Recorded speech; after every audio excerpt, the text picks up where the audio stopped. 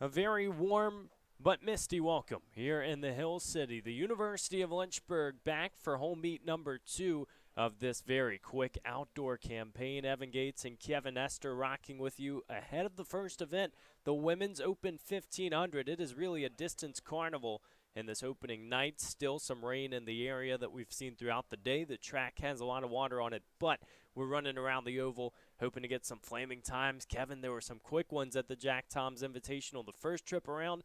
Just so glad to be back. Yeah, we're going to see a lot of that. A little bit of a rough weather day here in the Hill City, but nonetheless, we got a track meet to bring to you. Always a ton of fun, and the University of Lynchburg has really elevated in its program success, but so many other schools here at this meet have done the exact same thing. It is a great spot for track and field regardless of the division, and it's a great time to go ahead and introduce to you this first section of this women's 1500. The high seed in this one, Catherine Armstrong, running for Mary Washington, a 5:36 personal best. Ran the 800 in the DMR at the Coast to Coast Conference Indoor Championships. That's one we'll have a lot of time to talk about. Mary Washington and CNU going up against schools like UC Santa Cruz in a conference championship. You don't see that all the time, but the rest of the field here in this first one is Izzy Wally of Southern Virginia. She comes into this one with a 6:05 mile personal best. Megan Brophy of Shenandoah is wearing hip number 3. Cassandra Miller of Longwood also in this section.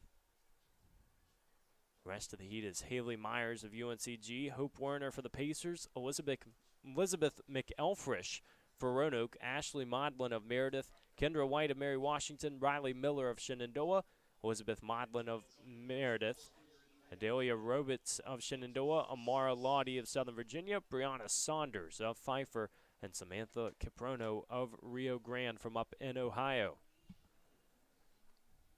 Kevin, maybe the most refreshing thing about a new home meet is that you get a new slate of teams. We saw a very large contingent from the PSAC in that first meet. A lot of those D2 schools, you're thinking about Kutztown, Shippensburg. You go southeast, a little more flair from down here this time around. You got CNU, Pfeiffer, a lot of USA South schools. It just feels like it's cool to see a new slate of competition, but also knowing a lot of these athletes aren't familiar with one another, it really preaches that you just have to compete regardless of who you're going against. Yeah, and not only that, but we're seeing, throughout the event, you'll see a lot of runners making their debut in events, just like you're seeing on the track. Quite a few of these athletes on the track right now making their 1500 debut. It's going to be interesting to see what type of game plan they're coming in with. You mentioned it, against schools that they might not necessarily know a lot about. It's definitely going to be something to keep an eye on.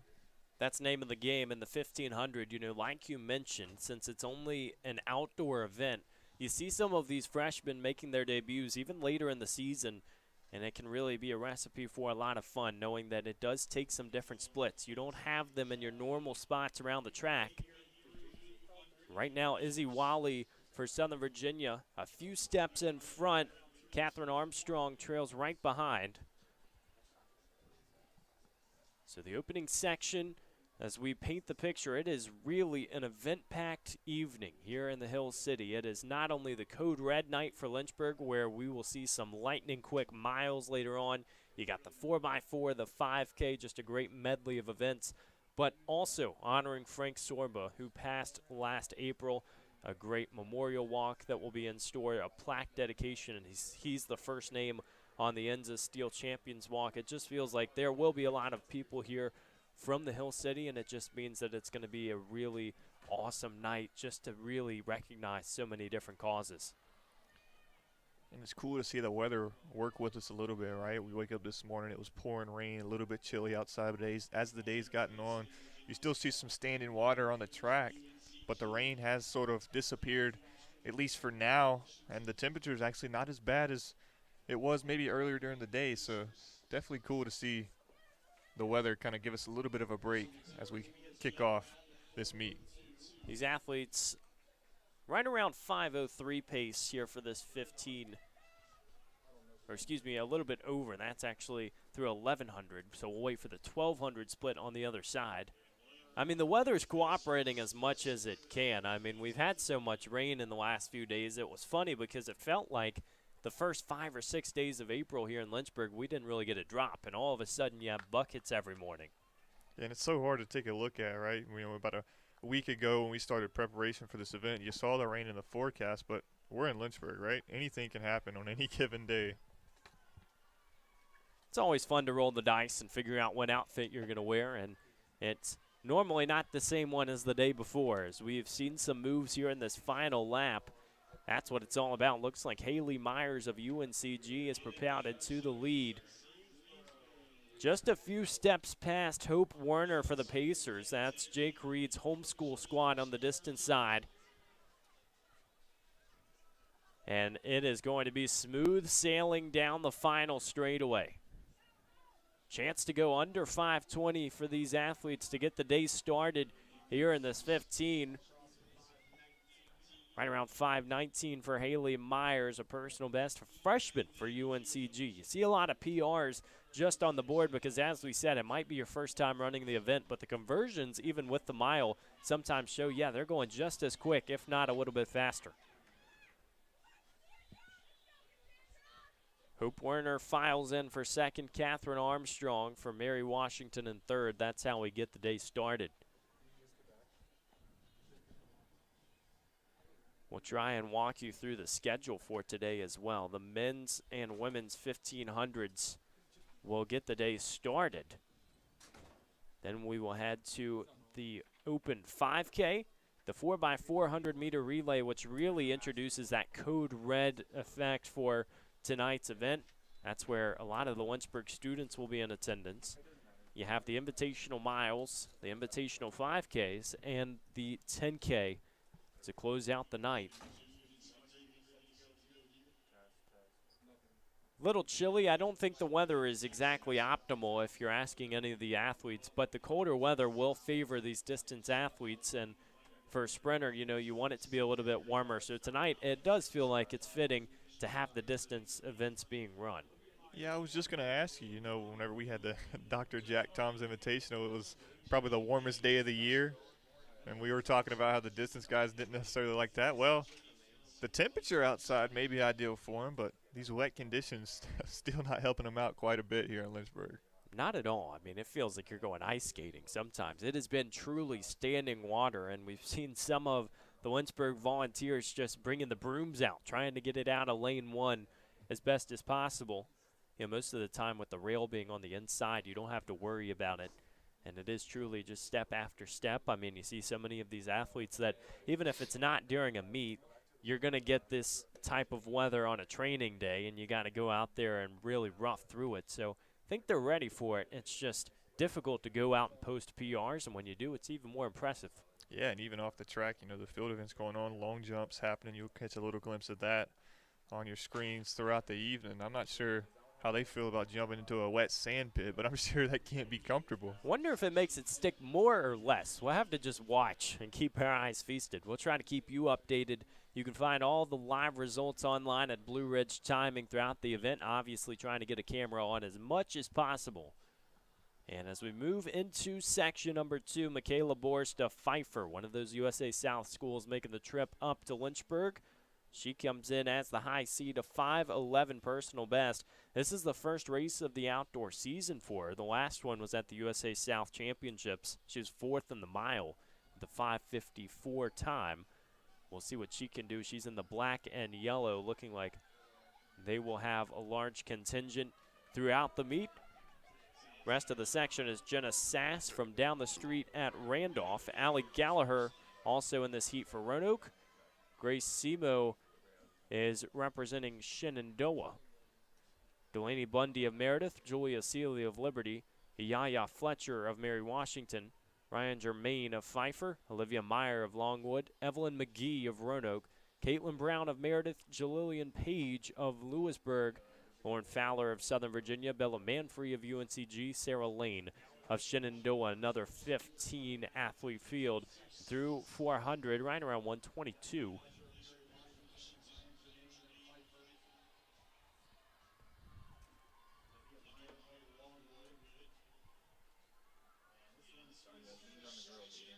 Put you on pace around 5:07. Mentioned a lot of these PRs are just north of 5'10". You know, the 1500, as we've said, it really pushes you, whether you're announcing, whether you're coaching, or even running it. You got to be able to know your splits and know at the right times when to go, but it is a very similar pace to the mile.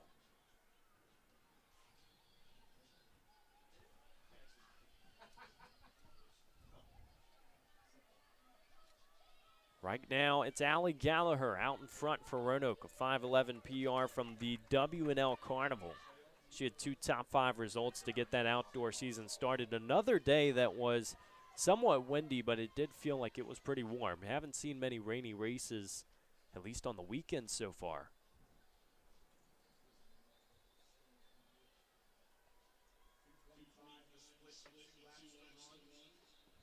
Kevin, got to ask you, were you one of those guys who wanted to go out and you wanted it to be 80 and 90, or were you saying, okay, you know, like a day like this wouldn't be too bad?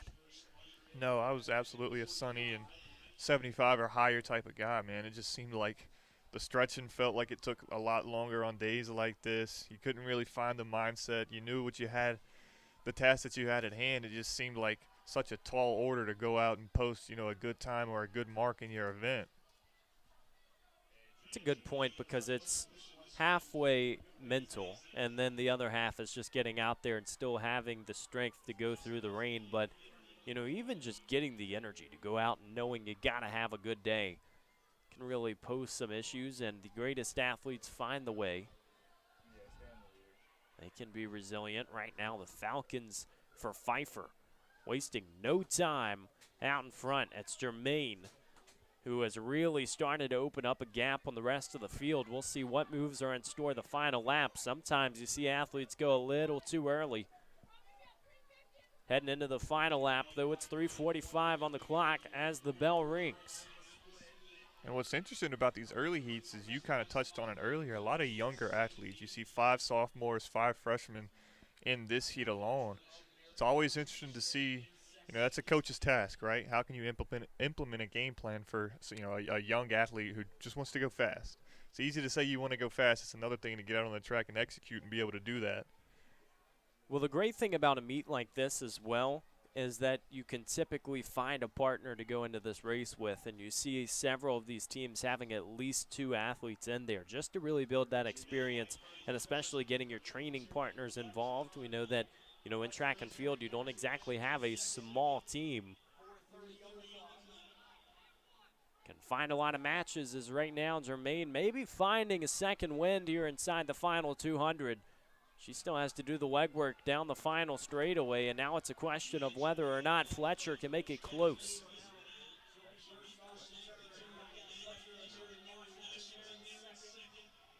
Don't sign the signature yet. This one's far from over. Yaya Fletcher trying to get close down the final straightaway. It looks like Germain is going to have enough. Just a few more steps to the finish line, and a nice result up front. A few more personal bests will be on the way.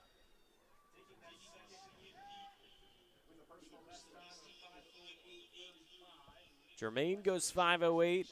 Fletcher 5:09. Grace Simo of Shenandoah goes 5:11.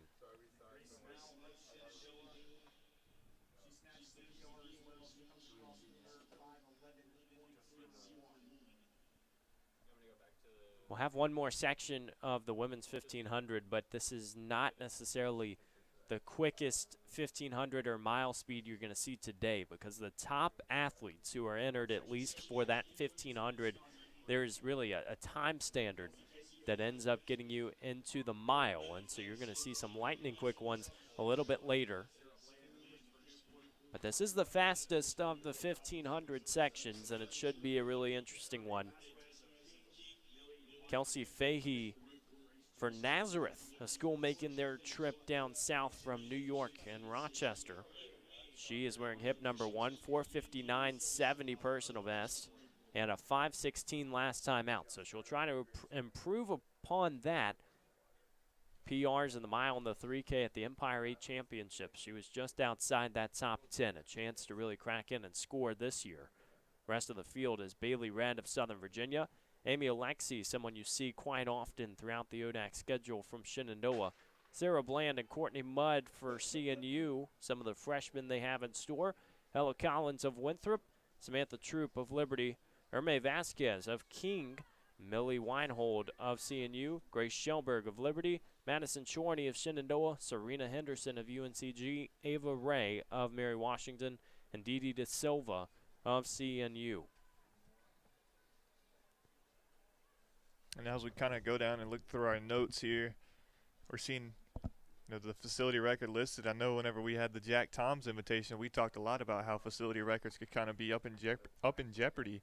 I don't necessarily think we're going to see a lot of that today. Not with the way Allie Zealand ran last year. She is so impressive now at Liberty. Ran for the Pacers, that homeschool squad. During her high school days, she competed at the national stage, went to New. Who says you can't get those PRs on the rainy days? I never said you couldn't. I just said, it's a little bit harder to get motivated for it, right? Wasn't talking about you. We got a lot of other people out there who are probably saying, oh, you know what, we're going to watch a few minutes. It's rainy outside. No, forget that. It was an impressive show. You hope you see results like that in the miles, because that was already a good start and showed a lot of strength, a lot of speed. We move over to the men's sections. I think although the track might not be ideal throughout this evening, you're going to kind of feel that intensity pick up a little bit, and you're going to see those paces drop. You're going to see some lightning quick times this afternoon. Really hope that's what's in store. It's been a great start. We're moving over to the first men's race of the day. Benjamin Arp of Mary Washington wearing hip number 1. 4:35 PR at St. Mary's last time out.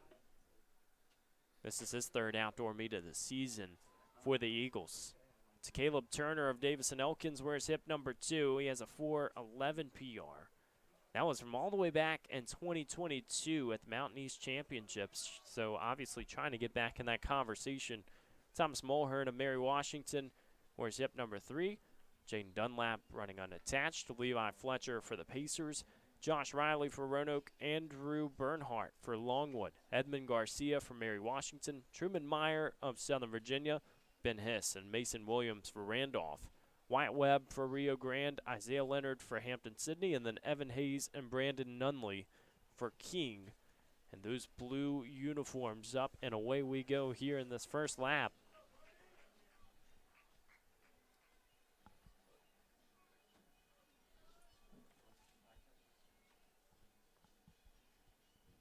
Kevin, you think about a race like this, obviously it's a question of, who makes the move first. What do you have to say just about getting out? Are you thinking, okay, let's kind of keep this one and stay patient, or do you want to go for it early? I think patience is key, right? You see so many of these, especially the 1500s, come down to that final 200 meters. And that's where it seems like whoever's got kind of that last little push, whoever saved up the right amount, that's where they excel at. We see quite a few athletes throughout the years, especially in the 1500, be able to get out to those early leads. It's so much harder to maintain because you don't know behind you who's saving up for that final push. Well, it's tough, too, because I think a lot of athletes in these sections, they're not necessarily trying to win the heat as much as it is getting a strong time. And you know that coaches have to preach competition. You want to go out there and just beat other athletes because in the end of the day, that's what matters at the conference championship level. But you do really see that strategy start to play out. In a distance race, I would almost hate to be up front, right? Because you got that target on your back. Or am I getting away too far? You don't know what's going on behind you. You want to make sure you're pacing yourself so that you can kind of control that final push whenever it comes at you. But at the same time, you don't want to lag back too far and let somebody build up a run that you just can't be able to match. Well, and even having to take the wind and the brunt of it instead of kind of drifting, being in the back, you think about so many of these athletes that get out in no man's land.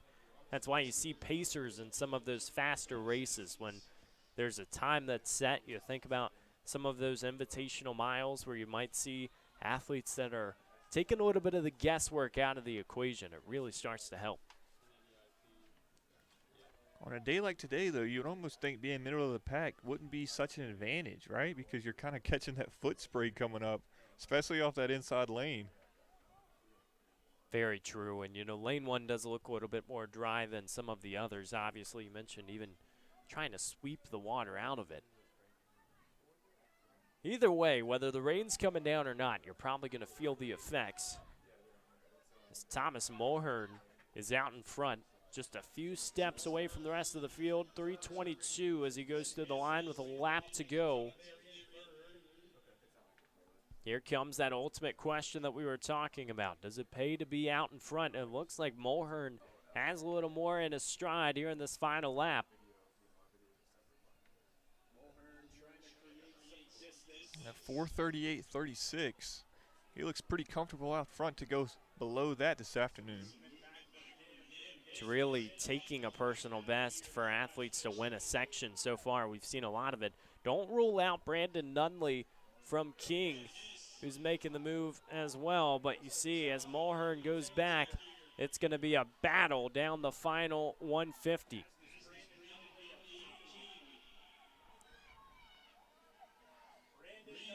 What a tight one. Nunley tries to go outside. He's going to be denied on the final straightaway.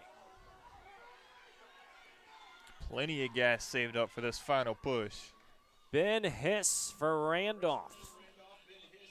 Waits until the final second. He goes across the line in first. That's the strategy you're talking about. That final lap, fiery from Ben Hiss as he finishes in 4:27. Kevin Hiss splits from that race. He ran a 55 in that first 300, so obviously you got to throw that out a little bit. He goes 1:14, 1:13, and then 1:04. Dropped 9 seconds on that final lap. He knew what he was doing. He had a game plan and was sticking to it coming in. Obviously no time at a 5-minute mark. That was his seated time, running a 4:27.38. I think he's going to be awfully ecstatic with that performance. Well, it can be frustrating trying to find that pace early in a race because you see that so many of these athletes have a PR that is, lofty compared to what the laps might look like in the first couple of laps. But then you see some of those big finishes. Other athletes will try to go after it early. And Thomas Mulhern, who really didn't necessarily struggle in that final lap, but he lost a little bit of steam, he still ran 3 seconds faster on that final lap. So it shows you just how quick everybody else was going.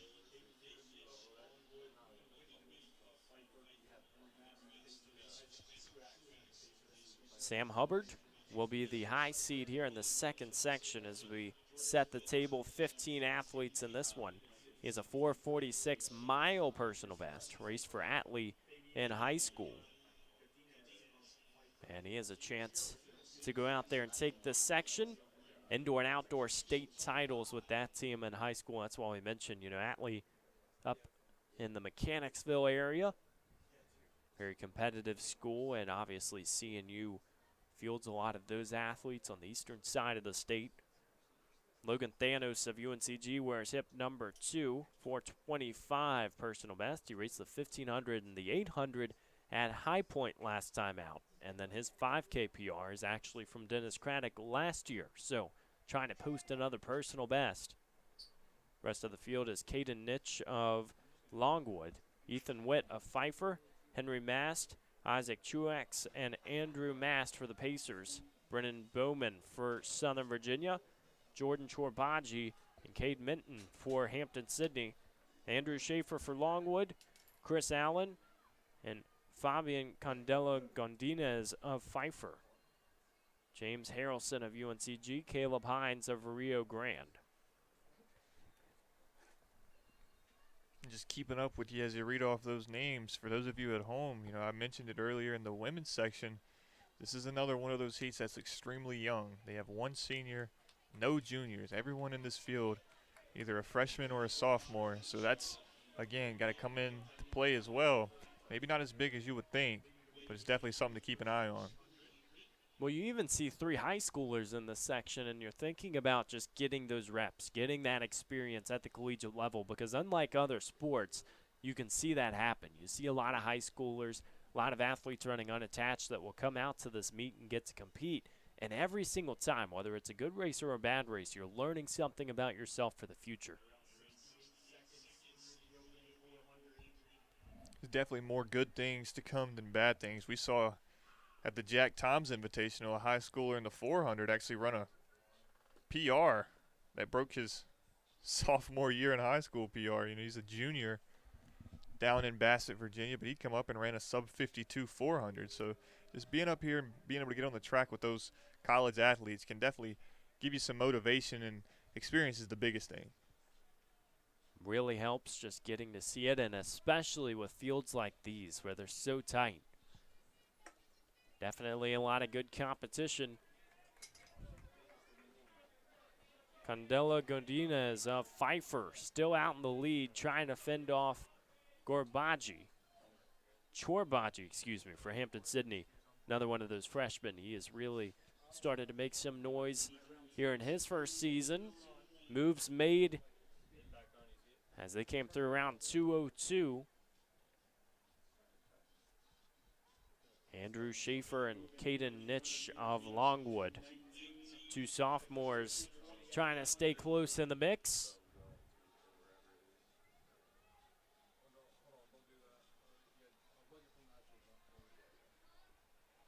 So really two out in front, the chase pack behind. We'll see a lot of separation with 600 meters to go. We've seen it just about every 1,500. Just all about timing.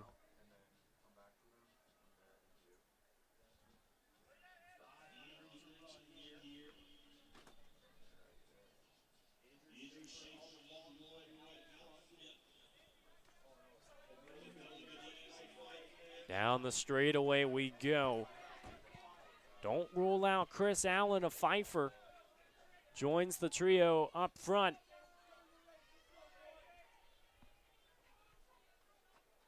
Every time the bell rings, you got to throw out the splits. Forget everything else. It's all about going quick. Andrew Schaefer right now, the man in the lead. How much can he drop off here in this final lap, or can he fend off Allen, who goes around the outside?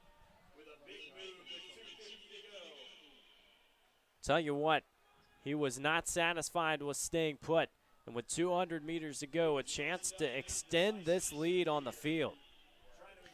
As soon as he come around the curve, headed down the last time down the backstretch, he decided, you know what, now it's time to go, enough trailing, and he definitely made his mark in this race.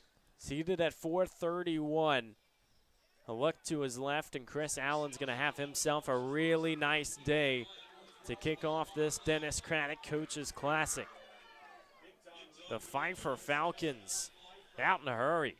They're going to go 1-2 here in this section.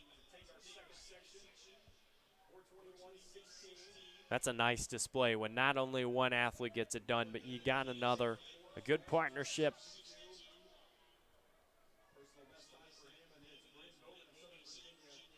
Candela Godinez goes 4:22. Brennan Bowman of Southern Virginia joins the party, 4:23.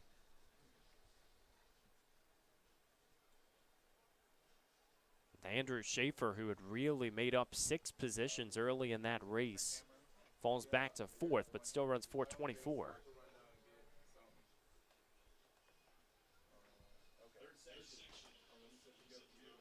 Getting set for Heat 3, Luca Hinton of CNU will headline this one. 4:19.42 seed time coming into this one.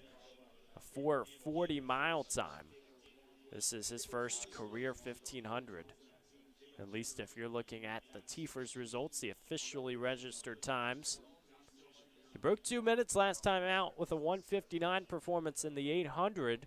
That's always a big benchmark, and to do it early in your career is really a good start. You never know if some of these athletes do it in high school as well.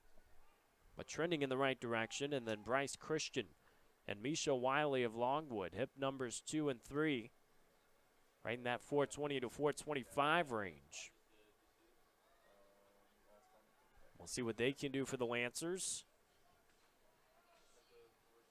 Going down the rest of this section, Oliver Candela Godinez, the brother for Pfeiffer, is hip number 4. We saw his brother Fabian run in the last section. Lance Hatcher of King, Nathan Lee of Shenandoah, Cademan Campbell of the Pacers, Alec Daniel and Nicholas Williams of Longwood, Cole Johnson of King, Jacob Gregory running unattached, Caden Ariello of CNU, Josh Mills of Ferrum, and Carter Johnson of Southern Virginia.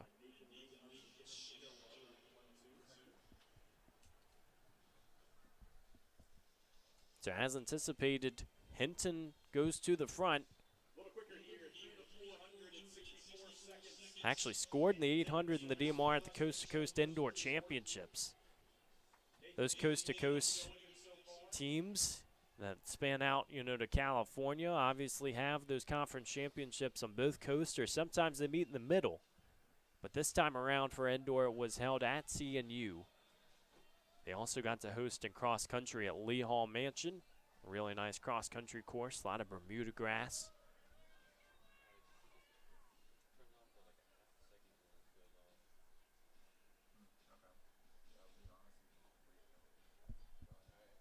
Separation early in this one. Hinton's in front. Nathan Lee right behind. And as comfortable as Hinton looks out front, we kind of saw that last race as well, right? The top 2 or 3 was able to break away and kind of set their own little pace. And then next thing you know, the top 4 at the end of that race came in bang, bang, bang. So it's all about mindset and where you want to be at, kind of setting yourself up for the end of this race. Well, especially for the 1500s and sections where you might see somebody go for it early. So much can happen so quickly. It's not like one of those strategic longer races like the 5K or the 10K where you have the luxury of waiting out front. Hinton, if he was able to hold on, would ultimately solo this, and he would go coast to coast out in front, led by just a second through 2 laps. Kevin, this is the scary part. You mentioned it earlier. You get out in front, you don't really see anybody else, and you can just hear somebody's footsteps lap after lap. That's the toughest part on the distance side. And on top of that, you got coaches in the infield right in your ear every time you pass by the start-finish line, letting you know where you're at, where you need to be, what to do for the rest of the race. If you get in your head too much, then you'll start hearing the coach for the athlete behind you, and that's what you have to tune out. You really got to stay ready for your game plan. Very few secrets here in track and field unless you have it going into the race. And especially going into the last lap, it's all about who has more in the tank. Hinton, if he goes stride for stride with Lee, it's going to be a tough battle because Lee has a long stride down that back straightaway. He moves into the lead. Golden opportunity. Shenandoah, a school that has definitely started boasting some talent on this distance side. This battle's not over. Going to be a seesaw battle down the final 100 meters. Does Luca Hinton of CNU have enough to make this one tight? Pair of King athletes battle for third, and it is going to be a smooth finish from Nathan Lee. Goes right around 4:13 for a personal best. Luca Hinton a second behind, and Lance Hatcher for King with a 4:16 personal best.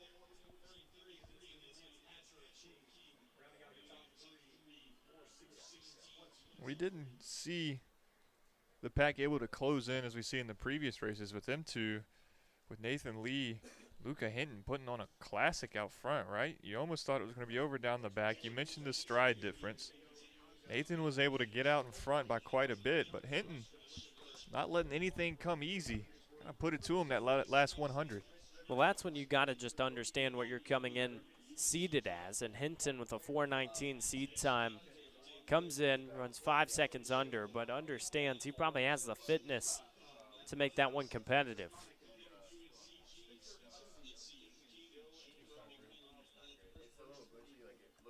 Turning the page to the 4th section where Mateo Conga running unattached is the high seed, 4:09.90 time. class of 2026 from Maury High School in Norfolk. There's another one of those high schoolers we were talking about earlier.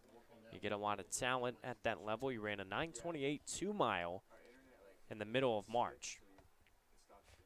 He's joined by Coleman Huggins of Pfeiffer, the 4:10 personal best. First in the DMR, ninth in the 3K with a 9:25 finish. Back in those conference championships.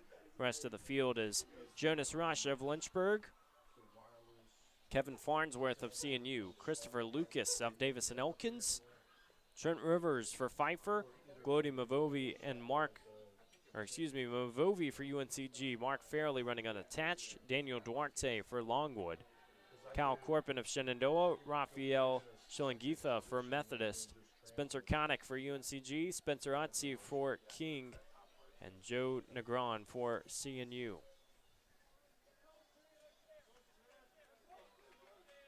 Another tight section early. Kevin, what's the doctor ordering on this one? What are you thinking? I don't know. This one, as the speeds start to drop, I think you're going to see a lot closer pack formation towards the front, right? Maybe one or two guys able to break away like we saw in the last race. But I don't think by any means are those guys hanging around the middle going to let them get away from them. You always wonder when in the race is there going to be a lead pack and a chase pack? When does that initial separation start? And, you know, it might be some athletes off the back end as you see right now, but you really start to see how many athletes are committed to that pace up front when there's not a pacer. So far, Kevin Farnsworth of CNU doing the brunt of the work in the lead, ran a 49.79 through the 300. He's still holding on, but has a lot of weight behind him.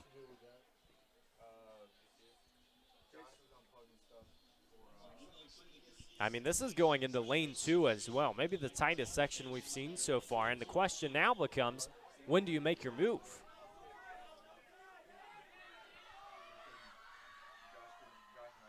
Pfeiffer's in the mix. Farnsworth still up front. Don't forget about Congo running unattached. Anybody's game as this crew rolls through under 2 minutes. You mentioned when do you make your move. For some of these guys, it's can you make your move. There's a few of them kind of right there hanging around the middle of the pack that's kind of trapped on that inside. Guys in front, to their right, and behind them. It's going to be tough for them to go anywhere. So you're not seeing a lot of separation. Well, and it's so many different athletes in a meet like this. You don't know what the background is for every single one. You have those athletes who come out and they might have the 1500 as their bread and butter. For others, they might have a 5K background or a more aerobic side, and that can really help in that final lap. But that kick speed and the leg power really comes into play. And it's going to be an interesting question to see what we've got in store here in the final lap of the quarter. I think the final lap's going to tell you a lot because this pace, it's been awfully quick so far. Interesting to see who's able to maintain and who kind of falls off. It is anybody's game. Pfeiffer has joined the party as well. Oh, it is going to be a fun final lap. Trent Rivers leads, but hold your breath. It might only be for a moment.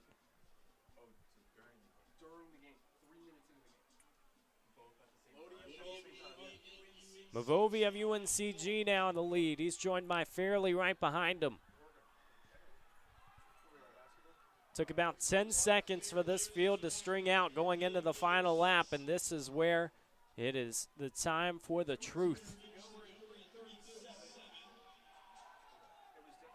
Fairley's going stride for stride with him. I think we might have an interesting finish in our back pocket, but Glody Mavovi holding on strong.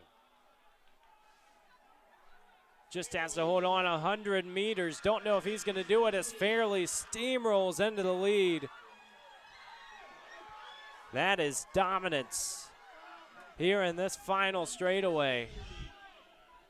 All doubt put to rest, just under 4:08. Mavovi gets a personal best in second. Christopher Lucas for Davis and Elkins able to grab third. And Fairley, listed as unattached, had 3 or 4 different schools pulling for him. I think that's just style points. He comes across and strides it out with a handlebar mustache and a pair of pit vipers on in an overcast day. You got to have something to say about that, right? I mean, that's one of those things.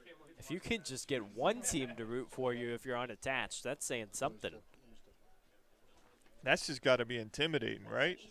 See, You got to line up with that guy in your race. Is there such a thing as intimidating in a distance race, though? Because you got to think, like you see sports like basketball and football. If you see a guy who comes in who's like 6 foot, he's got, strong muscles, he just looks like he's ready to go, then you're saying, okay, this might be tough. Distance runners, might be a guy who comes in looking skinny. You got like the stick legs, and those are the guys that are the ones winning. Yeah, but I think that's what's so scary about it, right? Mark did not fit any of those characteristics. He was kind of a bigger, buffer guy. A little bit of flow out the back, a nice head of lettuce, handlebar mustache, pit vipers on. Left everybody in the dust there in that final 100. Poetry in motion. You had a fiery finish, and sometimes that's what it takes. Got to be a little gutsy. Fairley did just that. Now heading to the final section, the quick one for the men's 1500. A lot of fun with 14 athletes. Nathaniel McKee running unattached, maybe another wild card. He is wearing hip number 1 and definitely going to be a one to watch here in this heat. 4:32, 1600 PR, graduated from Charlottesville in the class of 2024. Joined by Andrew Janetsky of CNU wearing hip number 2, a 4:11 personal best. Top 6 in 3 events at the Conference Indoor Championships. Likely in consideration for that coast-to-coast Rookie of the Year. He's been really solid and somebody that the captains are really high on. Aiden Riggle, sophomore for Lynchburg, 4:11 personal best. He will have run the 10K, 5K, and now 1500 during the outdoor season. Really a distance giant, but he comes into this one speeding things up. Taylor Doughton of CNU, Ian Fellows for Roanoke, Luke Tompkins of CNU, Logan Ruffner of UNCG, Christian Reed of Longwood, Tommy Bildheiser, and Tristan Blatt of Davis and Elkins, John Atienza of CNU, Payne Sisson of Winthrop, Chase Maters of Lynchburg, Jackson Berger for Methodist, Jake Sisk, and Jim Yamatiogis of, he's running unattached. So we'll see if there are any more handlebar mustaches in this one. Tell you what, to run unattached, it's tough because obviously you don't necessarily have a teammate, but you do got to really guess that pace. Go ahead and put in your seed time, and you're obviously knowing what your abilities consist of. Now, what's the rest of the field going to look like?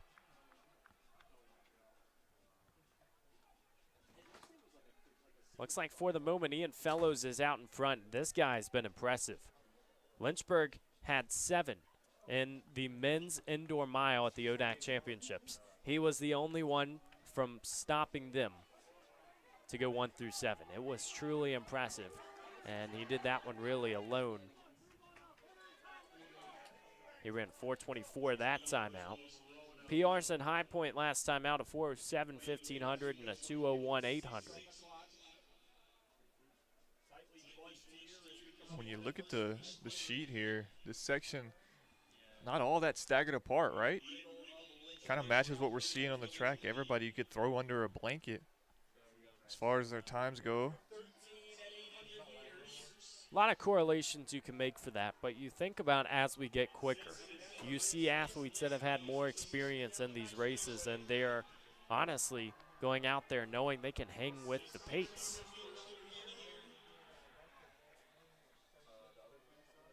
See it a little bit early. Aiden Riggle right now on the inside for Lynchburg has the lead. Just a few footsteps right by the rail, but he has the CNU contingent making this one tight. A trio of captains almost boxing in Riggle as they go down the straightaway.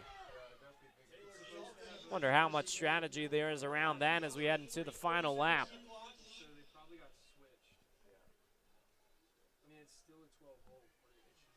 Captains and Andrew Janetsky trying to take away this section. Luke Tompkins is right behind him.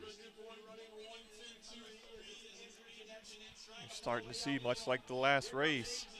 Getting to the part where this thing starts to separate quite a bit as you see a 5-man breakaway out front. Watch out with 200 meters to go.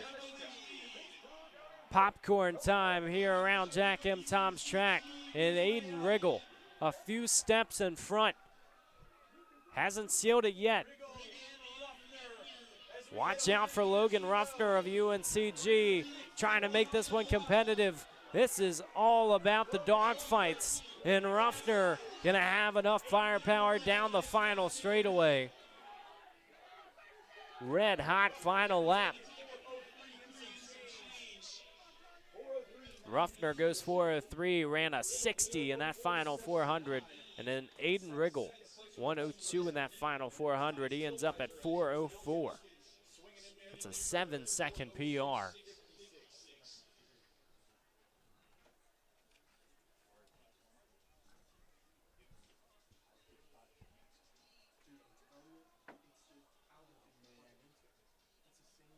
Tell you, it doesn't matter what the conditions are for some of these athletes, just so adamant about getting out and staying quick. That wraps up the 1500s in the open sections. Already a lot of fireworks.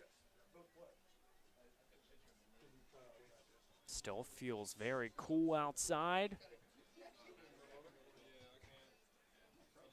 A lot of green in the trees, some more flowers around. It's a great day to celebrate spring. Heard somebody the other day said, that's not spring in the air, that's just pollen. Feels like that's been the story so far in the last few weeks. The rain has been welcome, but it has really just been a great time to show the fact things are starting to get warmer, and honestly, we have 2 more weeks until the ODAC Championships. The postseason's here. Yeah, that's something we talked a lot about during the Jack Tom's Invitational, right? That was kind of the season opener. Here we are 2 weeks later, and teams are starting to get prepared for conference titles. Time isn't exactly a luxury in an outdoor season, in any season, but this one has been even shorter, knowing that the indoor season went an extra week. Rochester, for the D3 championships, was a little later than anticipated. But what a great atmosphere it is when you do get those few outdoor meets. The atmosphere is back, everybody's out and having fun.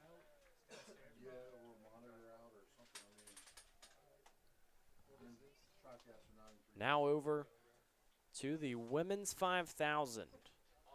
Next event on the docket, 24 athletes.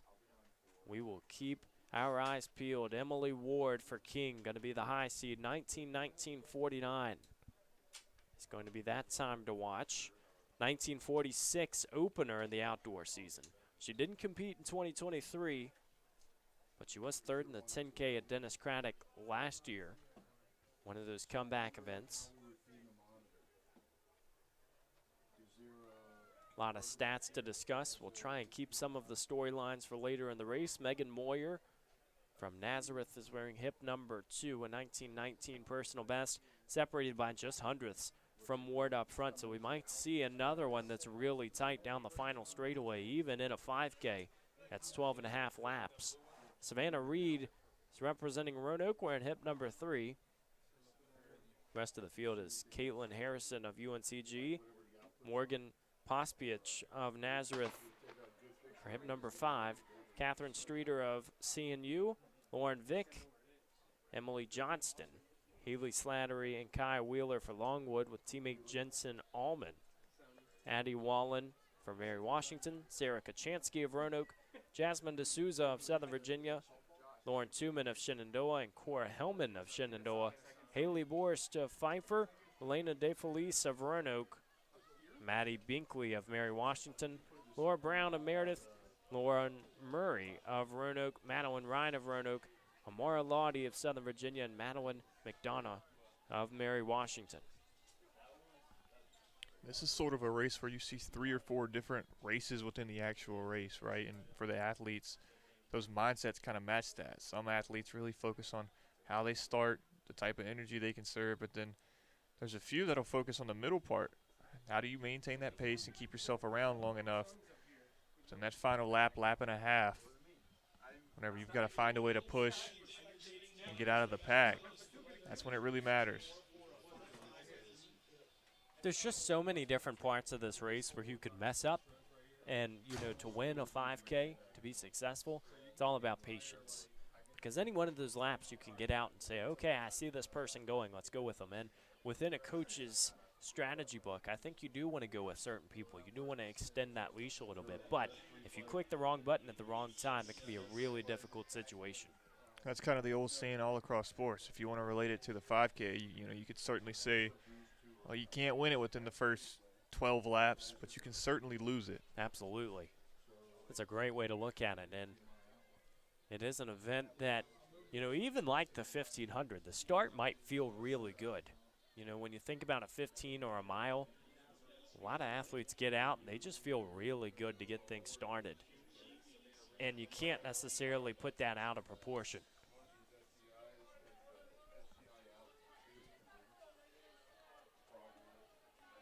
Megan Moyer of Nazareth sitting right in the lead. If you remember, the 5K starts on the other side of the track, so for a lot of those splits, we're going to wait until that 800 mark.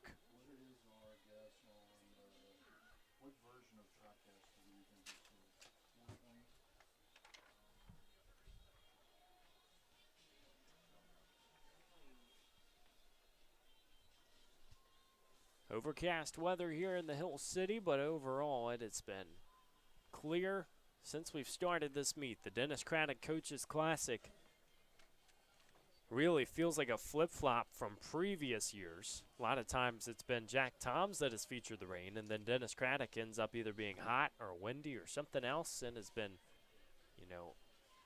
absolutely different than what we expected. You had a great, warm, clear Jack Toms meet. Now battling a little bit of weather, but it does feel like still a lot of athletes are competing, and few have dropped out, which is really good for the competition.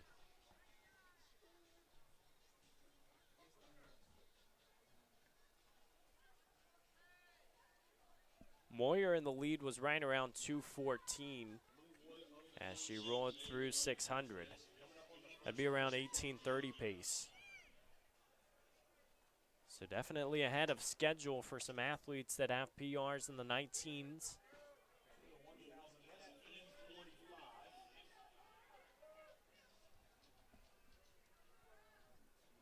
The Code Red event is really featuring the invitational races. See that in a little bit, where a lot of the Lynchburg faithful will be out and watching. Some of the other athletes for other sports teams. But what's interesting, Kevin, is that in the past, it's only been really the 5Ks and the miles or something like that. Well, they added the 4x400 meter relay to the opening day. And so you saw it last year. You get some of that sprint action as well. And it really just makes it fun. It adds some extra flair. Yeah, I think that's really interesting with kind of the Code Red coming up, right? You're already starting to see some different Lynchburg athletes make their way out to the track here. But it's going to be interesting to see the type of support Lynchburg gets, because we know how loud they are when it's their turn to show up at a Code Red. It's obnoxious. And it's a good thing if you are a Lynchburg sports team, because you will definitely hear a team that has 50 to 60 people just on the distance side alone. Then you add in your track and your sprint side, the throws. And I said that was at a Code Red. A lot of times it's not even Code Red, right? Because if you go to one of the crosstown Liberty meets during the indoor season, you can't miss these guys. No, you can't. And especially in indoor, it feels like it's an even bigger cheering squad. You have the entire curve just really taken away by the Lynchburg Red. So many other schools have been in a similar situation, but the great coaches will tell you, if you build a culture and if you establish that foundation, the right pieces will fall into place. And for so many of these Lynchburg athletes, they come in maybe not necessarily having a huge high school background. They weren't national champs or running in national meets, but then they get to this stage and they embrace it. And you see the culture around you really just makes it fun, and it feels like it's really difficult to fail when you have so many people in your corner. Absolutely. We mentioned these two athletes up front are separated by just hundredths. in their PRs. Well, I think they're separated by just hundredths as we speak. Emily Ward and Megan Moyer. 0.03 of a second separated the two as they came through last time. Now you see Moyer running on that outside. She's almost in lane 2. You know, you see a lot of athletes that will just tuck into lane 1, so you're running fewer steps. You're drafting. Moyer elects to go outside, and you wonder, Kevin, if that means that she's going to try and go in front soon. That's interesting, right? Because Moyer was kind of out front early in this race. But then Emily Ward not letting her get away. They've been side by side for now at least a full lap. Feels like they're fine to settle. This field definitely separated in a hurry. Now it's just a question of what will the rest look like?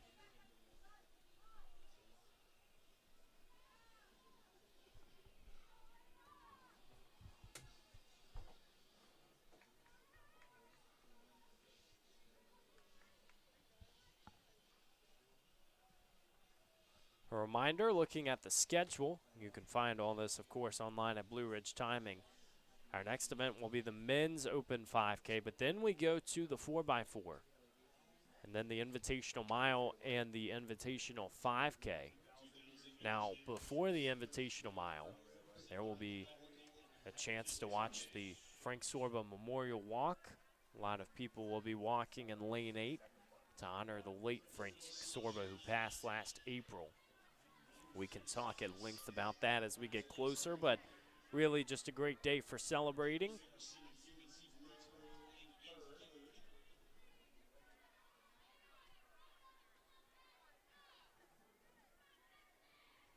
Moyer has taken a couple steps. Really hard to say it's anything commanding.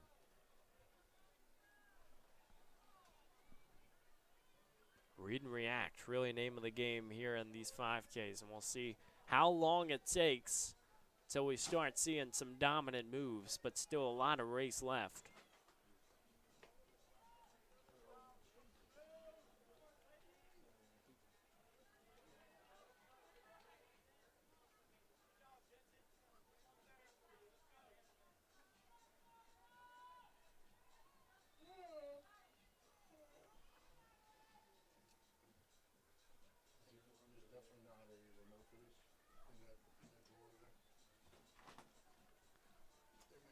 Continuing throughout this race, glad you're joining us here on the Lynchburg Hornet Sports Network. So many different events you get to stream throughout the entire academic year. Track and field, one of the few that you really get to get your eyes on at the D3 level, especially at an event like this with so many strong and competitive teams. Just has a great atmosphere, and year after year, it feels like everybody's ready when this meet appears on the schedule. It's like, okay, Jack Toms is 2 weeks before. You kind of get a glimpse. You get some fast times to open the year. This is when athletes want to start running fast, and they're really starting to do so. Right. Right, when you talk about fast, last time around you talked about Moyer kind of pulling out to a slight lead. No sooner than you said that, Ward was able to get back alongside of her, but now as you see on your screen, Moyer, again, not so commanding, but it is a lead nonetheless. You know, you just watch the coaching battles throughout as well. You just wonder, what is one coach saying versus what is the other one saying at this stage of the race when there's still so much time to go.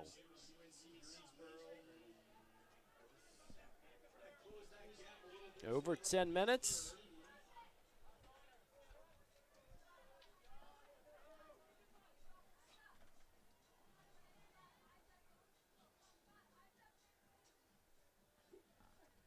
Right now in third in this race is Caitlin Harrison for UNCG. Came into this one as hip number 4. And Harrison definitely, one of those athletes you get to compete at the D1 level. You think about Longwood, UNCG, a lot of other schools in the picture at events like this. Harrison, a 1937 PR. She hasn't raced the 5K since the Adidas Challenge in Cary during the cross-country season. What's so interesting about a 5K too, Kevin, is you think about your high schoolers, and you're seeing it more as a cross-country event back then. It's not really competed as much at the track level. But then you get to college, and there's this big gap between the 1,500 and the 5K in the outdoor season. There's no in-between unless you're running the steeplechase. So it feels like a lot of athletes have to commit. Do I want to go more long distance, or do I want to stay with the short stuff? That's a hurdle, right? Especially whenever you're coming out and you're trying to find your event, because there's so much talent. You just look not only in the ODAC, but all across the country. Even at the D3 level, there's just standouts in every event. You just have to pick and choose. Okay, which one am I going to commit to? Which one of these training efforts is going to get my full attention?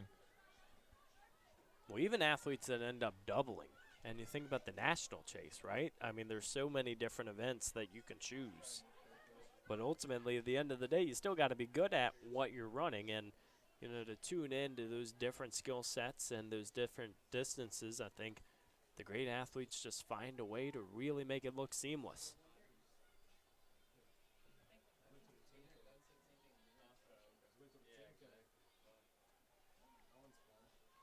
Really a melting pot here in this section. A lot of different divisions represented, and that's true throughout the entire meet.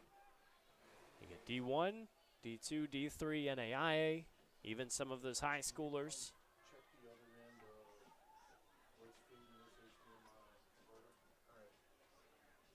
Right now, that battle is still up front. Emily Ward and Megan Moyer playing chess inside the final 2 kilometers.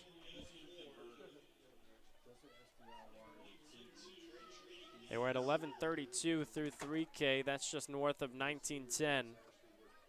If you're looking at that 5K time, and so still a chance for some PRs, especially if they have something in the tank the final lap. Just 4 to go. Well, you've seen a lot of spotlight on the 2 out front. For a while there was about a pack of 10, 40 or 50 meters behind them. That's slowly dissipated. You've seen Moyer and Ward out front separating themselves from everyone else as that pack starts to single out one by one. I think that just gives you a little extra respect for your front runners too, seeing how quickly they committed to getting away, and that the rest of the pack, that's pretty normal to have it dispersed throughout the race, but to see that pace that early, it's really got to be a good feeling for those 2 up front. And we're just inside of a mile to go, but they've been really relying on each other out front, right? We talked about in the 1,500 someone breaking away and not necessarily knowing what's going on behind them, but for them to, while not on the same team, but being able to pace each other, pull each other along, it's definitely helped out in the long run here as they've pulled away from the rest of their competition. It's just going to be interesting to see just less than a mile left to go. Which one of them is going to be able to keep this pace? Well, and do you rule out someone else from coming back into the picture? Because there are definitely a lot of athletes that are more than capable of making the moves. And you're seeing Ward and Moyer, they've pushed each other back and forth, lap after lap. And that gap between 3rd and 4th here has kind of shrunk over the last lap and a half. Again, that's the thing about a 5K is it's such a long race that you want to try and almost pick 1 or 2 storylines at the beginning, and then it slowly gets shredded away as this race goes on. What does this final climax look like? So we head down the stretch. Right now it looks like Ward is a few steps in front. Megan Moyer's going to have to make a response.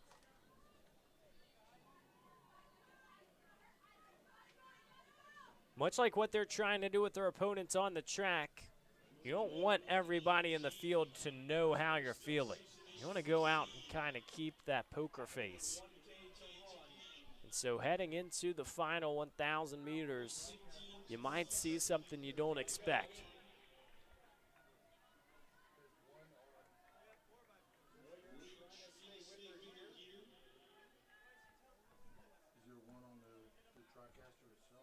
We saw on this home straightaway, might get a glimpse of it on the camera, that the Lynchburg volunteers, everybody helping out, getting ready for Code Red, started putting the barriers out, and it was on lane 5, I think, And then you're saying, wait a sec, you got the 4x4s. You can't do that yet.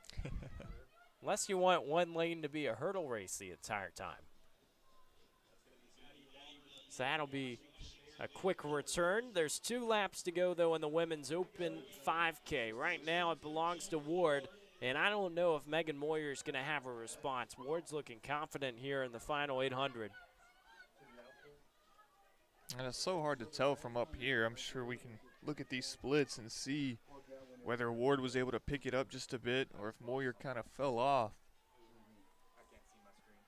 It looks like Ward has just been relatively consistent over the last couple of laps. The 3K mark, it was a 1:35 lap time.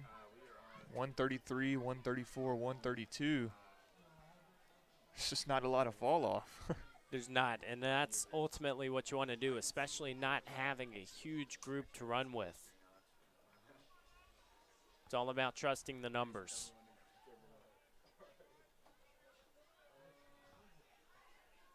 What a race we've had on our hands. It's going to come down to the final lap, but right now Emily Ward slowly inching away. Came into this one with a 19:19 seed time, just like Moyer. They were on pace at 3K. A chance to dip down. We'll see what they have in store as they head into the final lap.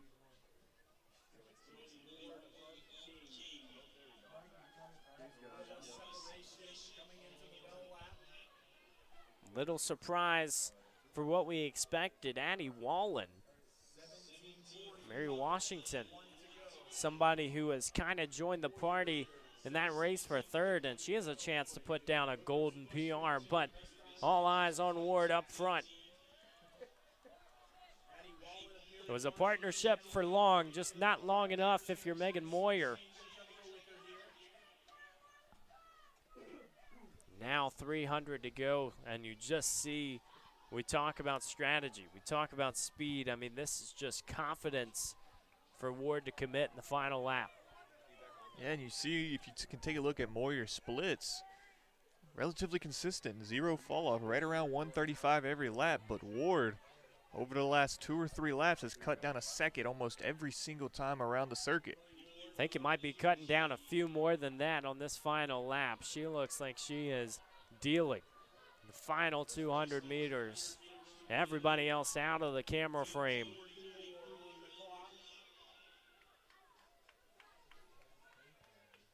Here comes Emily Ward, a 19:19 PR that will be broken this time around.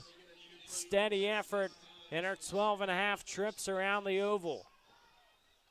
Chance to dip right under 19, falls short, but a stellar effort, really almost a solo effort here in the final few laps. Megan Moyer going to go under 19:19 as well. Huge results as we come in the final few athletes trying to get to the podium. Addie Wallen looks like she'll get there in third. Freshman at a 20:04 mark.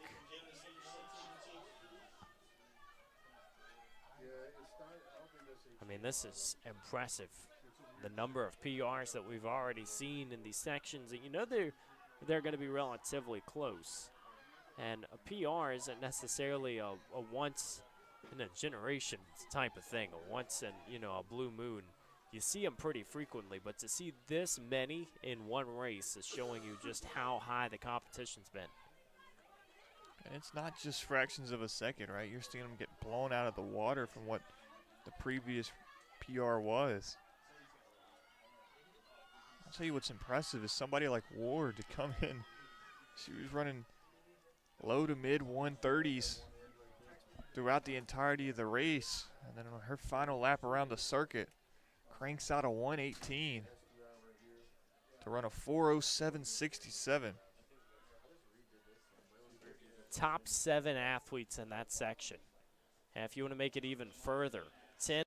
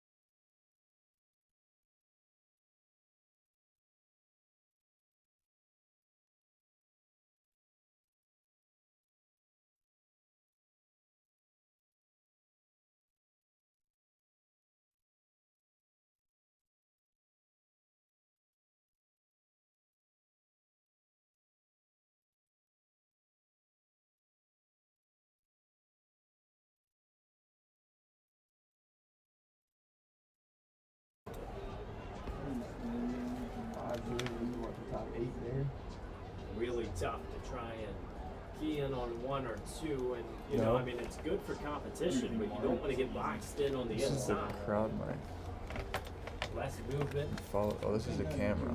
No, this is you. And, Pfeiffer still in front. They have That's a trio you. in the lead.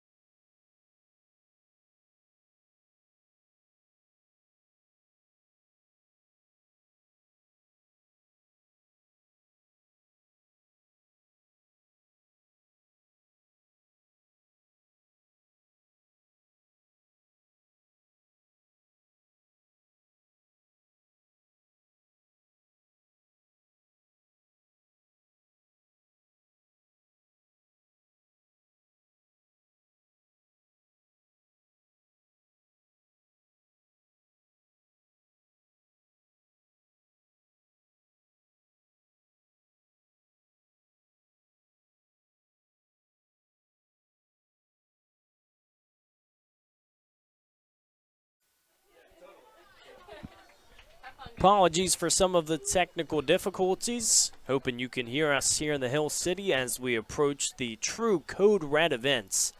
What a men's 5K it was. 33 athletes and the PRs just piling in to end that race. Garrett Rogers took a commanding final few laps. 15:34 shines on the clock as he finishes, wraps things up with a 1:08 final 400. Braden Shotwell of Shenandoah, Christian Ortiz of Lewisburg, Connor Hudson of Lynchburg, all getting stellar times. That section featured 7 athletes under 16 minutes.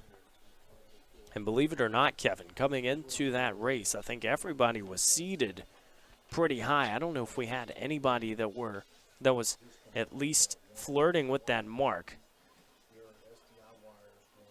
9 came in seated under 16, but so many of those times were just seated by a coach. It wasn't a time that had necessarily been run yet. So to see it in full picture, I mean, it's pretty impressive. Well, what was impressive is you saw a race that started with 30-plus competitors out there, and lap after lap, you saw the pack. It took a little while. That lead pack, it would dwindle down a runner at a time until eventually Roger said enough of this. There's a lead pack of 4 we had highlighted on the screen. That quickly turned into a one-man show. Really did, and he made the move at the right time. It pays off for Garrett Rogers of SVU as we move into the 4x400 meter relay. Just a few minutes behind schedule, but it was obviously a loaded section. We're having a lot of fun. Great to see so many faces back here in Lynchburg, especially some of the alumni. Really just a lot of festivities going on with this meet tonight. Going to be a great atmosphere as we continue progressing forward. One of the sprint events here on this opening night. Kevin, we mentioned it earlier, you know, it's nice to have a little extra flair and to bring a different event in, but what's even more crazy is the fact that we end the meet tomorrow with the 200. That's an event you almost never see as the final one, but it does show you a little bit of excitement to cap things off, and then what a great way to get things started for Code Red tonight. Yeah, that 200 almost fits that main event slot, right? That's your ticket seller, and definitely going to be one to watch. It's going to be a lot of fun, so much talent traveling in from all over the place, coming into Lynchburg. It's going to be a lot of fun to watch, but you mentioned it. We still got a long way to go today. There's still quite a few blistering times out there on the track. The question is not necessarily if, but when. With so many quick sections, so many great events coming up. The 4x4 is the first one. Section 1 will feature 4 teams on the women's side. Looks like only a few are going to be getting down in their blocks, but it's Meredith in 3, Lynchburg in 4, Methodist in 5, King in 6. As of now, it looks like Methodist, King, and Meredith will all be in this race, so Lynchburg will not.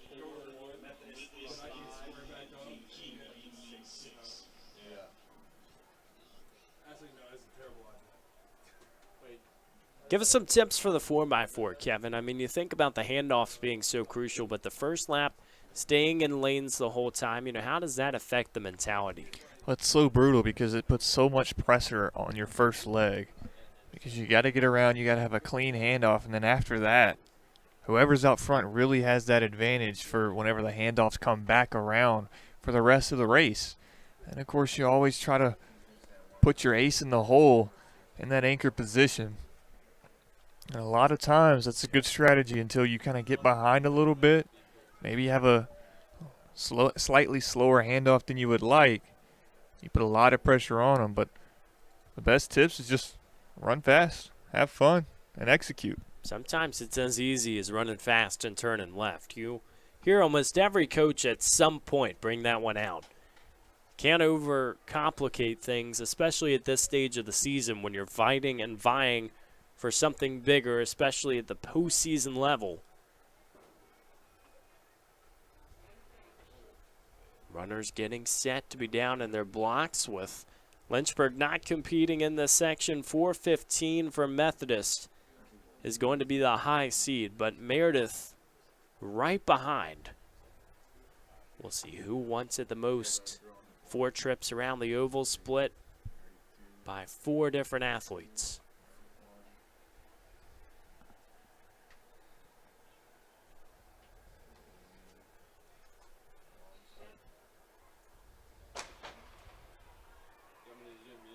Clean start and on our way around.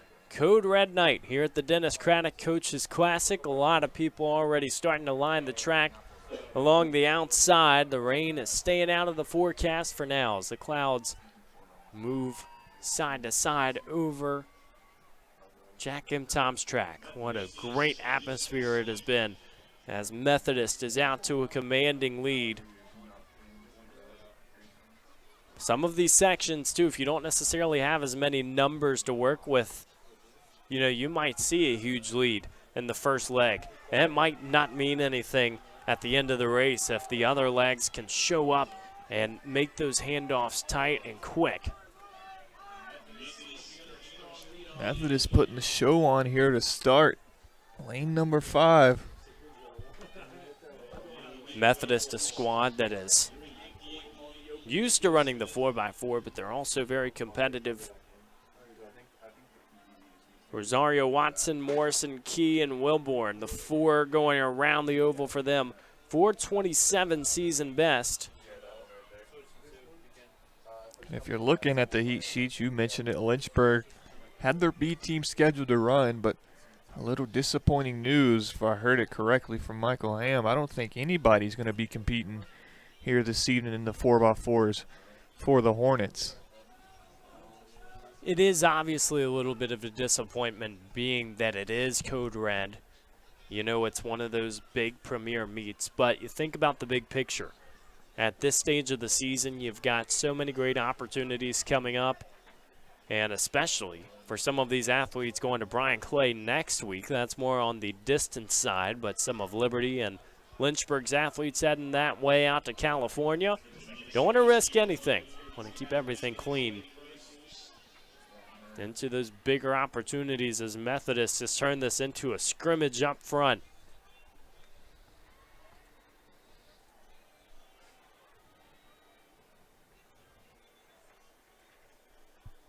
Go ahead, write it, and sign it. I think it would be comeback of the year if either of these squads in the back can make this one competitive. I don't know. You might see it. My goodness. Meredith off to a strong start. Maybe they backloaded their lineup. We mentioned it's just a second disparity. Anchor leg. She got out hot. She's got something to prove. You got to watch out now. This Meredith team out on a mission. What an impressive leg this would be. It might very well come down to the final athletes. You called it the comeback of the year, and she said, watch this. Here you go. She says, Sports Center, I hear the riff. Dun-dun-dun-dun. Heading into the final lap. Oh, they're going to swap positions. So those who are getting the batons end up moving. You don't see that very often, especially at the last second. Meredith's off and running. Now Methodist might take this one back. It is a yo-yo effect. Oh, wow. The Monarchs, the Avenging Angels, down the back straightaway. This is what they call a barn burner, Evan Gates. This one's going to be fun down to the finish. See, if you're on Meredith's team right now and you see what happened in that third leg, you're saying, I can't be the one to lose this race. I can't mess this up. Trying to tie a bow on it here in the final 200 meters. Methodist was good through 800. Meredith was some 100 meters behind through 2 legs. This is a great comeback. The one that we're going to remember here to start the Code Red events. Wow.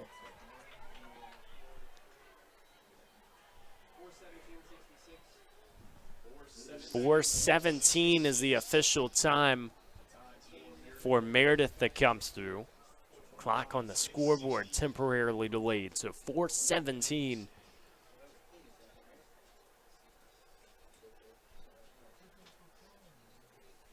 $4:15 was that seed time coming in.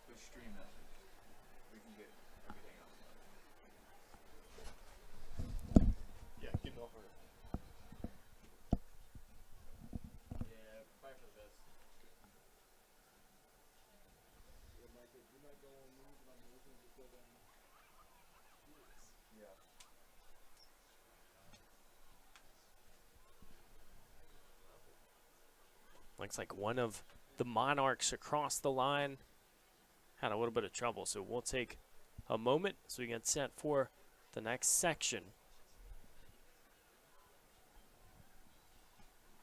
Watching the Dennis Craddock Coaches Classic here in the Hill City.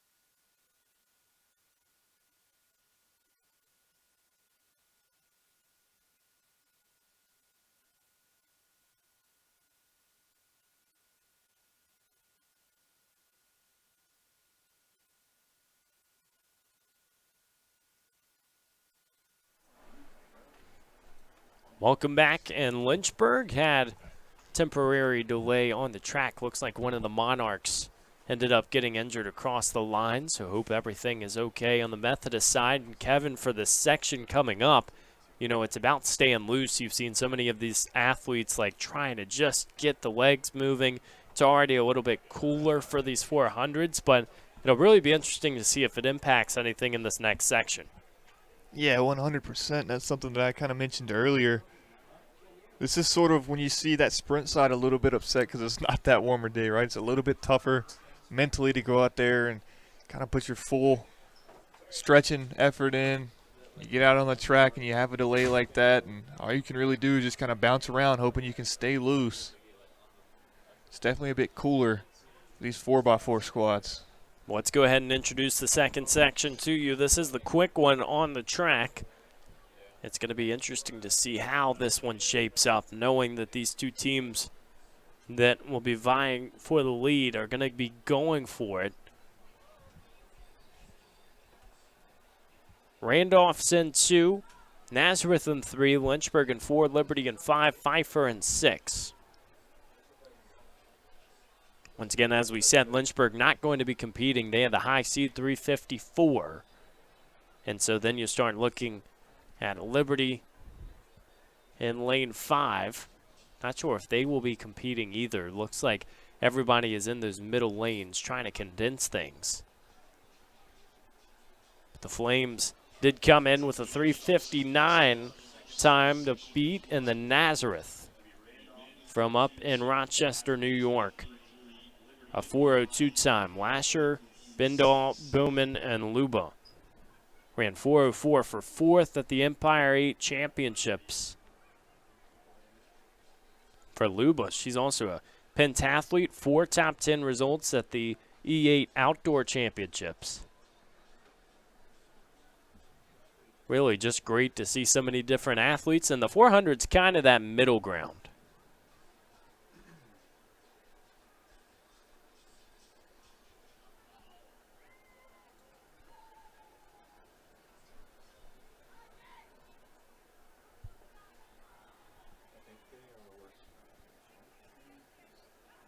Also going to be checking the results and seeing if they can get things straightened out.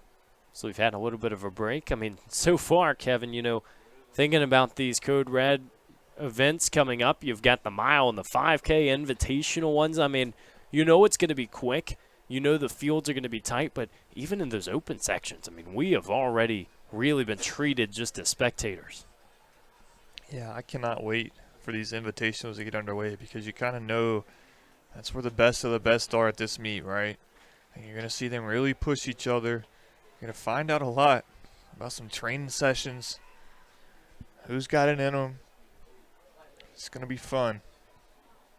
Looks like we're finally about ready to get underway in Section 2 of the women's 4x4. If you're just joining us here in the Hill City, it's been a cooler day. Mentioned that tomorrow will be a little bit clearer, but rain has been on and off throughout the day. It's been right around 50 degrees. Tomorrow, high of 58, and cloudy is the expectation. Really flip-flopped from the first race of the season. Jack Toms was in the 80s. See who puts on a red-hot performance this time around.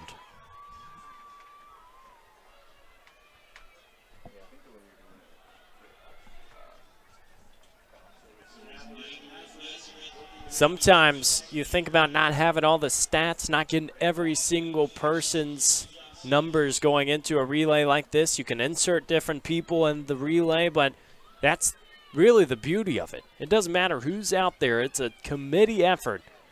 And like we saw in that last race, it can be won or lost at any point.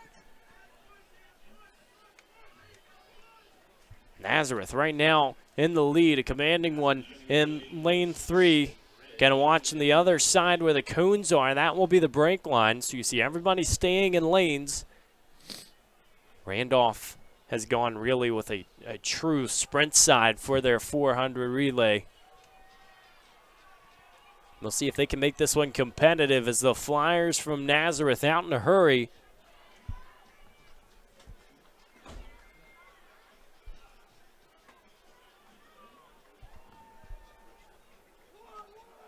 You don't want to get afraid of doing the handoff, and especially with congestion.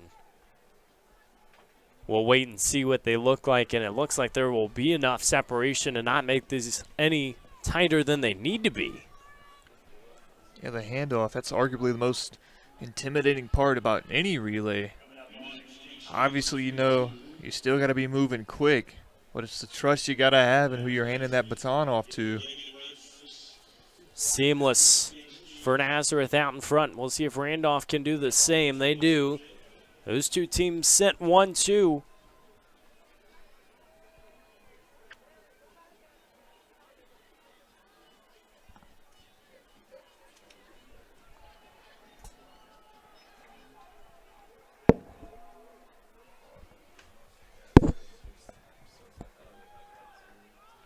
Close to 30 to 40 meters separate first and second. Nazareth looks like they are going to put on an impressive display. You think about the postseason, the 4x4s. You want to get some good marks, get ready for the conference championships, and know you have a good seed, but it's all about competing. Who can you beat and who can you do it with? I think this team has to feel a lot of confidence from how they've done it so far, and just one more handoff.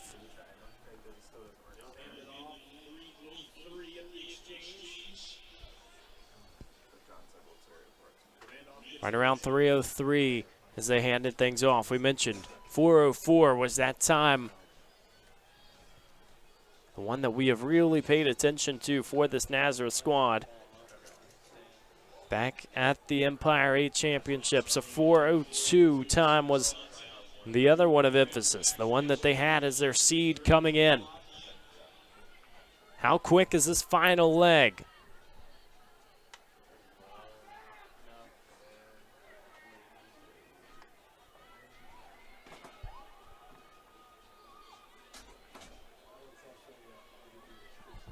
Just 100 meters to go.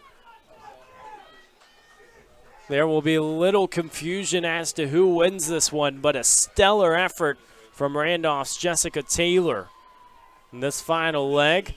The school record holders who puts on a nice display to get the Wildcats within striking distance, but it's not enough as Nazareth crosses the line in front.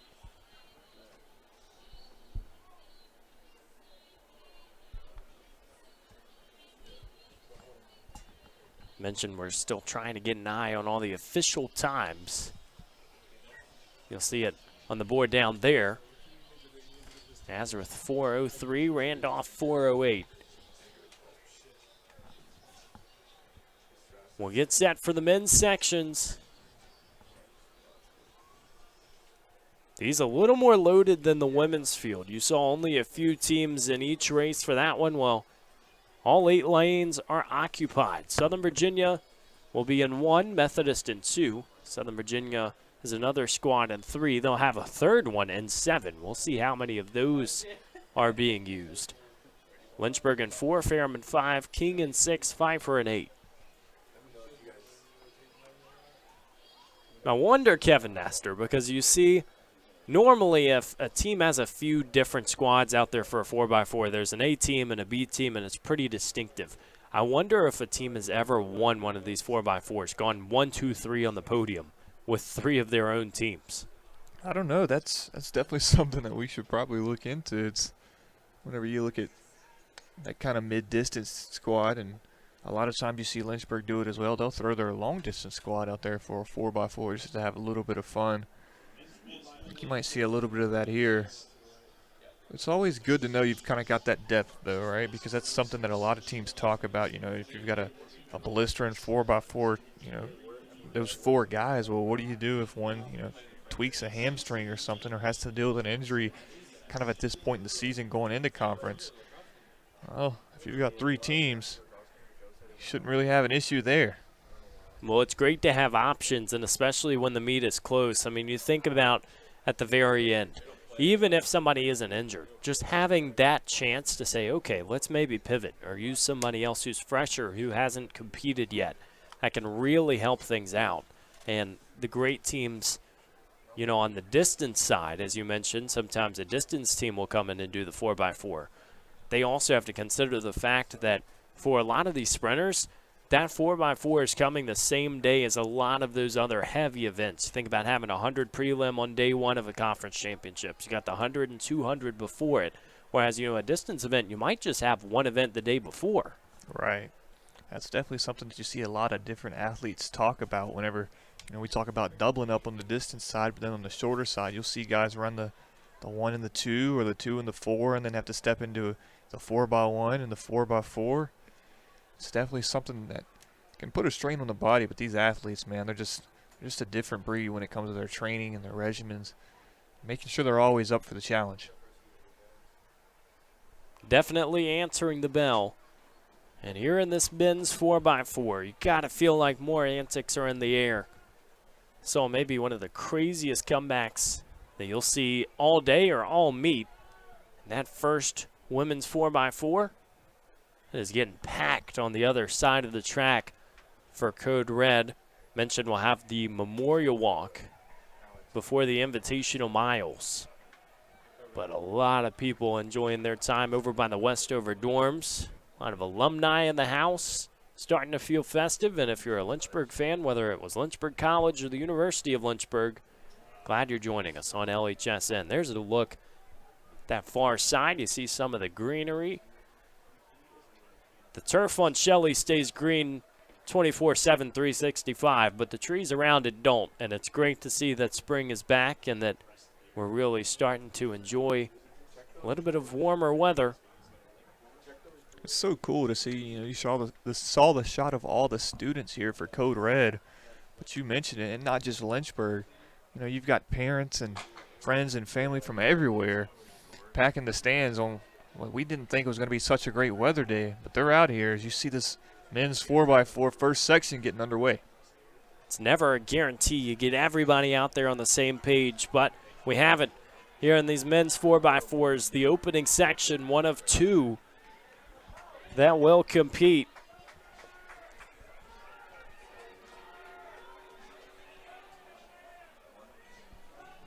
Southern Virginia, they have 3 teams, but you got to feel like one of them might be in the equation.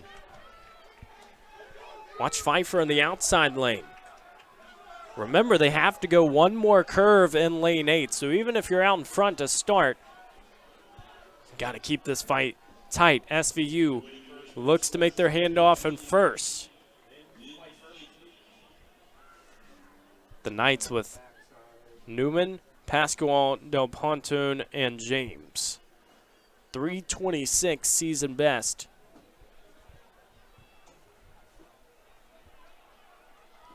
Pretty much right where their seed time is.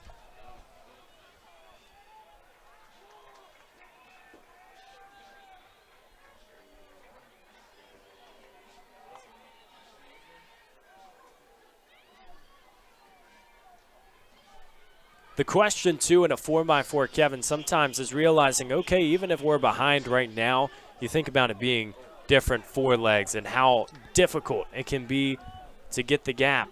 But it takes such a long time to get the baton around 4 trips, and there's so many chances to improve. Yeah, there's definitely a lot of things that you have to take into mind or keep into consideration whenever you run a 4x4, because just as you mentioned, there's so many different elements of things that could go wrong. That's something that you have a game plan, you have to execute it, but you also have to make sure you take care of the fundamentals. See, the fundamentals in track and field are a little more discreet than maybe another sport you think about, like basketball. Okay, don't dribble with 2 hands, don't travel, that type of stuff. It comes down to some really niche things, but the handoffs, as we've touched on, you can never talk about it too much. There's definitely a lot in the air that you got to be ready to improve and embrace, and it feels like this SVU squad has handled business so far. I think they're staying true to them. One more handoff is a beauty. And the Knights, a chance to see if they can get past that seed time. They're in a great position to do so. It's cool to see the different varieties out here in this heat. You're seeing some main sprinters out there. You see Farrell's got their long distance guys mixed in with some sprinters, and And there's just some overall distance teams entered into these lineups as well. So definitely cool to see the schools kind of take different approaches, just seeing how it plays out for them. But SVU, they put us on watch here today. Well, it's different, too, knowing that it's the first day. You might get a different workout effect if you go out and do it.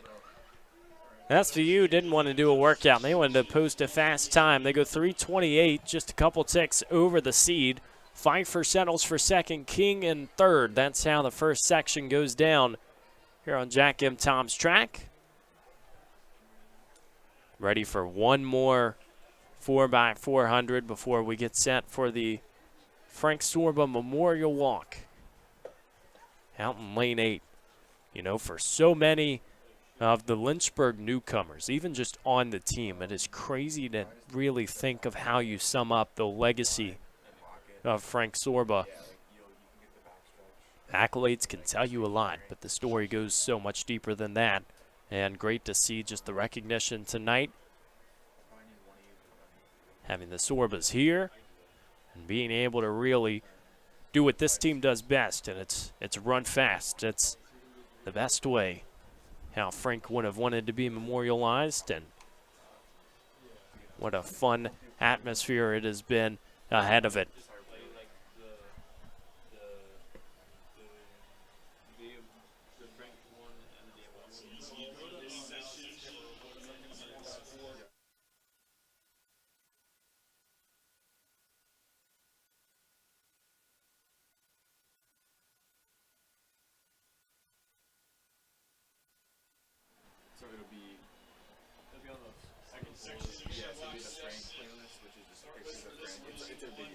Second section of the men's 4x4. Pfeiffer in 1, Ferrum in 2, Lynchburg in 3, Rio Grande in 4, Randolph in 5, Nazareth in 6, CNU in 7, Methodist in 8. Fast seed is Rio Grande's 3:15:35. We'll see if they can flirt with that this time around.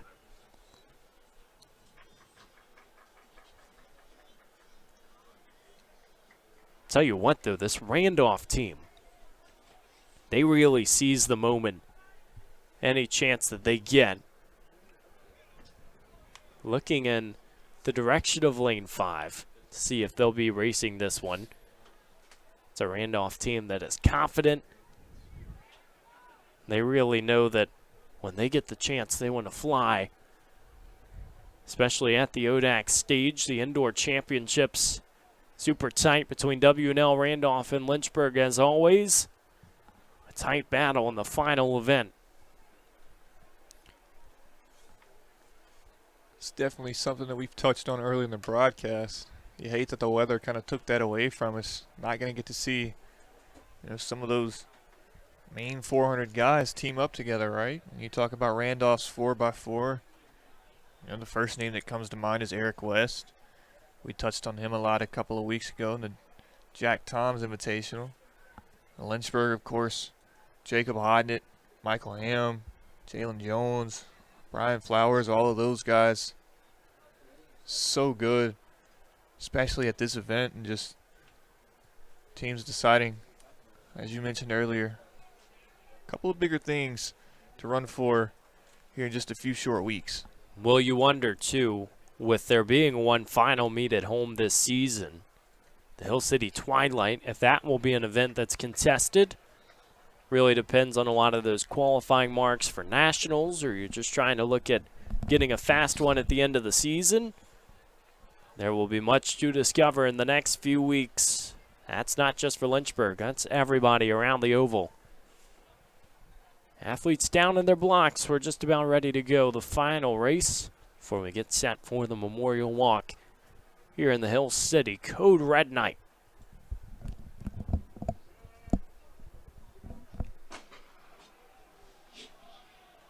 Clean starts for the 6 teams in attendance. We'll see who can make their move first. Remember, they're in lanes all the way around the oval for the first trip.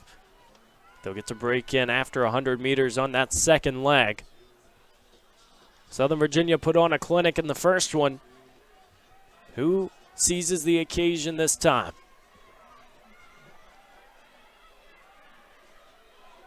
CNU, Nazareth, Rio Grande, all in the picture. Rio Grande, a school we really haven't seen much here at Jack M. Tom's track. You got to go up to Ohio.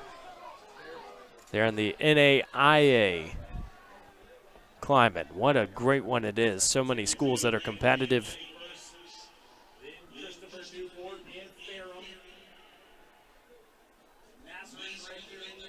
Still moving around the oval with a little bit of pace, and you got to feel like this break will tell you much more about the story. Rio Grande accelerates into first. They have stayed there really this last 200 or 300 meters.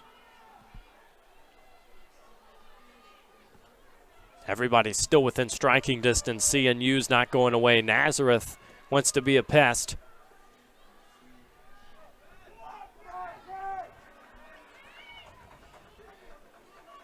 This could be a little bit of a congested handoff, at least. That battle for fourth, we'll have to see. Rio Grande is out just enough. They're going to have the inside lane. They get the baton off cleanly. Looks like everybody has made the exchanges. Here's that strategy. Captain's immediately out in front.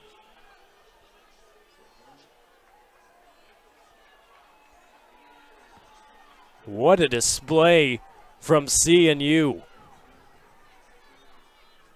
Is this pace sustainable for the next lap and a half?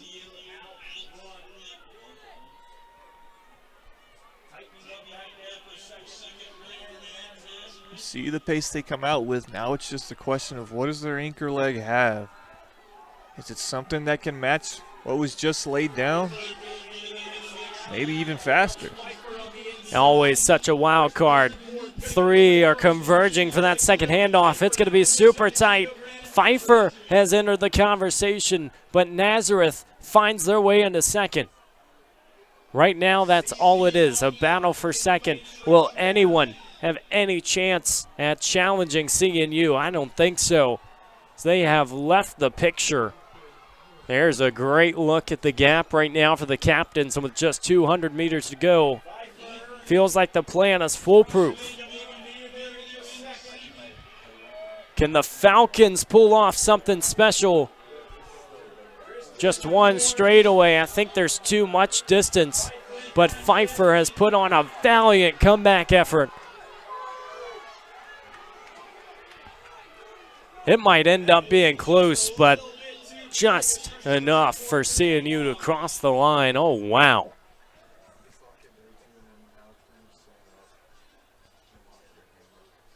.322.96 for CNU, Pfeiffer 323.70. That's how those 4x4s end, and wow. That's really the first race that we've seen in a bit where it was truly a race to the line. We had a close, tight finish. You gotta expect more on the way.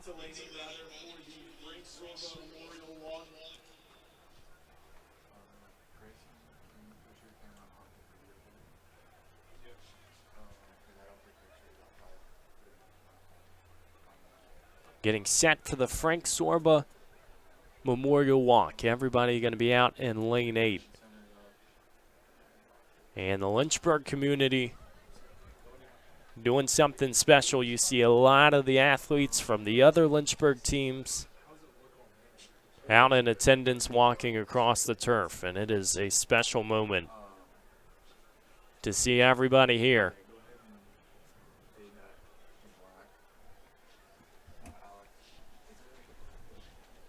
As everybody starts, there will be a video on the screen.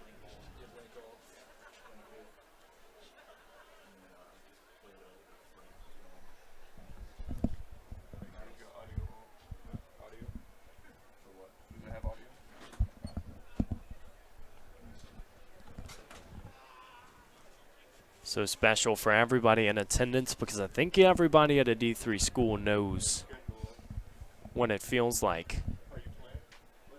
Last April was obviously a moment that you don't forget.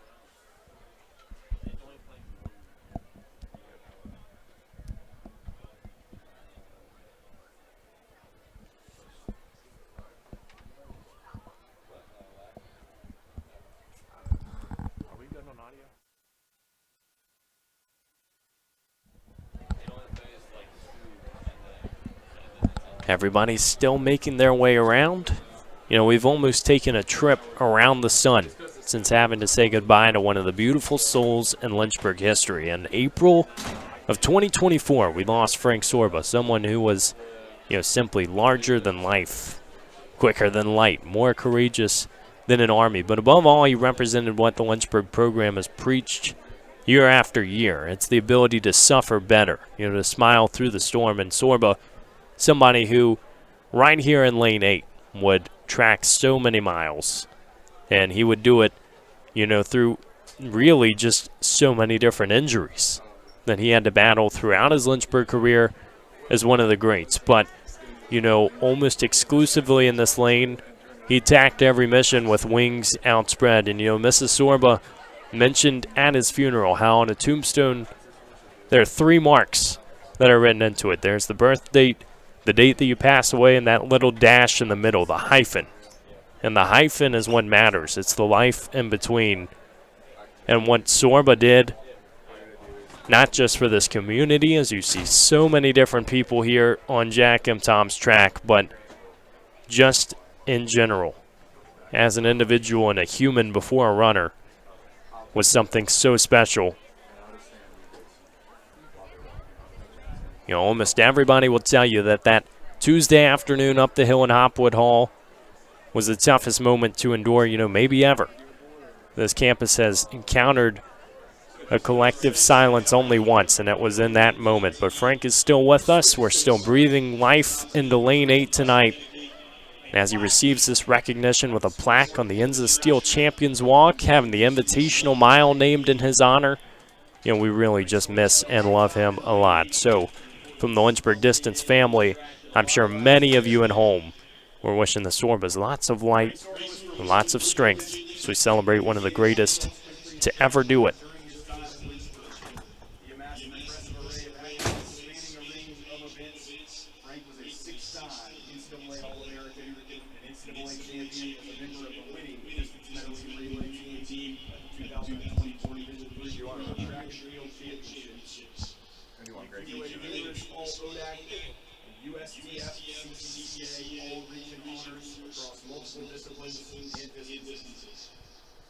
Most notably, Sorba placed 14th overall with an 8-page time of 24:43.1 at the 2023 NCAA Division Cross Country Championships. He led the Hornet men to an ODAC record of 9th place finish in the team. Sorba's energy and passion were vital to the Lynchburg program, as he was a member of the program for 3 national championship qualifications and earned 2 ODAC Runner of the Year honors for 2022 and 2023. His personal best time in the 8K of 23:50.6 is an ODAC conference record and is the 13th fastest performance in the NCAA Division III all-time record books. Sorba's dominance didn't end on the grass. The oval became his home. He holds Lynchburg program records in the outdoor 5,000, 10,000, indoor 3,000, and was a member of the record-setting distance men's relay. His 5,000-meter time of 13:56.44 from the Raleigh Relays on March 28, 2024 ranks 11th all-time in NCAA Division III history. His performance set a high standard, not just for Lynchburg runners, but distance athletes, community members, family, and friends throughout the nation. His progression during his time at Lynchburg transcended Sorba to one of the best distance runners in Division III history. Sorba tragically passed away in April of 2024. His legacy in remarkable sport will forever impact generations of Lynchburg athletes. Frank will forever be remembered as a fierce competitor, fearless leader, and the epitome of what it means to be a Hornet. All right, go ahead and play that video, Alex. It's real light on the ground. It's become inevitable in Lynchburg. When you laced up your spikes, unfolded your red jersey, it was always about the journey. Never did you neglect the days that brought you right here. But when the gun fired, time stopped. The run that would be told and retold for years to come, all in your baton for the DMR national title. Yeah, Frank Sorba, the All-American who can pass anyone and anything with his fearless ferocity. He set the table. And Jacob Craddock, flamethrower, he dropped his fastest ever 400 split. But would it be enough? What about Sam Laneza? Could the sea of red brew the perfect storm? It's easy to return to where you've been. It's the task of journeying to Neverland, the unforeseen that separates the could have been from the champions. But you believe the moment was never too bright. And when you made your move, you brought the city with you. And you made it again. And Chase and Hunt, with every special second, the local kid, you brought it home for us. Did the bell sound golden? Were your arms heavy lifted to the sky? Could you feel the love lap after lap, crafting the forever score? Every moment, your joy amidst the suffering, your smile through the sting, they launched you into the universe. And for 9 minutes and 47 seconds, we ran together. Chase and Hunt, the local product, Frank Sorba, the unforgotten legend, Jacob Hodnett, the primetime performer, Sam Laneza, the fearless leader. History only happens once, and racing across the line in the fastest time in championship history, you have raced into eternity. We'll never forget the individual honors and accolades, but on March 8th, 2024, we won as one. Want to go and go back to Frank Hicks? Yeah, yeah. Frank, here. And you need that, Grayson. Sweet.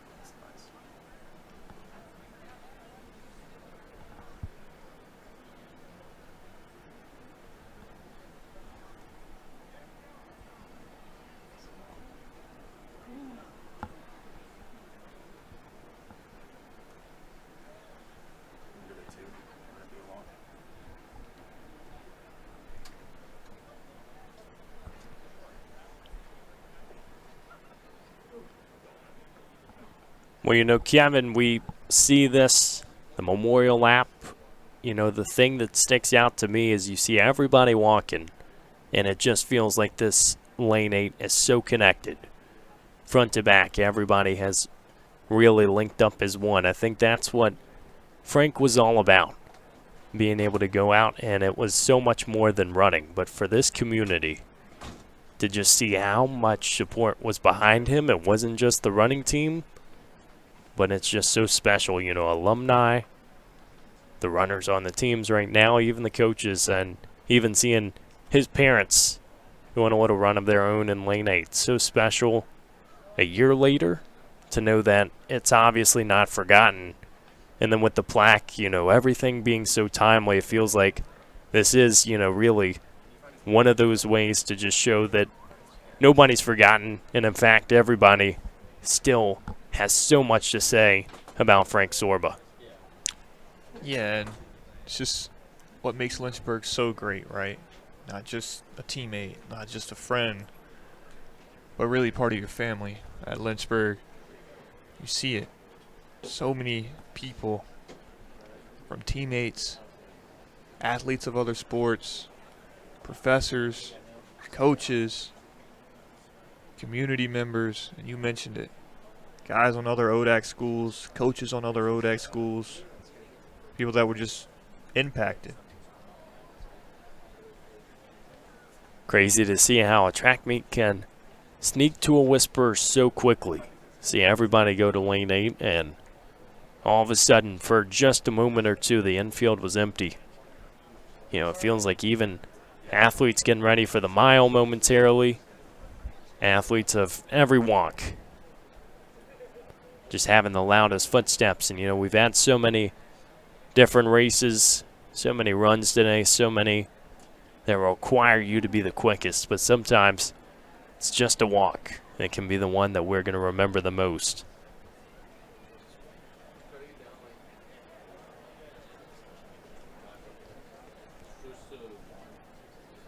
Definitely a powerful Code Red scene here if you're just joining us. The Frank Sorba Memorial Walk. Sorba passed in April of 2024. We tried to let you hear it in on the comments from our PA man, Daniel Cutright. That was straight from the plaque that is dedicated to him right near the scoreboard. A little bit to the left. Everybody's been stopping by and getting a read. But to see as many different people here in Lane 8 today, so special, reminds you of what it's all about.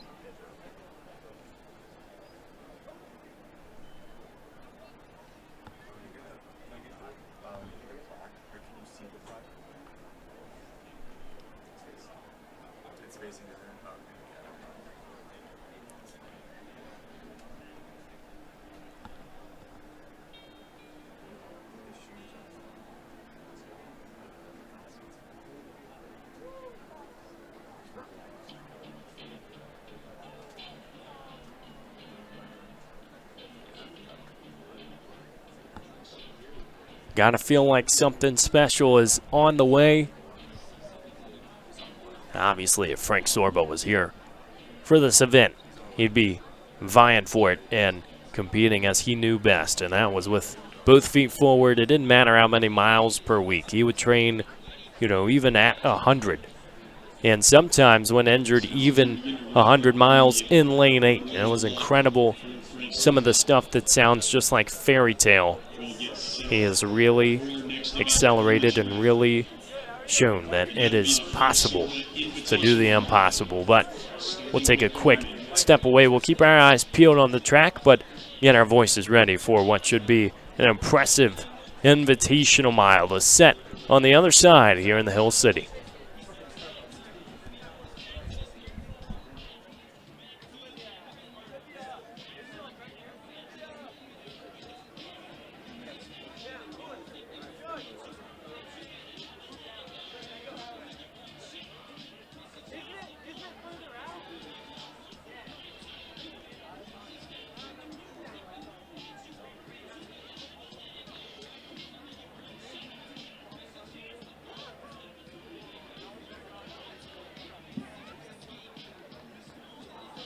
Full mile, a little bit of a unique event on the outdoor circuit.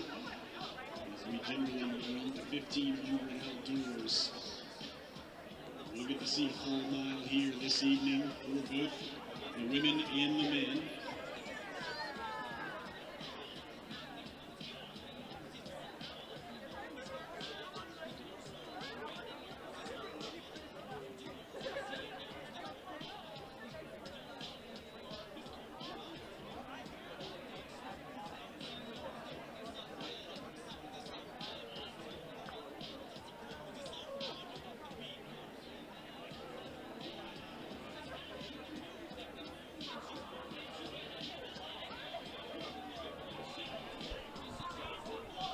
Here in the Hill City, Evan Gates and Kevin Nestor getting set for the Invitational Mile. Here's a look at the Lynchburg crew and Tor Hootsung Davidson. The one in the white quarter zip, kneeling down. He did really one of the first honors towards Sorba, if you remember last year at the ODAC Championships. Ran a lap in his honor in the 10K. Sorba was really a distance giant. Didn't matter which mileage, and he went out and would always compete at that level. So Tor Hootsung Davidson, coming off injury, did what he did best and absolutely smoked that one lap, the first lap of the 10K over at Bridgewater. It was an emphatic one for the Lynchburg team. Getting set for the Invitational on the women's side to kick things off.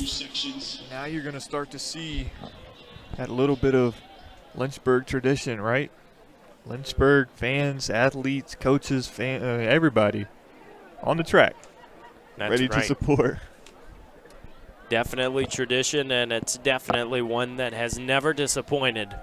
These mile sections a little smaller, only 11 in this one, if you look compared to some of these 1500s, but it is going to be blistering quick. And we've got a support crowd on the track here to help these ladies Going slow to fast, but there's only 2 sections, so both will still be at a very quick pace. Let's introduce you here to this first section on the women's side. Features Emma Conrad of Winthrop. 5:13.62 PR. Valedictorian back in high school. 5-time All-Ohio selection. Really impressive. 13th in the 3K at Big South Indoors. And she has just really started to show in her young career that she can be one to watch. You got to watch her on the inside lane. Ella Hessen coming down from Davis and Elkins. Someone else to keep your eye on. Someone who has been here quite a few times. 5:15 in the mile at Dennis Craddock last year. Samantha Bolin of Longwood. Cameron Wheeler of Davis and Elkins. Lauren Henderson of Nova Running Club. Adeline Perez of CNU. Kaya Marcus of Winthrop. Ella Impaglia of Nazareth. Madeline Lotz of Shenandoah. Adeline Carpenter of Lynchburg. Sophia Mast of Liberty. I wonder how different this is going to feel for these athletes as they come off this final corner running into half a track. Only 4 lanes to run in on the inside of the track and the outside, starting in lane 5, fans and teammates. It's a pretty cool spectacle. Feels very different than your other events that you'll see throughout the season. Obviously, probably not going to need 4 lanes deep for the mile unless we still have a pileup going into the final 100 meters, and so it just adds an extra bit of atmosphere. Also, really good incentive to get out quick. Frank Sorba Invitational Mile. Samantha Bolin rolled through in first, but right now, as we already alluded to, Ella Hessen of Davis and Elkins. Going to be one to watch. Great atmosphere as the rain is held off here on this Friday night. Hessen also really impressive at the steeple, an 11:21 PR at the Colonial Relays. Scored in the 1500, 5K, and steeplechase at the Mountain East Outdoor Championships last year. Versatility is on display, but so is the speed as she is out trying to hang on for this win. It's going to be 2 laps to tell the rest of the story. Bolin along the outside. Davis and Elkins. 2:33 at the 800 split. Really good battle brewing. Remember, this is a very unconventional event for the outdoor season. The 1500 is the tradition, the one that we have already run today. The mile is typically only an indoor event, or it might be a high school thing for the outdoor season. So it is great to get a mark as somebody is out of this race on that backside.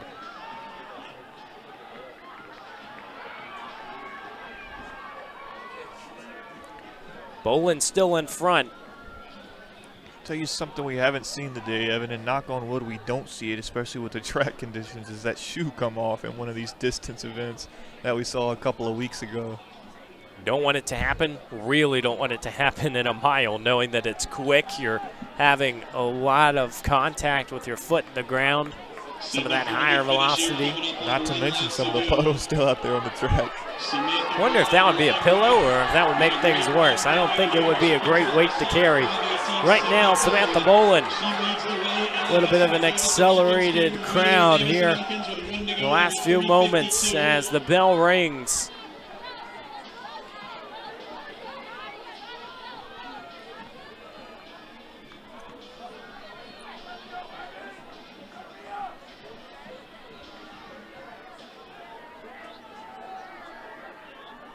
Time will tell. Hessen, can she get back in the picture in the back straightaway?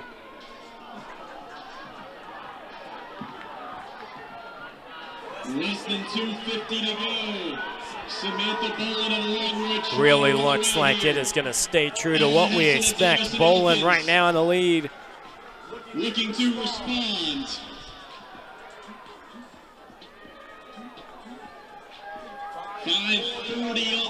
Inside the final 200s, Kevin, this is all strategy. Getting out early. Might not see a huge kick, but you do see all the energy being expended early in this race. Now just a chance to put up something special. 4:58 on the clock. Bowen's going to come through, and it's going to be a PR 5:06. Just sneaks under. Actually, 5:05.98. Ella Hessen, 5:07.57. Cameron Wheeler, her teammate, 5:08. You mentioned how similar this race is to the 1500. Saw a lot of that same strategy there.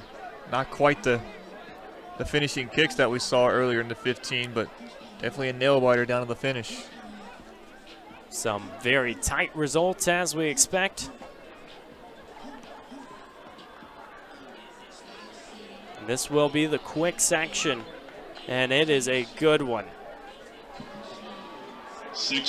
You expect this race to be as advertised, but when you get all of the main characters on the main stage for the same time, expect fireworks. It doesn't matter if there are clouds in the sky or rain in the forecast. It is going to be special. Sophie Farley for Longwood, somebody who has impressed all season long. The Fluvanna High School graduate has come into the picture, already earning Big South Freshman of the Week honors earlier this year, a 5:05.68 personal best. She has a chance to have a long, nice career for the Lancers. It's going to have to keep continuing today. Lauren Twyman of Davis and Elkins, a 5:04 personal best. 4:34 1500 PR for third at the Colonial Relays. She has been in great momentum. Don't forget Emily Atha, Sophia Park, Rainey Mayo, Emma Irvey of Liberty. Allison Dell, the All-American for Lynchburg in the cross-country season, finished 9th in the 5K at the Indoor Championships, and she has a golden chance to put down another mile, PR 5:10.45. Heidi Barton of Southern Virginia, Reagan Underwood of Liberty, McKenna Thrush of Shenandoah, Catherine Farrell and Anna Fletcher of Liberty cap off the 12-athlete field. Somebody to keep an eye on here, Evan, you mentioned her. Sophie Farley, she came in and she put everyone on watch a few weeks ago at the Jack Toms Invitational. It's going to be interesting to see what she can do, but man, you go through the entry list when you prepare for these things. It's so much fun to see her progress. And she hasn't even been doing this, what, 6-7 months? It feels like she has been a veteran, the way you watch her race. Kayla Werner out there for some pacing assistance, and the gray out front always helps to take some of the variables away. She really came in and set so many records with the Lynchburg team. A large resume. Helping the crew out. Farley and Sophia Park going to be right in the picture as we continue to see how this one unfolds.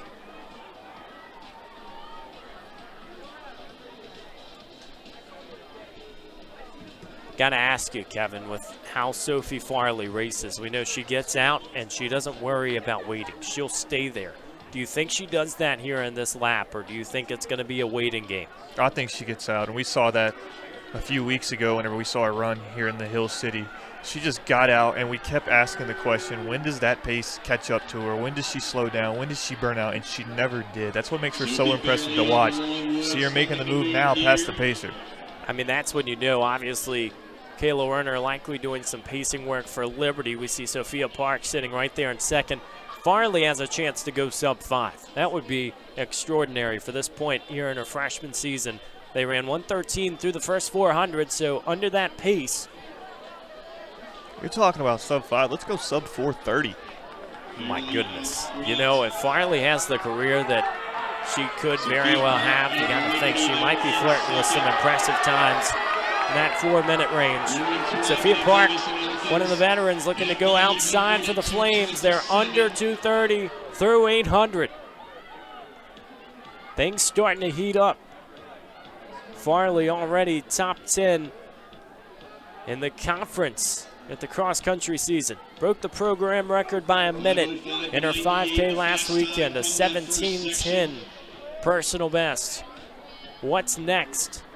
And can she find a response? Because Sophia Park, who has raced 7 different outdoor track events throughout her career, the versatility on display right here at the mile.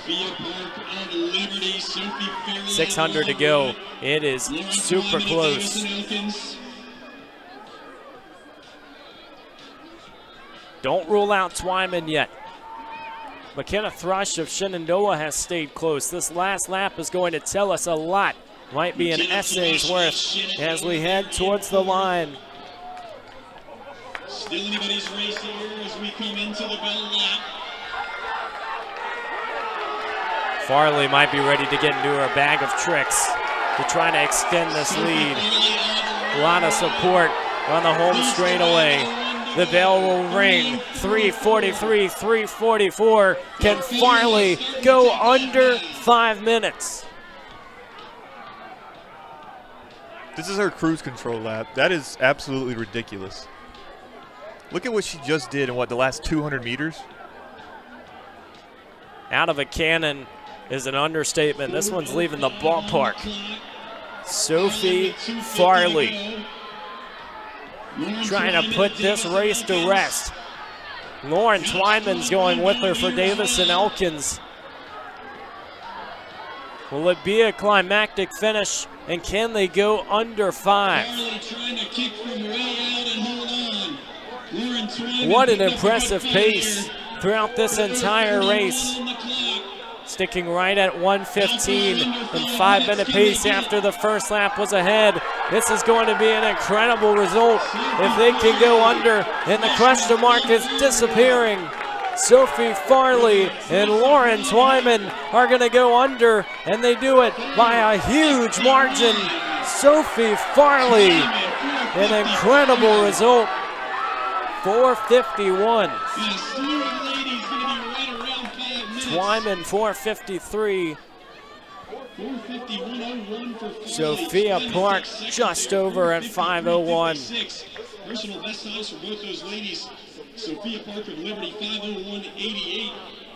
Kevin, it doesn't matter if it's inside or outdoors. There is no faking that time, and that is one that will be etched for a really long time. That is something that, the start of the last 400 meters, we just kind of look at each other and shake our heads because she was getting ready to do something special. Her ability to just find some gas when it seems like everyone around her fades off is something special. It's really a shame the mile isn't competed in the outdoor season because you want to go and check a performance list, or you want to see, you know, where does that stack up.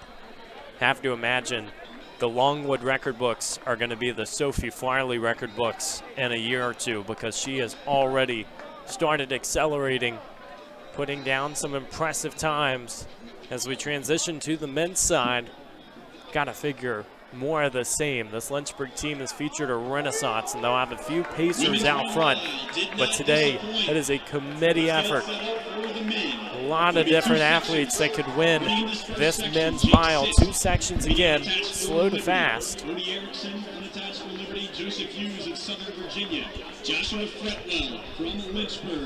We'll dig a little bit deeper here in the men's mile. Jake Sisk will be the man with the high seed here in this first section.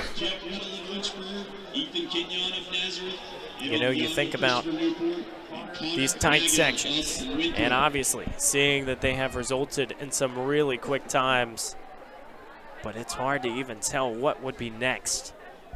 How do you cap that off? I don't know, Evan. After that women's mile, I say let's do away with the pacers and let's just go out here and put on a show. Everybody that's in this thing, finish it. Definitely on the way. Bodie Erickson of Liberty will also join the picture this time around. Both unattached. 3:57 seed time, and you got to figure that's likely with that 1500. We'll see how this one stacks up, as all the times on the sheet are pretty much converted.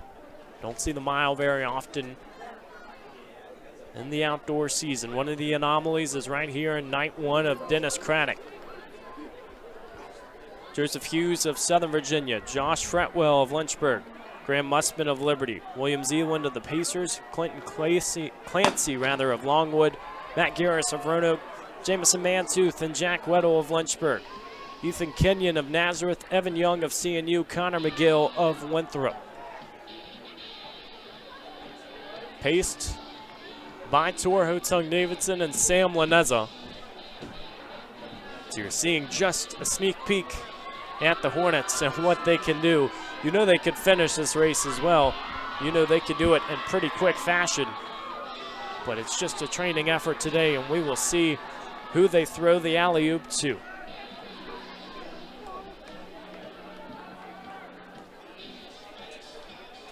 Always great to see some of the unattached athletes, even if they're affiliated with a specific team. Let me point something out to you. We talked about Sophie Farley and what she's done. Everybody that was in the mile sitting down here at the finish line, catching their breath, she just sprinted all the way down the track to support, and she's sprinting all the way across Schellenberger Field right now to meet her men's teammates who are competing right now. I don't think that that's lack of fatigue either, because I think it's pretty tiring to go out and run 4:51. That's just hard. She's got a lot of it. Joseph Hughes, 104 through 400. He's the one leading. The splits are a little bit easier in the mile. 4 laps. Multiply that first lap by 4. See where it ends up. Laneza leading as the pacer, has a pretty comfortable gap on everybody else, so it has almost turned into a workout. At what point does a pacer say, you know what, I'm just going to finish this thing off? The point when you don't have a coach watching your race, I'll tell you that. I don't think Jake Reed would have that in the deck of cards today. I mean, Sam Laneza, you talk about cruise control. He's having fun, and normally he's in this mile going for it. It's got to feel good to have a little bit of a different, more relaxed vibe this time around. But he's still out there, and he still looks strong as ever. Rest of the field is going to be going for it. Ethan Kenyon of Nazareth has a chance to stick in the lead, and we've seen several of the seeds, even from the middle or the back portion of the field, go to the front. They know they have a shot at it. These athletes on around 4:20 pace right now. What will the number look like in the next race? As Laneza will step off 1,000 meters in, 2:40. The night is young here in Lynchburg. The Dennis Craddock Coaches Classic the Invitational Mile and 5K. Don't forget, of course, about our final races of the day in the 10Ks. Anybody's game now. Josh Frontwell trying to make his move to the front. Has the Lynchburg faithful on his side. It's a gutsy call as the bell rings. Does he have the strength? They came through right around 3:16. Graham Mussman, the former Loudoun Valley graduate, right in the mix as well. Oh, this is going to be a fun one to see down the stretch. William Zeeland for the Pacers. It is a swarm in the front.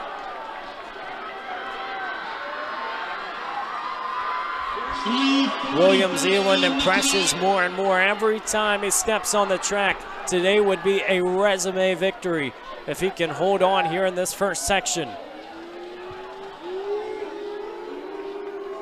Weighing the tactics. Oh, it's going to be tight. Mussman makes his move, heading down the final straightaway. The Lynchburg community on full display. All three in the front in the Hill City. Mussman makes his move and hits it 4:16. Wow. Mussman, somebody who has a 4:08 personal best, but has been trying to get back. Has battled so much. That was a solid result. Coach Isaac Wendland on the infield had a smile on his face running to him. Zeeland goes 4:17, so does Jamison Mantooth to complete the podium.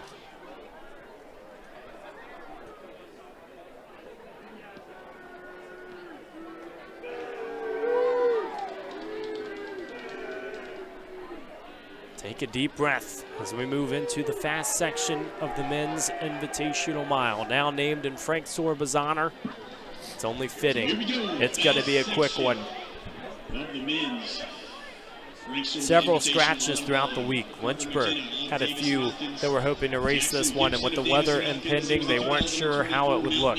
Liberty does the same. They pull a few. And now, Carter McKenna of Davis and Elkins, somebody who has run neck and neck with so many of the Hornets in the past, is the high seed. A 4:08 personal best. 14:19 5K at the Colonial Relays to break the school record last time out. They have so much to look forward to. He has competed at the D2 Cross Country Championships. Davis and Elkins turning into a distance program to remember. Jackson Gibson also in the picture, a 4:13 PR in his 5th year as a 3:50 1500 last race to shatter another program record and held the fastest time in the region. Can the Senators make their way to the front? Don't forget about Daniel Ferrante. Slate Swiger races with hip number 4 for Davis and Elkins. Marko Kovacevic, who competed at the national championships in the indoor season for Lynchburg for the DMR. He's in it. Ethan Stansberry of Liberty. Randy White of Lynchburg. Cooper Gibson of Davis and Elkins. Cade Eels of Nazareth. Jack Holub running unattached for Liberty. So is Andrew Schultz. Cooper Hurst for Lynchburg. Andrew Hathaway for Longwood. The gun fires up and away we go. As good of a race as we just saw on the track, this one right here going to be even faster, probably even tighter for a good portion of this event. Well, you know this pace is going to be blistering to kick things off, and you got to imagine the guys on the track are probably going to be around their first trip before the gun smoke has even evaporated.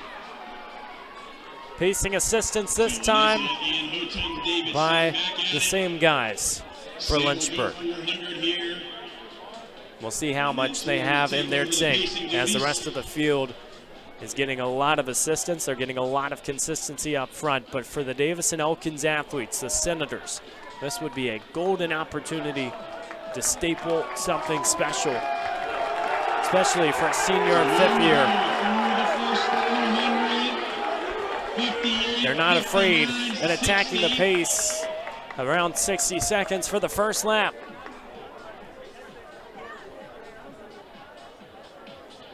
It was a windy men's invitational mile last year. The expectation was that somebody could break 4 minutes.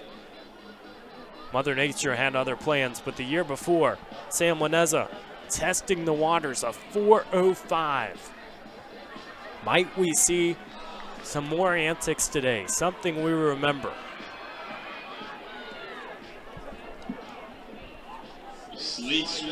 Swiger, McKenna, Gibson, 1, 2, 3 through the opening lap. I mean, it looks like a scrimmage up front, Kevin, all the red.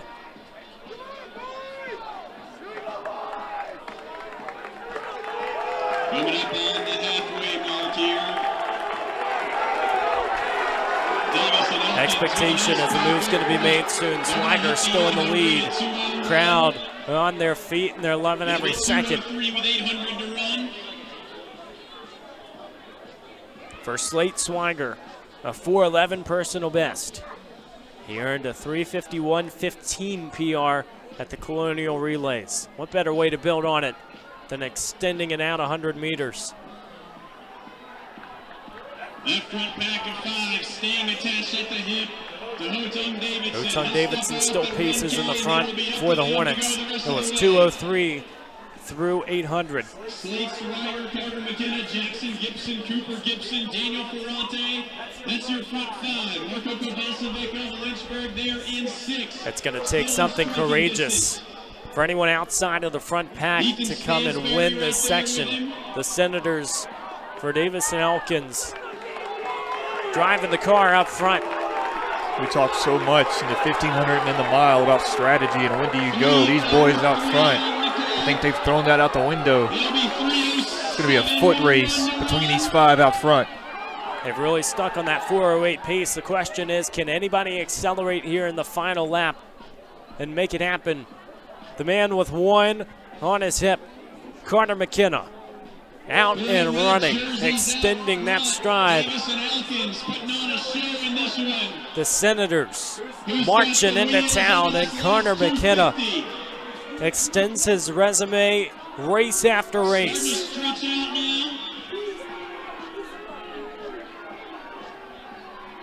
Will we have anything extra left in this tank in the final 150? Davis and Elkins still speeding up. Battle between teammates down the final straightaway. Jackson Gibson makes the move. Ferrante was trying to get into third. Marco Kovacevic shoots out of a cannon to get there. That's how our race concludes. Jackson Gibson, a PR 4:07.75. Carter McKenna in second, Marco Kovacevic in third.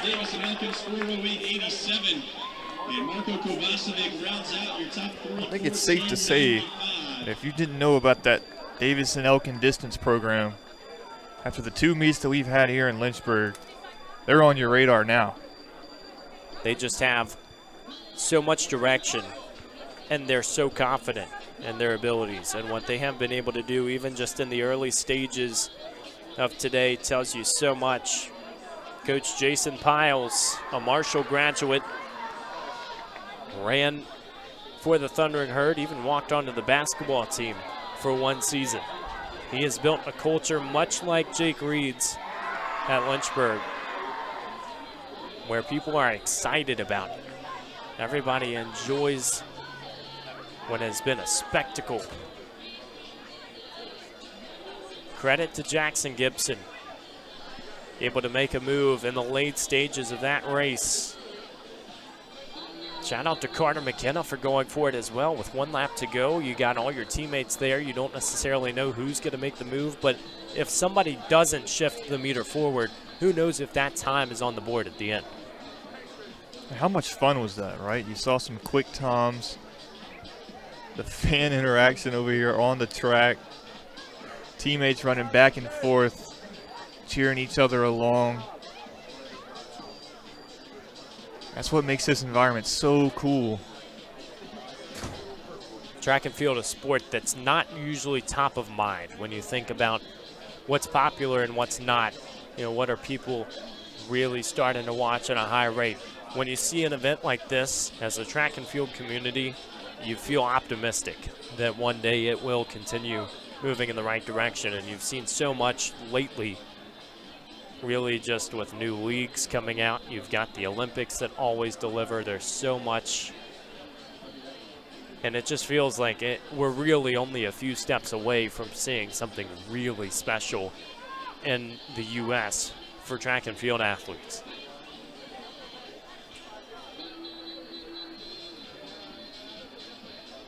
And it's so cool to see the expansion of the sport that's been around for generations, but now finally starting to get some of that national spotlight, like you mentioned. There's just so many incredible athletes that take place at so many different levels. You mentioned obviously the pro level, but you go student, you see some of the environments in colleges and universities, not only at the D1 slate, but like what we've got going on here in Lynchburg.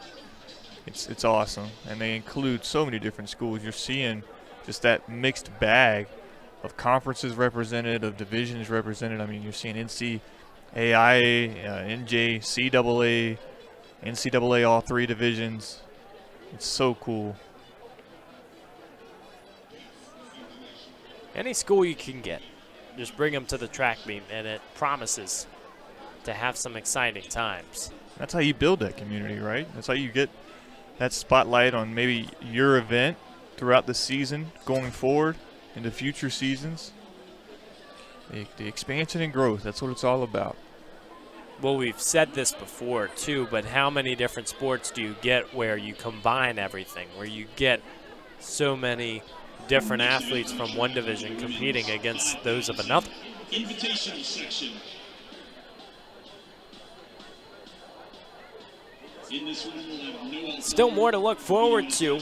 The Invitational 5K by no means is going to be second place to the mile. You think about all the hype, everybody enjoys those shorter events. Well, do not forget that the 5K can be blistering, and we will try to advertise it as best as possible. Noelle Palmer running unattached. The former Liberty Flame will be the one to watch here in this section, and she is really impressive. You've seen several times across the board. She always finds a way to enter the picture, but a 16:28 personal best from her time at Liberty. She was 9th in the 5K, 5th in the 10K at the ASUN Outdoor Championships during her senior year. She's done a few workouts here at Lynchburg, and every single time it just feels like it's more and more impressive, the consistency that she brought to the table, but also just the sheer talent. Olivia Kemp for Winthrop comes into this one with another impressive time as well. 18:26 PR, 5th with the DMR squad, 14th in the 3K at the Big South Indoor Championships.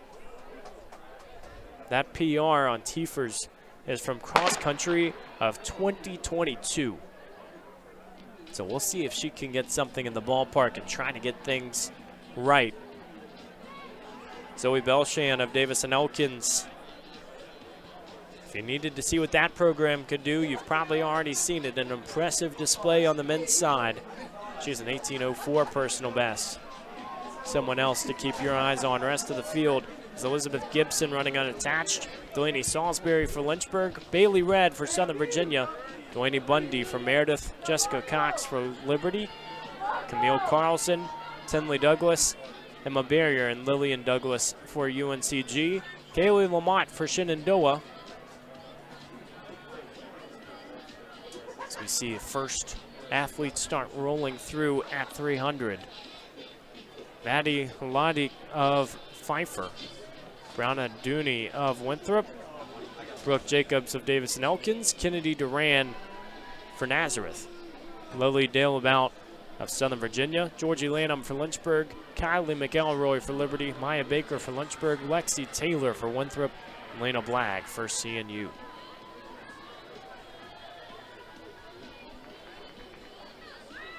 Well, not as big as that men's section we saw earlier for the Open, but it is still a pretty loaded field. Still several competitors that could take it, and it'll be interesting to see how it shapes out here just in the first few laps. Kaylee Lamont of Shenandoah leading the way.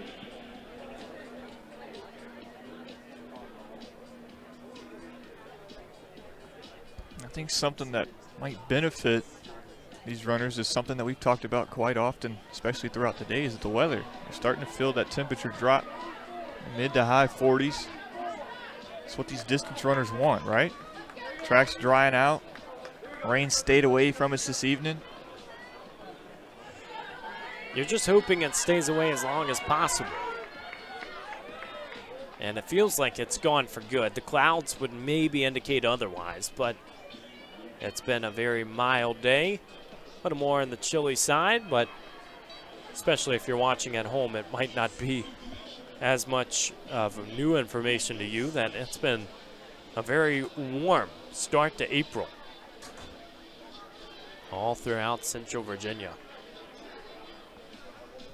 No surprise that Palmer is out in the lead, and she's already started to extend things. It might be a solo effort, knowing that her PR is over a minute faster than everybody else in the field. So the chase pack has to understand, even if it ends up being a battle for second, you gotta be ready to engage early, because as we've said, yes, it starts out with a big pack, but it can get away from you if you don't pay attention.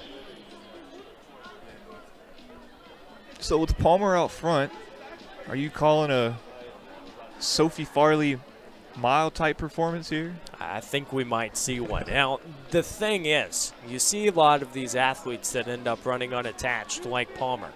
Their college days are from the past. We're going to actually see the same story in the 10K a little bit later on with Jamie Heigl for Bridgewater. So for some of these athletes that are still trying to sustain that level of training, still trying to be impressive, you never know what that performance will look like now, because it could even end up being faster than those college days. I almost think that's impressive. Like, obviously, you're staying in shape, you're still training, but everybody talks about their prime being their college days, right? Absolutely. And if you're able to train on your own, you know, you don't have that coach or those teammates pushing you, and you can just sustain a time, and like you said, in some cases, even better what you were doing in college, that speaks volumes. I mean, that's a great way to phrase it. That shows, especially for distance runners, the need for consistency, because I think distance in general is a sport that requires checking all the boxes. You can't miss a day of mileage. You don't want to miss a workout, and it's all about, even on your bad days, just being decent. That, without a team environment, is so difficult, because you understand, okay, if I don't have those teammates to be here and help us out, then, you know, how are you really getting around and lifting yourself up?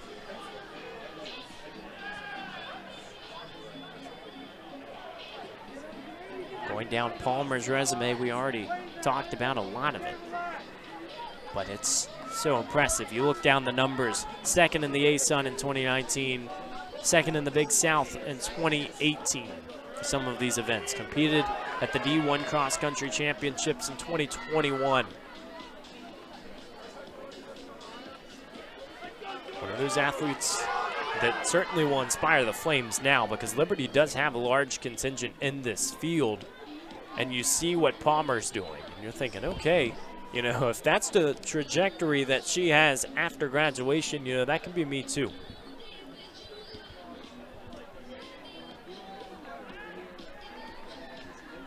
You mentioned kind of that race for second. The mindset has got to be a bit confusing, because you want to be able to stay in touch with a leader, but with somebody like Palmer, like you said, the race really is for second at this point. So how many of those ladies are out there pushing themselves to kind of sustain a pace that just might not be reasonable, and how many of them are conserving for that kind of late race push that we've talked about so often in these distance events? Well, right now, you know, like you said, it's probably smart to look at the chase pack, because I think everybody, unless you're just joining us, understands, okay, yes, Palmer's out in front. That chase pack battle for second is going to tell you a lot more about racing style than it is just about fitness, because these athletes that have to battle it out, have to sustain things, really want to make sure that they're still in the picture for a long time. Zoe Belshan, Elizabeth Gibson, Delaney Salisbury, right now the three immediately following Palmer.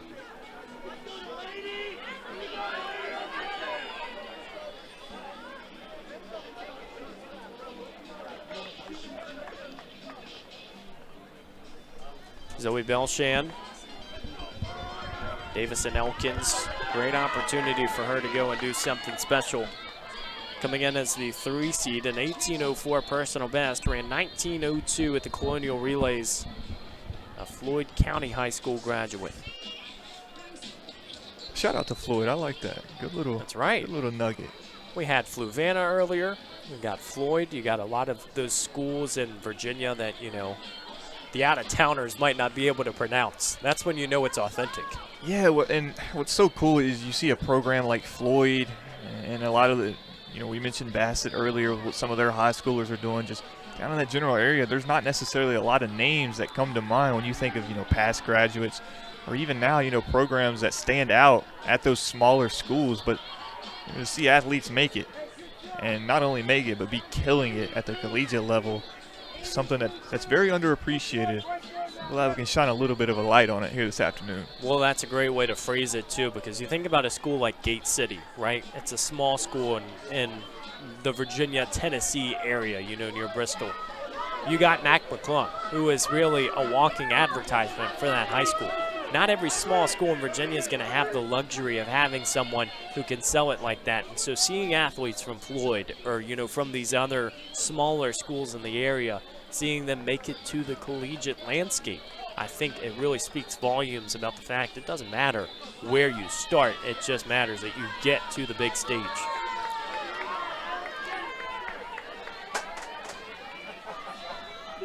Palmer still in front. Will come as a surprise to no one as she has really time-trialed her way through.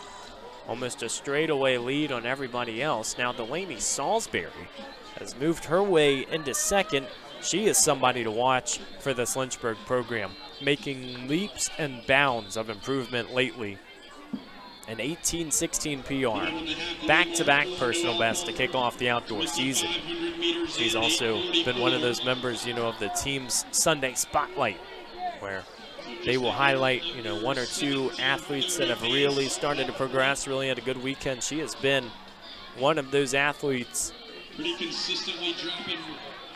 An 18:16 result at WNL to begin the season, finished 9th, competed at Terre Haute for the D3 Cross Country Championships. This is Delaney Salisbury on Lynchburg. Has to maneuver with Gibson right behind her. I mean, it's starting to get to that point in the race where you understand there's really not that much left. Only a mile and a half to go. Yeah, you start to see those races within the race. There's so many different groups that kind of get separated within these longer events. And you start to see, what are these athletes' goals? Are they pushing to catch up to the group in front of them? Are they really just pacing themselves on a kind of a training day? You're seeing a lot of different goals out here on the track right now. It definitely feels like it's starting to get more urgent at this point of the season because you're thinking, okay, there's really not much more to wait for. You know that ODAX, in terms of conference championships, of course, that's the one that Lynchburg will attend. It's in 2 weeks. So not only do you have to get a mark in this event, but you would like to have a nice one. You'd like to get that good season start. Not that it matters as much in a distance event as it does in the sprints where you think about lanes and optimal placement. But everybody knows that they want to get things fired up before you get to the postseason. And I think if you're Liberty, kind of looking into Palmer's background here, maybe hoping for an extra COVID year, right? That's right. Maybe you could tap into that because she is on fire. She is definitely one of those athletes that is showing us not only what she can do, what she can accomplish, but the fact of the matter is that the mentality is so on point. I think we would really start to see this gap on an indoor track where you would see her almost, you know, lapping and trying to get to the front of the field because she has almost 100 meters on the rest of them, and by no means has Delaney Salisbury or Rachel Gibson, since second and third, ran this race poorly. They are straight to the blueprint.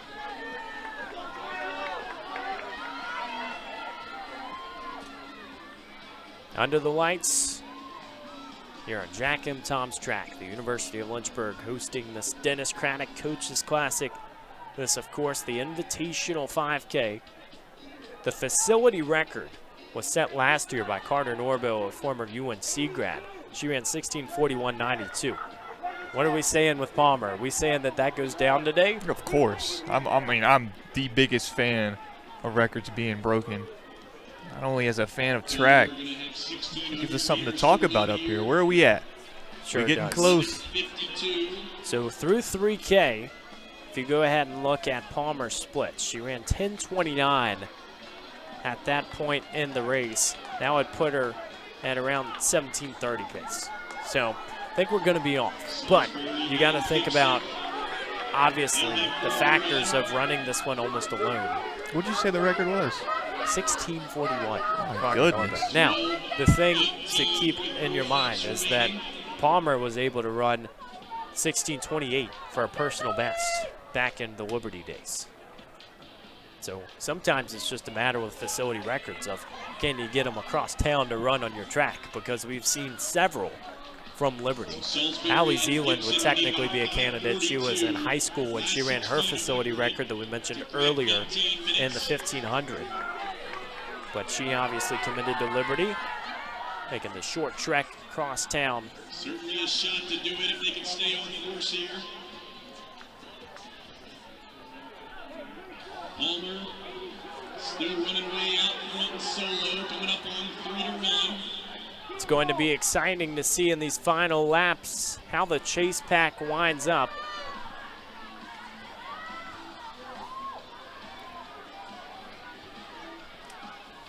What a big result it would be for Delaney Salisbury, somebody else who's really been in the picture. 10:51 through 3K. And that's a time that's in those low 18s. Mentioned that Salisbury ran 8:16 at WNL this year for her personal best, so she's ahead of the game. She has a partner to do it with. Just 3 laps remain.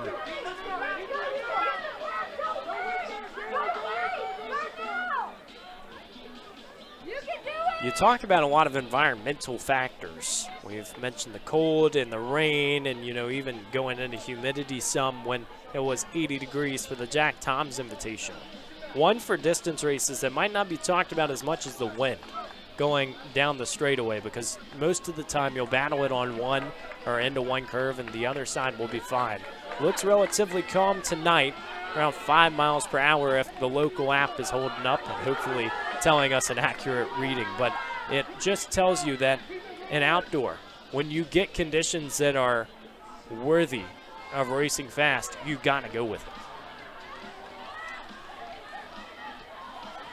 We talk about all the outside elements, but we've even touched on a couple of times, if you're in the pack, kind of what's going through your head. Do you stick with your game plan, or are you trying to keep up with pace? What if you're out front? I wonder what kind of psychological factor that is. It's one of those times where you wish you could read the thoughts of these runners, right? Absolutely. So much to try and decipher. Apologies earlier, we said Rachel Gibson. It's Elizabeth Gibson out there in second. Delaney Salisbury right now in third. Gibson has done the overtake. Palmer's on the back straightaway and starting to gather some speed. She's about 600 meters out. She'll have a chance to hear the bell, and she is far from the rest of the crowd. The former Liberty Flame getting things done. Great atmosphere here in the Invitational 5Ks, the men's race to follow, and then the 10Ks to cap the night. Relatively long night number 1, but it's always fun and makes for some great races. Tomorrow will be more of a sprint, literally and figuratively. Palmer hears the bell. Just outside 16 minutes. You got to expect it will be somewhere in the mid-17s.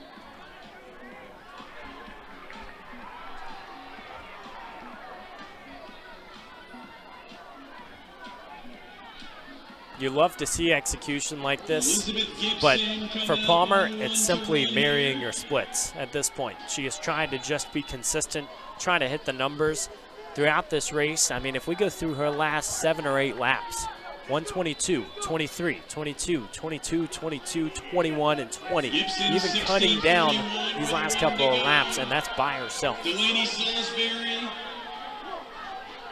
with a run to run. She's at 16. The chase pack is going to be on. Palmer will cross the line at first. It will be exciting to see what the rest of the field can do. Gibson still strongly in second. Salisbury in third. So Noelle Palmer. But here comes Noelle Palmer. 17:04 on the clock. This just looked confident and looked comfortable, and it was Palmer's wire to wire. She crosses the line at first. Elizabeth Gibson with a 150 to go. 17-13 result for Palmer. Here comes Gibson. 17:30 Down the straightaway. An opportunity to put down another strong time as the clock reads 17:40. It'll be just north of that. And Delaney Salisbury hustling for home. She has company. What a battle here in the final few laps. Olivia Kemp for Winthrop. Just over 18 minutes. PRs for Kemp and Salisbury.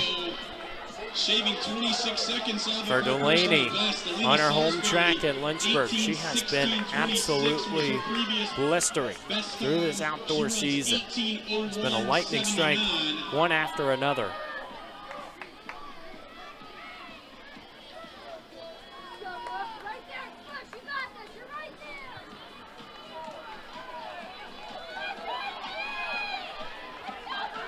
Final athletes rolling through. Lots of PRs in the middle of this section. Palmer wins with 17:13. Then it's Elizabeth Gibson with 17:45. Olivia Kemp rounds out the podium with 18 even. Delaney Salisbury, Jessica Cox, and Emma Barrier 4th, 5th, and 6th, all PRs.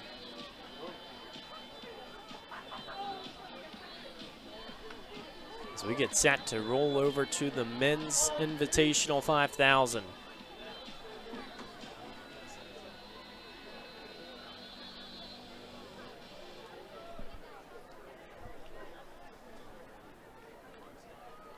It'll be a fast heat. Definitely a lot of storylines to follow. So we get set for this one, and then the 10Ks now wrap up night number 1. I mean, Kevin, we still got to get our notes done and ready for tomorrow. You got all the 100s and the 200s, the fast stuff, but it feels like if we've just paid attention to today and what has happened, I mean, it really writes the story for itself. It's been so many tight races, and overall just so many athletes that can go out and compete at a high level. Yeah, and it's been so much fun to see. I mean, we've talked numerous times about things that you don't see. If I can take it away from the track for just a second, up here in the booth, we got Grayson Howe, first-time director. Joe Brennan's on camera. I mean, this is just a party. Things you don't see a lot. How about it? This is like in that 8th inning for baseball when you start doing the defensive shifts and you have like your pitcher going out, moving things around. 2023 Division III All-American in cross country. Alex Jordan of Lynchburg, the freshman. Here's a look at the Lynchburg crowd. Some of the in-towners, some of the out-of-towners. I know Danny Miller is in on the picture, one of the alums. If you're watching and you're a fan of Danny Miller, please let us know, because I tell you what, he's one of the guys that we love to have around wherever you are. Obviously, alumni days mean a lot, and this is kind of an untraditional one. Feels like a lot of people come back just because Dennis Craddock is such a hot commodity, so many quick races. The men's invitational 5K, we got a little bit of jabbing going on between a few of the Hornets. It's all in good fun. It's going to be a pay-per-view in this men's invitational 5K, because I'll tell you what, Dylan May, the high seed, we'll get to talk about him as this race starts. He is a guy that doesn't want to be denied. The Perry McClure graduate, another one of those smaller schools in Virginia. He has ascended to a very impressive spot for SVU. He wants to try to get it done and win this section.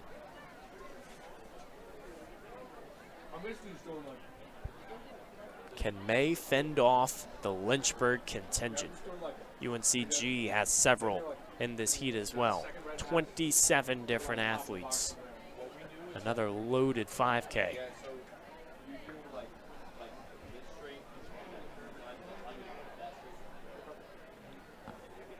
The step forward, the fire, and the curve is underway. Let's go ahead and introduce you to the section. Dylan May of Southern Virginia, Alex Jordan of Lynchburg, Cameron Sidebotham of Lynchburg, Connor Allison of Davison Elkins, Sawyer Helms of Pfeiffer, Pearson Garant, Lane Prochaska, Jay Guy, and Mason Rudell of UNCG, Draven Fernandez of Lynchburg, Aaron Brown and Dylan Buffington running unattached, Cannon Powell of Pfeiffer, Benjamin Goulet of Longwood, Noah Woodbury of Winthrop, Andrew Bowen of Davison Elkins, Seth Perry of Roanoke, Derek Harris of Lewisburg, Cam Almy of Nazareth, Alex Paciello of Lynchburg, Bryson Burleson of Pfeiffer, Jordan Dillevue of Longwood, Sean Kilpatrick and Mason Sanders of King, Aleem Coleman of Pfeiffer, Jackson Coombs of Roanoke, Judah Wiesner of UNCG.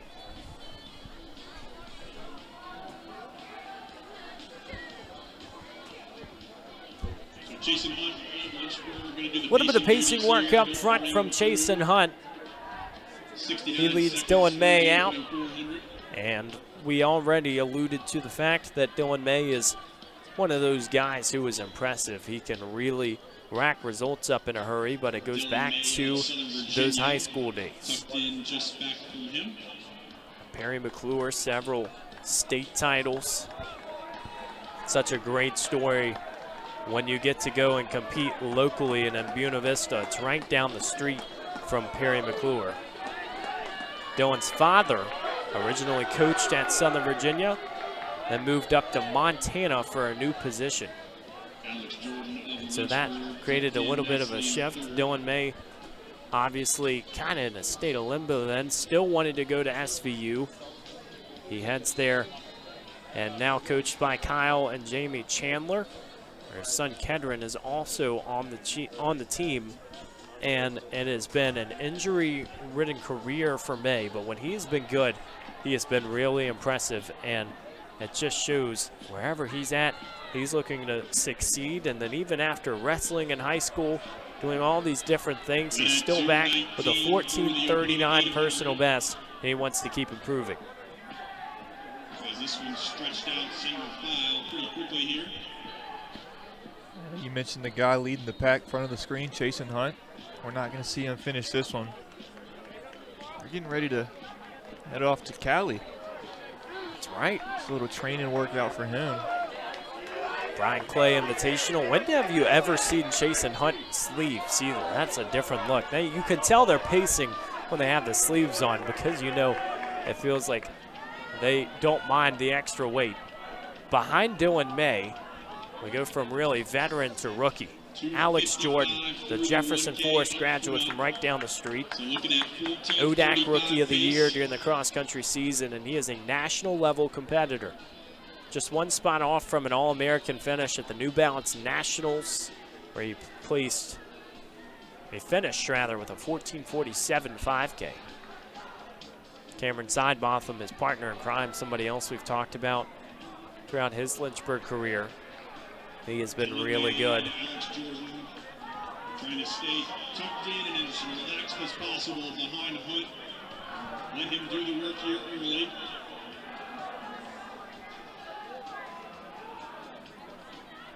As we said in that women's race, a lot to discover as this one goes on.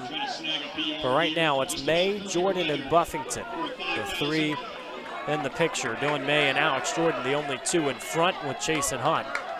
Pfeiffer definitely has a large contingent in that chase pack.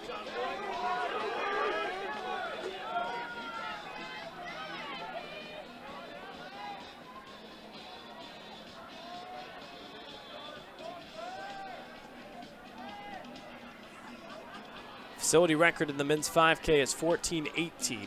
It'll be difficult to see that go down today. But it shows once again the level of competition that you can find here at Jack M. Tom's track. Always exciting. Be interesting to see how this one shapes up, knowing as well Connor Allison, somebody for Davis and Elkins who you can expect to be in the mix. He's hit number 4, 14:56 personal best, top 10 in the 3K and 5K at the Mountain East Indoor Championships. We'll keep our eyes peeled for him, but right now Hunt leads the crew around the curve. But look at the watch. Have to feel like he's on time. It looks effortless when Chasen Hunt is out and moving, just gliding around the oval.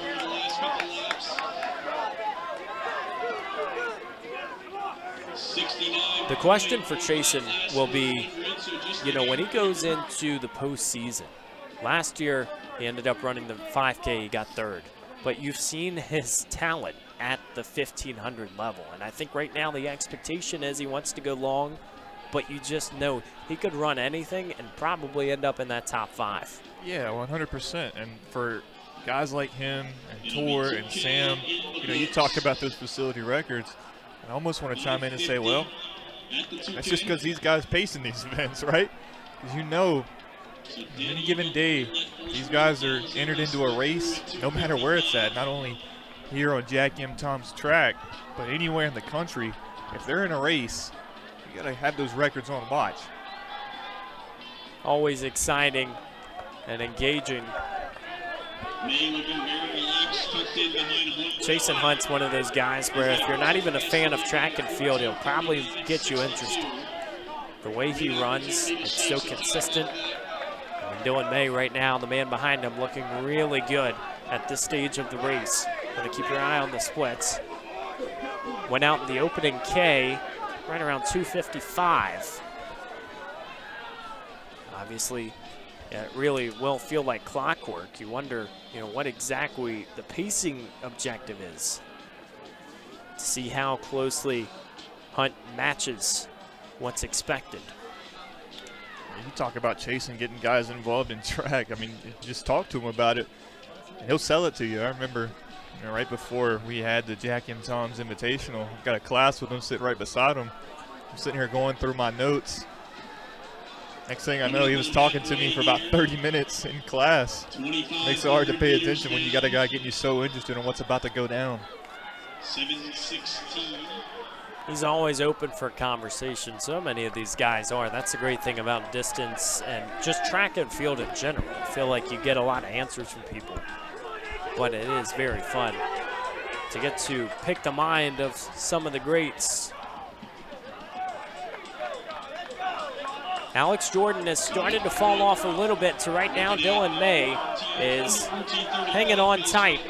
A lot of separation in the front part of this heat. The middle has a little bit more of a cluster. So as somebody who wasn't a distance guy, when you see a pacer out there, do they have a set amount of laps they're going for, or is it just kind of when they start to fall off of that time, is that when they decide to go ahead and call it a night? That's a good question. Most of the time it's going to be prescribed by a coach. So you're going to say, okay, like let's think about the 1500 or the mile. You might stay in it for 1K, which is 2.5 laps. Well, for these guys, being veterans and being guys that are obviously competing for national titles, not sure necessarily how clear it's going to be from Jake Reed to say, okay, it's this distance. And, you know, we can pick their brains and see it might change pacing job after pacing job. But I think it really is a little bit more of a green light for somebody like Chasen. Now, the question I'm always interested in is, okay, yeah, you have a certain number of laps, but does everybody else in the field not named Lynchburg know that or know how long they're going to go? Because I think they know Chasen's not going for anything with a finish, or else he'd probably be halfway up the track. But you do know that he wants to go out and help everybody involved. I think there had to be a conversation with him and Dylan May, the way he's stayed attached so far. It looks like the Hunt might pull up here at 3,200. Here's the answer to our question. Chasen Jumps off the track on the far side. So he basically ran a 2 mile because the 5K starts over there. 3K split for Dylan May was at 8:45. So a solid effort overall. You got to feel pretty happy with that, at least getting to this point in the race. And for Dylan May, he's on 14:35 pace, and it was almost clockwork because after 1,000, that was the pace they were on. So Chasen kept things consistent.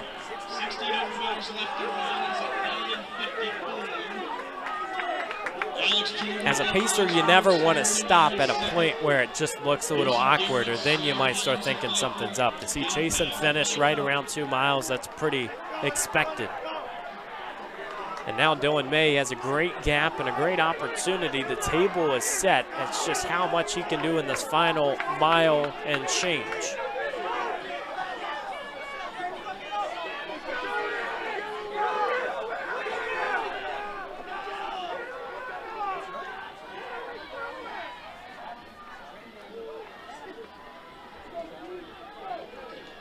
While we have a chance, we've talked about so much throughout the day. Remember, your results can be found online at Blue Ridge Timing. That's the place to be for all of that stuff. But we mentioned Frank Sorba, the Memorial Walk we saw earlier, really a beautiful tribute. Well, PKT here at Lynchburg is going to be hosting a glow run and walk on May 7th at 7 p.m. to honor Frank. They're going to start in the Dell to honor the legacy of Frank Sorba and glow in the dark fun. Running and walking, also be some food and some games to enjoy. So May 7th at 7 p.m. Alex Jordan joined by some other athletes in the field. The Pfeiffer contingent right there. Sawyer Helms, somebody who has kept things tight.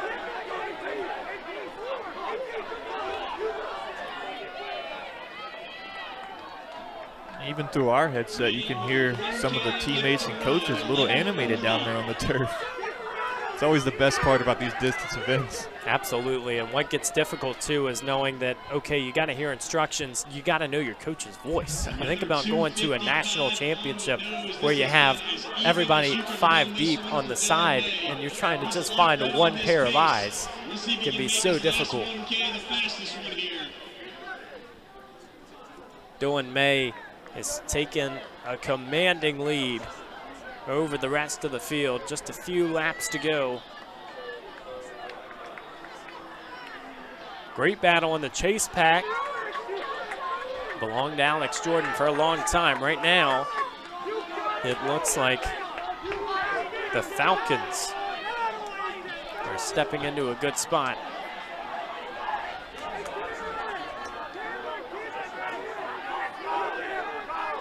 Starting to see some action and movement throughout the field.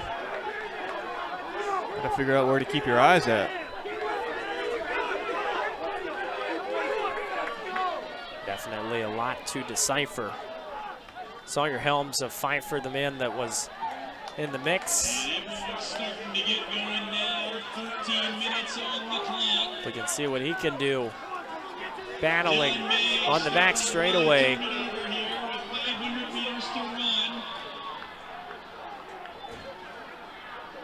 Dylan May comfortable to hold on to this one. Just 1 lap to go. 13:24 on the clock, and here he comes. 2 turns, 2 straightaways remain for the man who's really led this entire time, helped out by Chasen Hunt with the pacing. 14:39 is the PR to beat.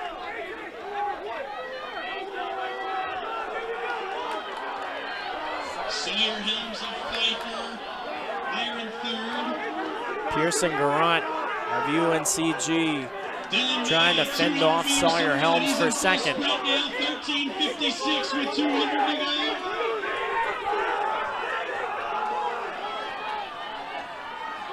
Dylan May working around the final curve. It is going to be a huge result here at Jack M. Tom's track. As advertised, he steps up in the big moments and can put together a valiant display. Does it again, and 12-second PR. Gonna take the men's 5,000. Pearson Garrett of UNC Greensboro, his personal best, 15:40. We're at 14. This is going to be an incredible showing. Grant and Helms going second and third. Two guys that have PRs in the 15 range go way under. Alex Jordan, a chance to go under 15. He does it by just a hair, one would imagine.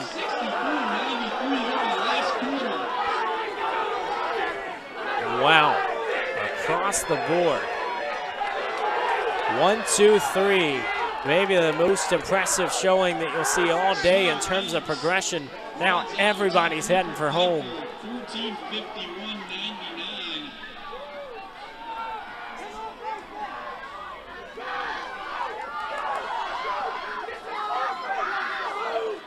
Time for Dylan May of Southern Virginia. Baseball teams coming into the weekend that ranks number 12 in Division III. So much emotion poured into the 5K. It's an event that isn't exactly an A to B approach for when you're trying to improve.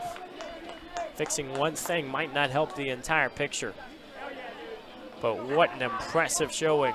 May closes that last score 162.5.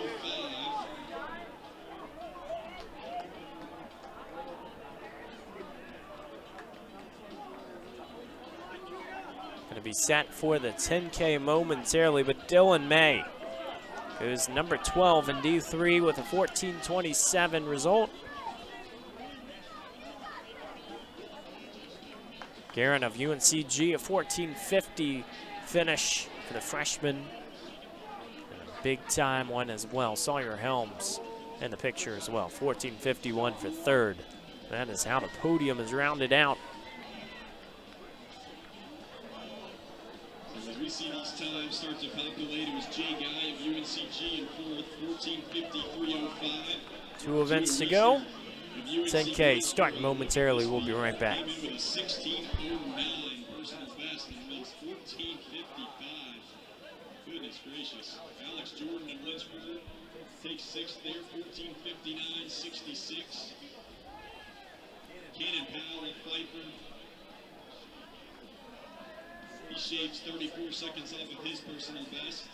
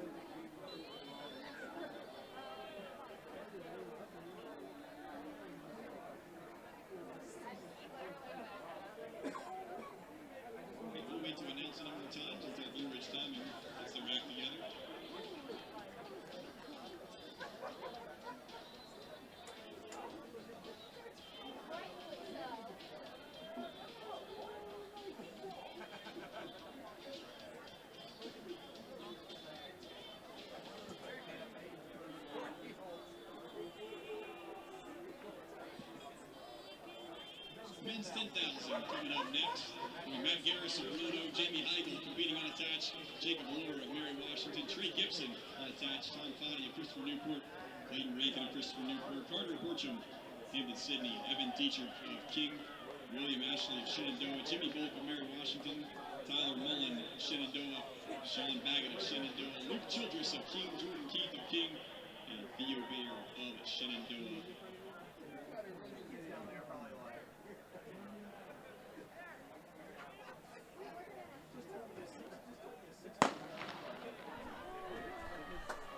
The men's 10K underway. Just two more events to go here to cap off night number one of the Dennis Craddock Coaches Classic.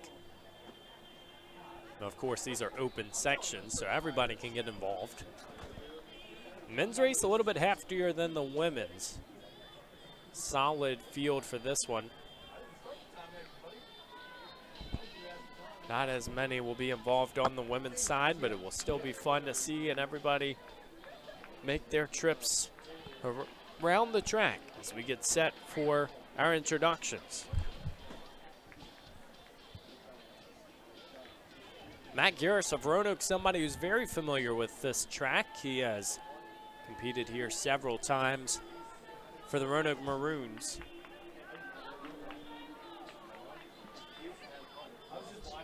He's going to be that top seed if you look at it statistically.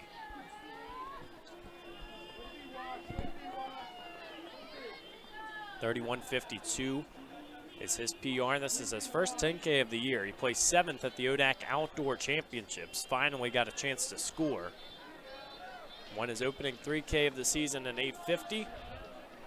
Kevin, this is interesting. Looking at the bio online. So this is a native New Yorker, Matt Garris is. And somebody asked him, you know, why did you choose Roanoke? He said, location, location, location. And I think if you're from New York, and especially if you're any of the Nazareth fans up in Rochester right now, you can probably appreciate the weather. Now, we didn't exactly do the best sales pitch with it being 50 and rain. But if you saw 2 weeks ago at the 80 degrees, that location certainly is a little more impactful. Also in this field is Jamie Heigl running unattached. So we mentioned earlier, had a former All-American. Somebody who is really impressive. Formerly raced for Bridgewater. Richmond native. 2019 ODAC Outdoors 5K and 10K champ. He was 5th in the NCAA in his final race in the 10K. 30-32 performance, which is really impressive. He's just one of those guys. You think about trying to get everybody on the main stage, trying to get everybody involved. Well, to have him here and in the lead kind of shows he hasn't really missed a beat, much like what we already talked about with Noel Palmer. Yeah, and you talk about 30-32. That's hauling the mail in the 10K.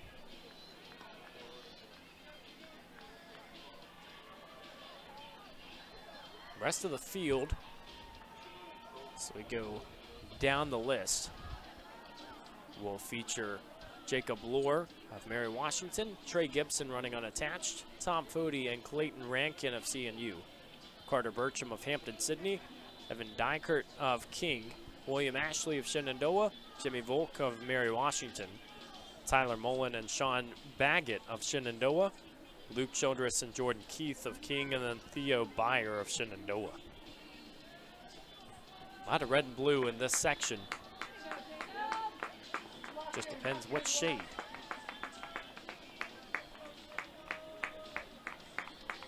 Already a lot of separation. Heigl's out in front. Really a few chase packs that have formed.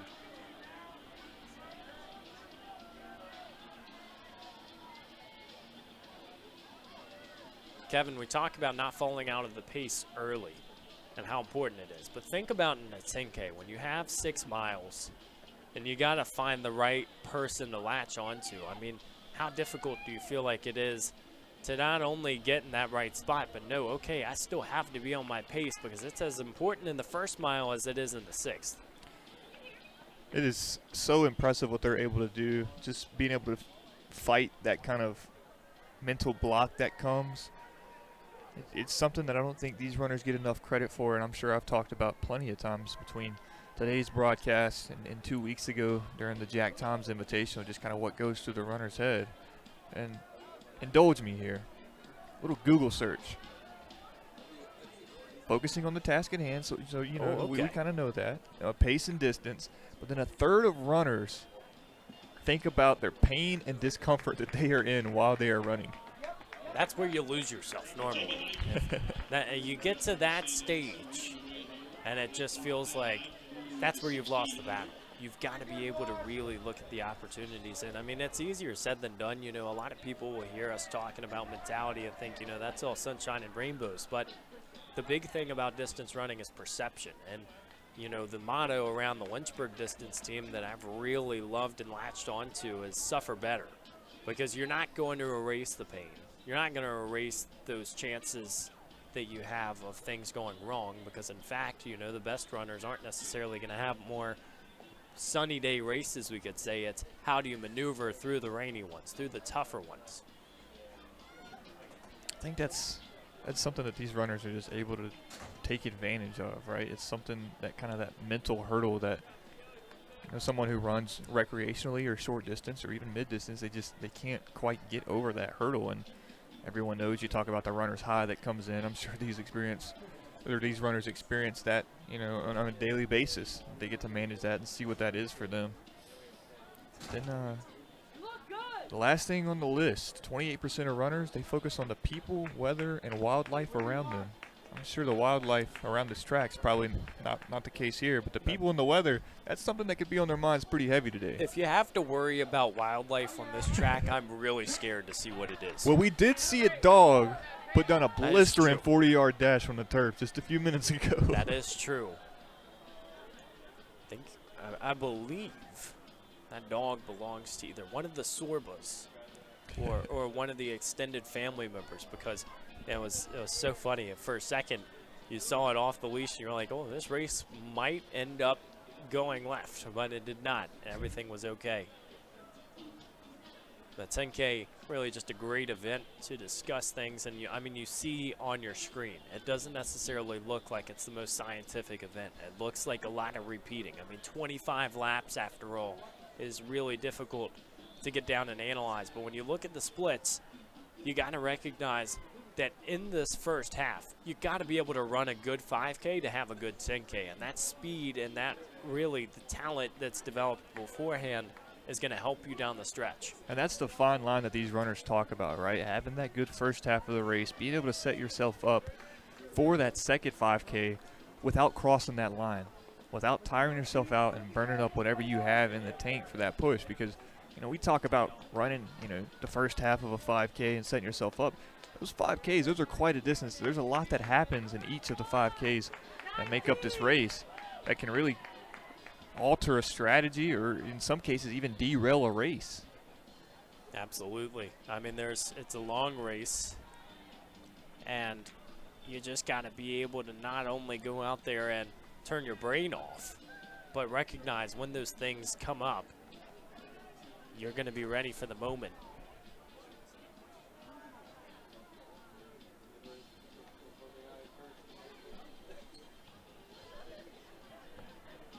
Mentioned Jamie Heigl already, what he has been able to do in his Bridgewater career.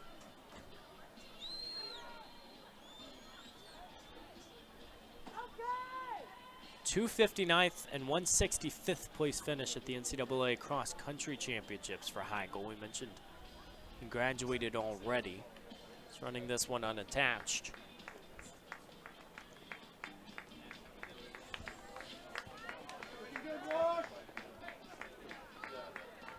Could you talk about him being an alum of the Lynchburg graduate program? Oh, wow. Yeah. Found that on the YouTube comment section. Appreciate it. Now, that's pretty cool. That explains a little bit of being back in the Hill City. Also learned that he's working his way back from a pretty nasty knee injury, so see an athlete battle through that, which is something, you know, we've kind of touched on with numerous athletes. That's another, you know, hurdle in itself. Just being able to fight through injuries, some more severe than others, but if you've got, you know, one of those just banging injuries, especially on one of the joints like the knee, well, the knee's kind of important in a race. That's right, and mentally, it's just as difficult, because not only do you have to recover, but then you have to get in shape. And in other sports, obviously that is the case, but for a basketball player, if you're healthy enough to get back on the court, you still somewhat have your jump shot, or you can still find certain aspects of it. For running, it feels like, yeah, you can cross-train. You're really starting from the bottom.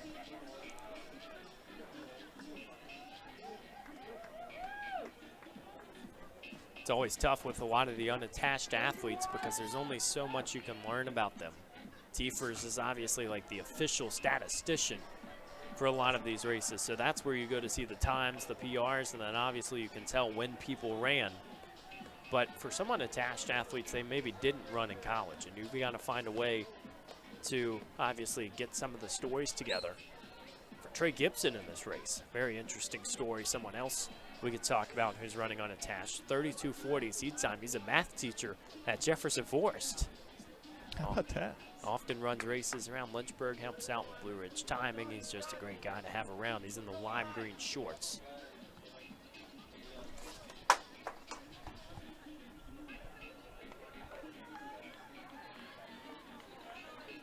Really a beautiful night for the 10K, all things considered.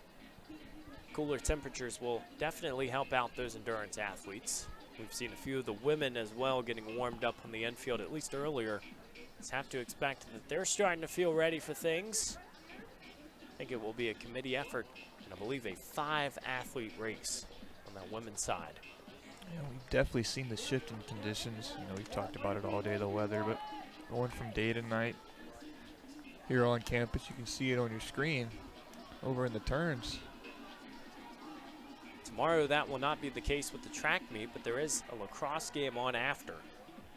Are you doing, I'd say double duty, but that's triple duty. Are you doing triple duty We're tomorrow? not doing triple duty tomorrow. I know we had a lot of fun in here Wednesday night. Well, we did. That was a great game. Women's lacrosse got the victory versus Averett. Now, last weekend, that's when women's lacrosse was going on after track, and that was the triple duty as you're talking about. That was a long one, but always fun. And I mean, the chances to get to call track and field are so slim. Like, you don't have a meet every weekend. It feels very fulfilling, and obviously, I mean, we're out here loving track and field because of our backgrounds. I mean, you're going to be out here regardless, right? That's exactly right. I'm sure if we didn't have these headsets on, we'd be one of those guys running back and forth across Shelley, hyping up our guys. That's right. So much to discover. So much fun here throughout the picture.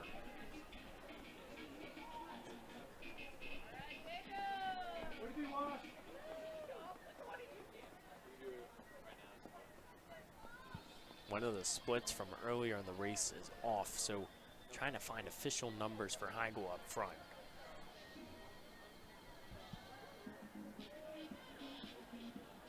Actually, it looks like everything's been evened out, so through 2 miles, he was at 10:13.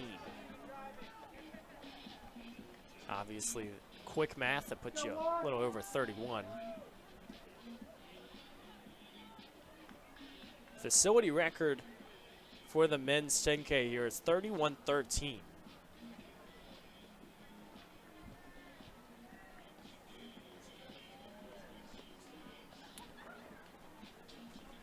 (31:13). What do you think? We're going to see that this evening? Would take a very extended effort. We don't want to write anything out, but that is a tough one. And it's also tough during the 10K because you don't get your traditional 3K split because it's on the other side of the track. A little uneven, so if you miss it during the moment, then you got to rely on the other official numbers. Through 4,000, Heigl's at 12:46. Jacob Lohr and the squad right behind started quickly approaching.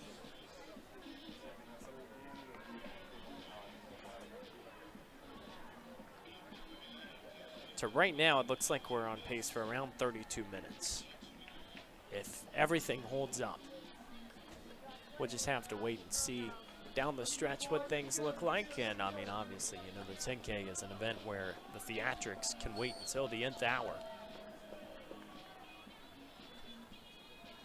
So you're in this race about halfway through. We're going to take a quick break, but we will be back on LHSN. Glad you've tuned in here in the Dennis Craddock Coaches Classic.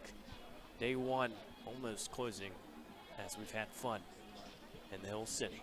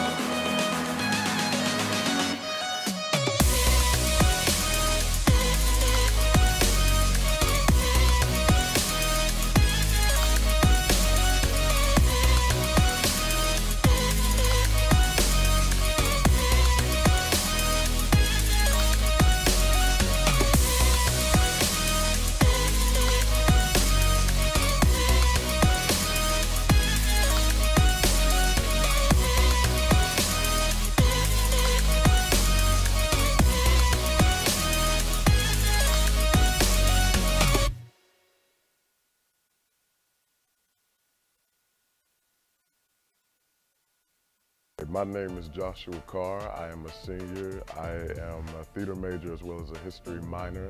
I live in 5th Street, the historic black neighborhood. The money came in, transfer, scholarship, all that. I appreciate that greatly. I'm smart too. So they gave it like, you smart, here, here, here. You know what I'm saying? You come here to do a job. I came here to do a job. A student's job is to get that degree and make something of ourselves. I love the diversity here. I love the different interests of people here. I can teach somebody that doesn't know what I know, and that person can teach me something that I don't know that they know. And that's what I love about my school. They respect that and they allow us to showcase and voice our expressions. That's what you get here. You get diversity, you get different people with different knowledge coming together, sharing information and helping each other out. That's what I love. That's why I say people. I love the people here.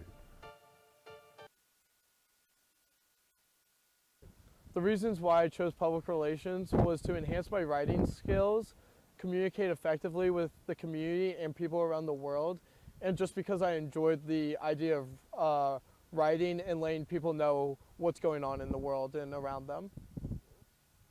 One of my favorite things I've done as a PR major was the different writing samples that I came up with using Nike as a client and writing news releases, press releases, news advisories, and all other types of writing samples.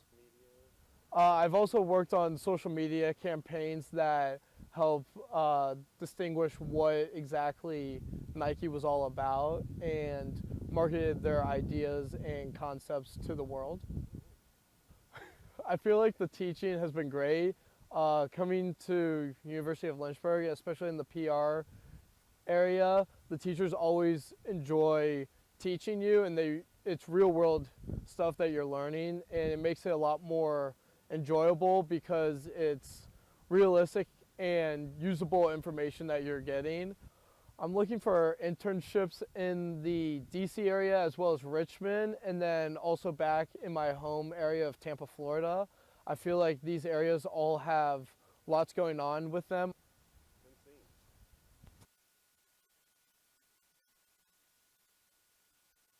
My favorite thing about public relations, just building relationships with people and the public from an organization perspective to make sure that you're really understanding each other. You can do a lot with communications, like the people I've talked to.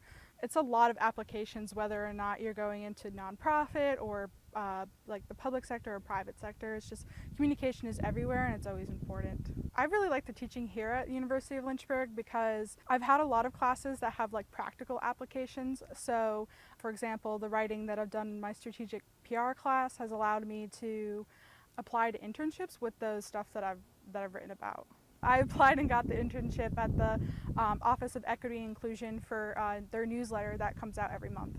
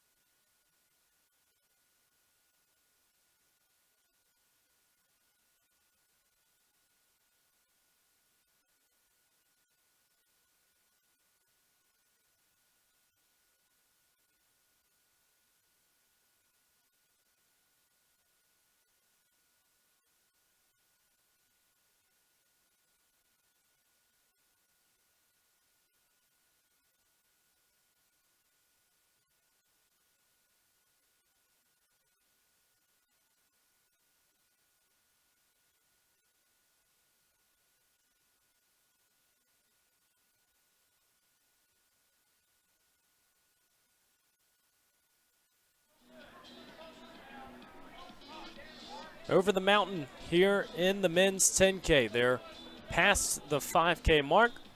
Jamie Heigl, still the leader. He has really led this entire race. A little bit of movement in between. Tom Fody of CNU has also been in the mix.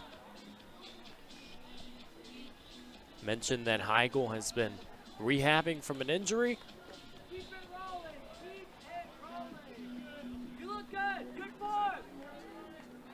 Looks like it'll be about 9 laps to go. Tom Fody, somebody we really haven't talked about from CNU. He has been impressive and really just continued to impress. 32:50 PR for Fody, 15:37 5K for 6th at Colonial.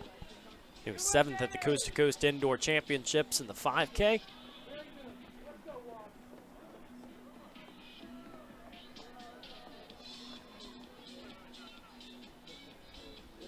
Jacob Lohr has also been in the mix.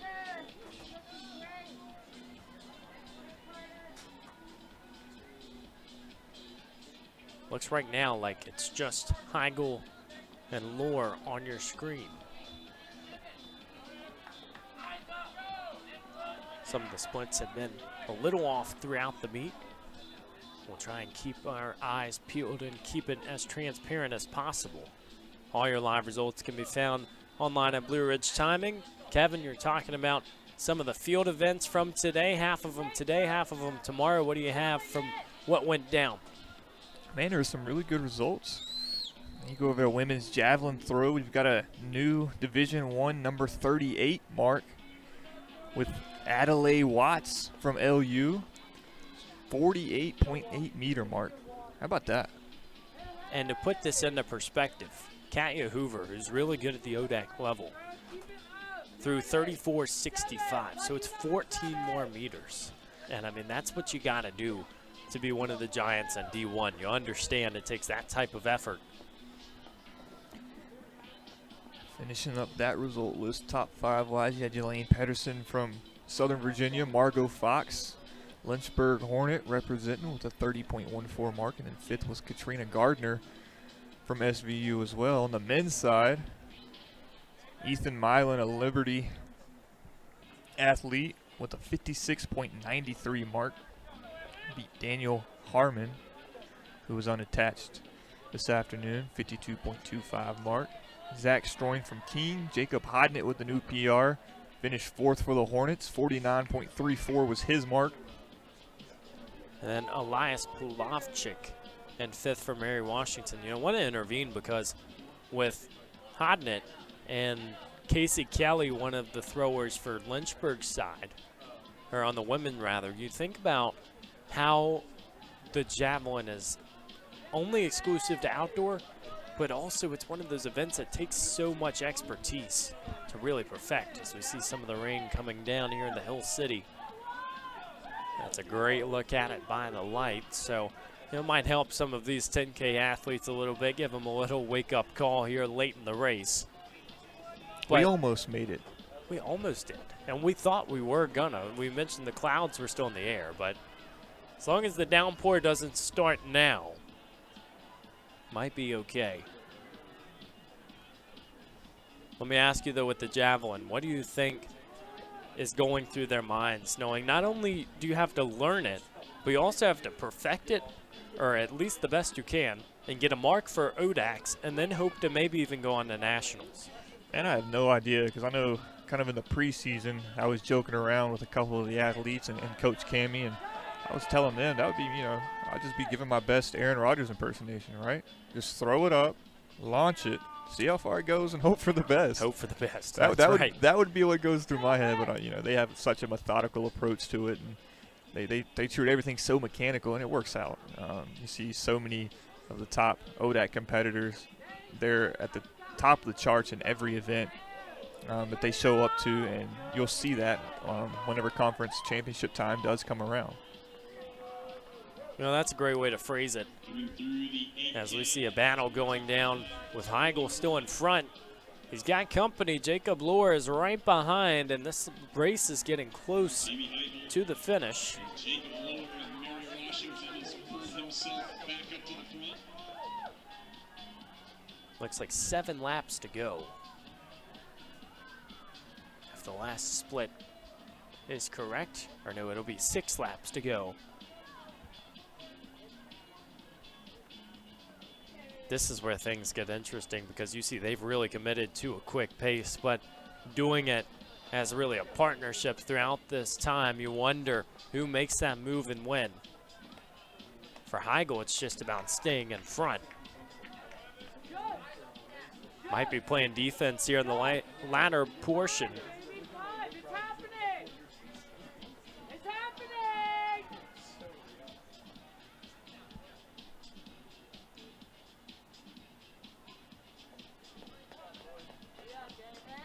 Obviously, competing in the 10K is one thing, but having the 10K experience is another. And for Heigl, somebody who has competed on the national level with this event, you think about how he has probably seen a little bit of everything with how to defend, when to go, and ultimately how to win a race.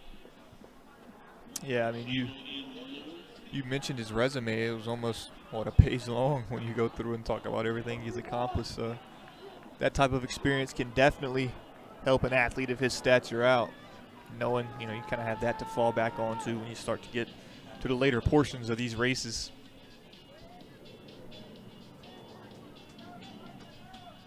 Still a lot to be decided here in the men's race. The women will follow directly after. That'll conclude night number 1 of the Dennis Craddock Coaches Classic. Just one more home meet for Lynchburg this season. It'll be the Hill City Twilight. That's really a final qualifier.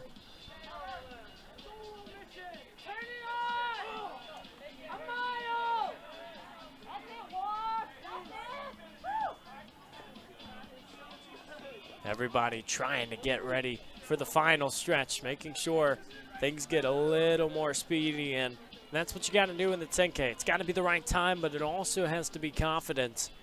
And when you've done your training, you know that you have run way longer than this on your long runs, that you have prepared for every moment of it. It's just about finishing and seeing what that leg speed and turnover can do. I'm just not so sure how they do it. I mean, I've never had a distance mind or desire to go compete in a distance event, but 28 minutes into a race and you hear somebody up in the crowd yell, "Only a mile left." It seems kind of like a daunting task, at least to me.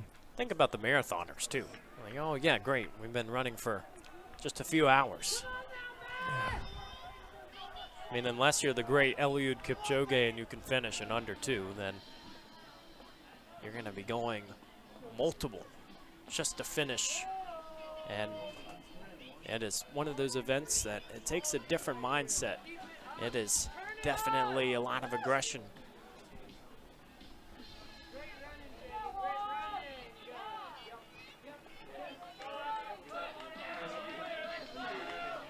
Heigl still in the lead. Just a few laps to go. The time will definitely be in the 32s or over. One would imagine. Or over 31 rather.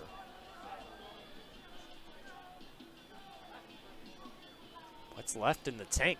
These final 2 laps. Jacob Lohr has had a valiant fight throughout this race. Is he just going to wear this one out?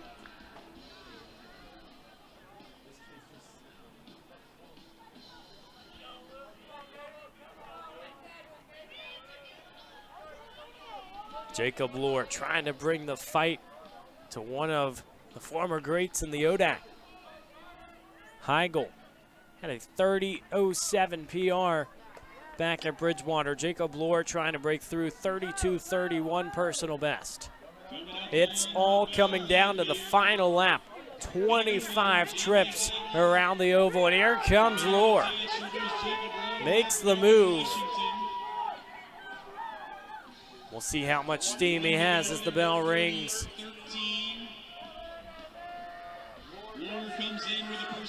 31:13, the facility record. Obviously, it would take a very strong effort at this point to knock that down, but it will still be in the area code. You gotta feel really happy about how things have finished.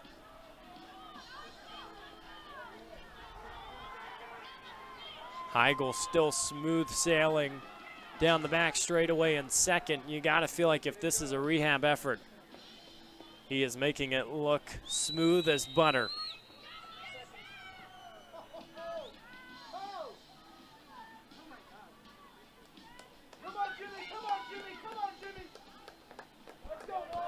Lohr and a PR of 32:31. Forget it. He is going to knock it down by over a minute. Heigl cruises in second. What an effort for so many involved. It comes down to the final trip.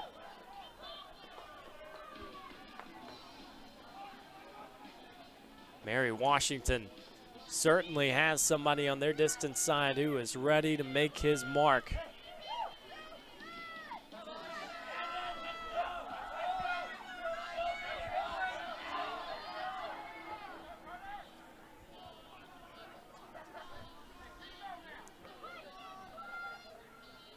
For so many athletes in the 10K, you don't get many stabs at it during a season because you're not likely running it at every meet.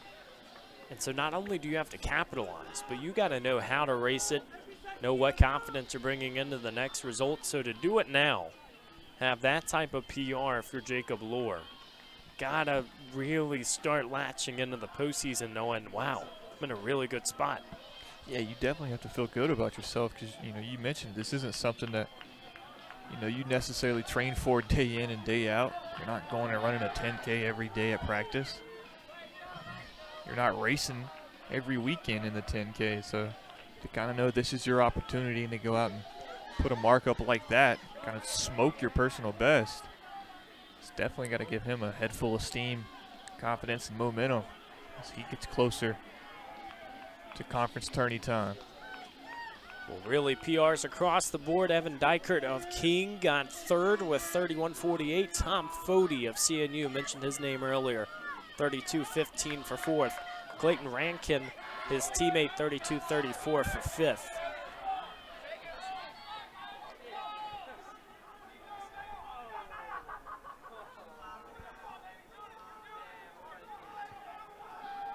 Committee effort all around. We mentioned the rain started to come down a little bit.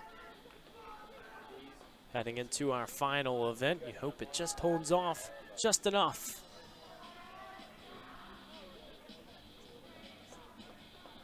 Small but mighty field for the women's 10K on the way.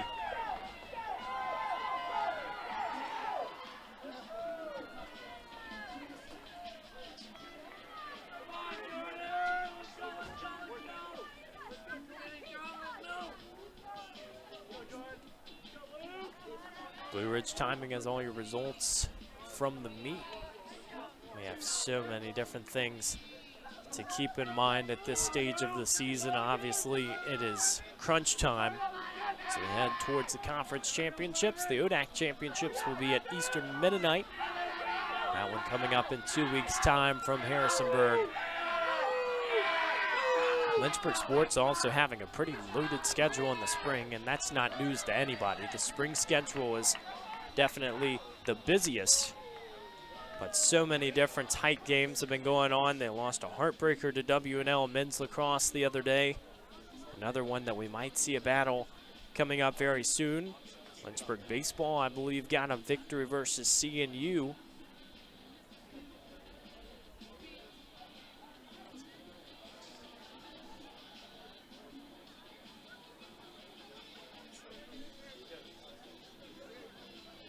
Tomorrow night for the men's lacrosse team after this track meet, it'll be senior day versus Averett.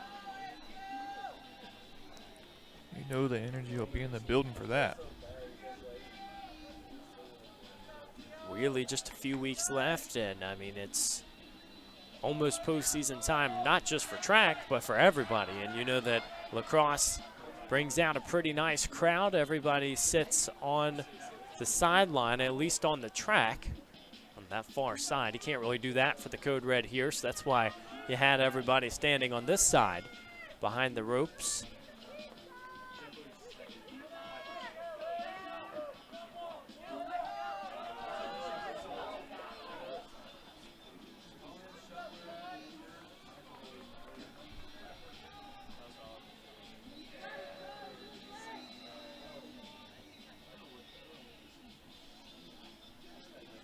Women's 10K will be 5 athletes, 2 from CNU, 2 from Davis and Elkins. And then Mary Washington Eagle. You hope you're just not on an island in that case. You see two teams with the partnerships. You're thinking, okay, you know, maybe they pace at the same to start it. That'll be a very interesting question. Sarah Dake of CNU, Savannah Hartman of Davis and Elkins, Kayla Lopez of CNU, Jessica Uberlees of Mary Washington, and Lydia Falkenstein of Davis and Elkins.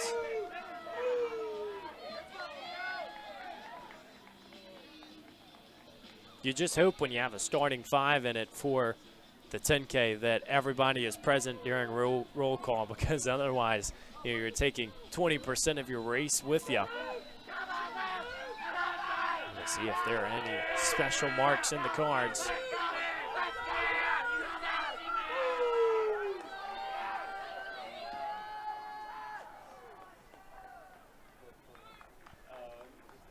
Few more finishers on their way home. Beautiful night here in the Hill City.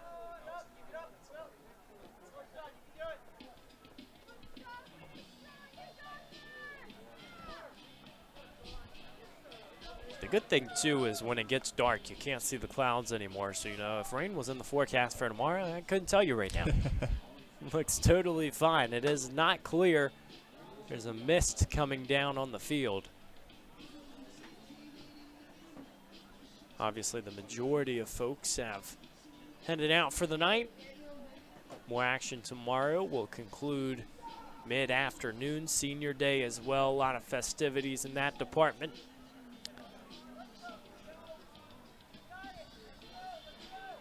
What's been your favorite race so far today?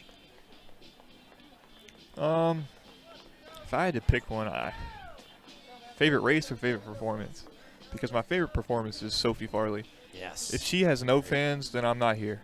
That's right. Because she has been absolutely killing it in her freshman campaign, and I'm not so sure she's getting the credit she deserves. So I'm going to make sure I give her flowers. She's just a phenomenal athlete. The Lancers, they definitely have one for years to come. But overall, it's been a really fun day. Competitive races. We haven't quite seen those facility records that maybe we were on the lookout for. But no, it's been fun. It's been fun keeping track of everything going on. Just to know we got another full slate tomorrow. It's going to be a lot quicker. It will be, and the shorter events, they can really perk your interests. But also, I mean, all the miles today. You have the Memorial Walk, obviously, and, you know, you're turning the page.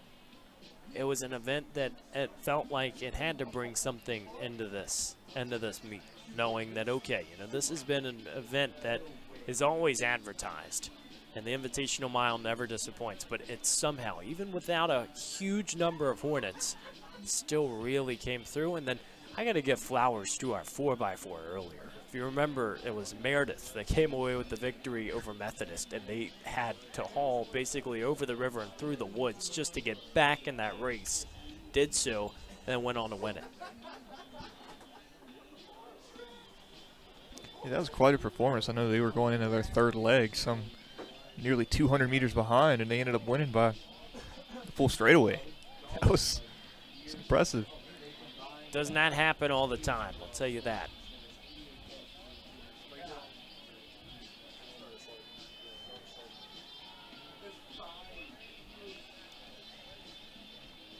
Starting 5 on the line for the women's 10K, just about underway. High seed and Sarah Dake of CNU runs 38:30. At least that's the seed time. We'll see if it lines up as they are on their way.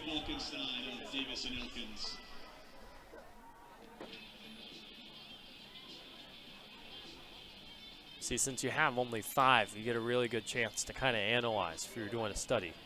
Nobody with sleeves on in this race, so it can't be too cold down there. Obviously, we're here in the press box doing our best to try and feel some of what it's like out there. 25 trips.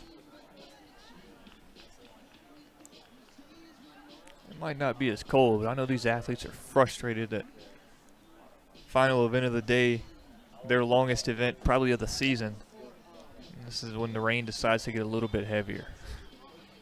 We're starting almost on Pacific time. You got 9:27 as you're starting. I mean, it's a lot of fun. You think about some of those other meets, too, especially if you go up to Boston. You might see start times that climb over 11 o'clock late at night if it runs behind. You just got to be ready for everything. That's just part of track and field.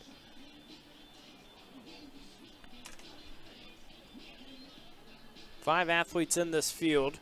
Dake for CNU, it's her first 10K. 18-19 5K PR. She was fourth in the 3K and the 5K at the conference championships. And that coast-to-coast conference, we could have a conversation at length about. Mentioned it goes all across the nation.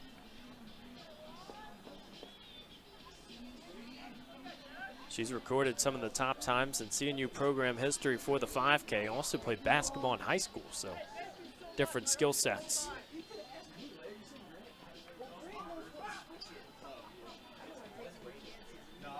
For Savannah Hardman of Davis and Elkins, 39-16 PR. From the Mountain East Outdoor Championships last year, she was second. And it feels like she is another one of those athletes that is truly a distance giant. 22:36, 6K at the NCAA D2 Championships. So got to go to the national stage.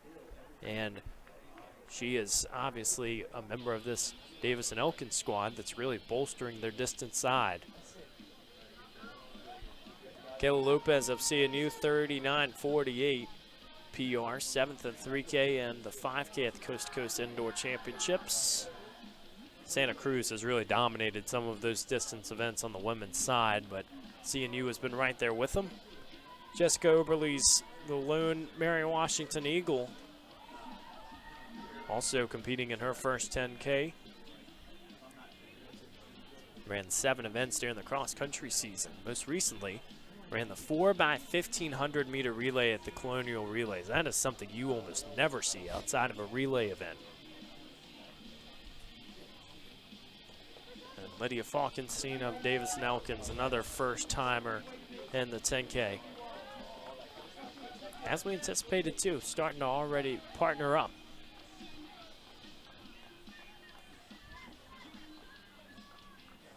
Well, we talked about performances, and we gave our flowers out. I want to give an MVP out to the parents and the fans. There's still quite a few of them sitting right here down below us. Well, we talked about it's not necessarily been the warmest day. The teammates are out there too, but you know they're kind of obliged to be here. But for the parents and fans to travel, stick it out, bear with us. Even those on LHSN. We learned a little bit from our comment section today. That's right. They've been supportive.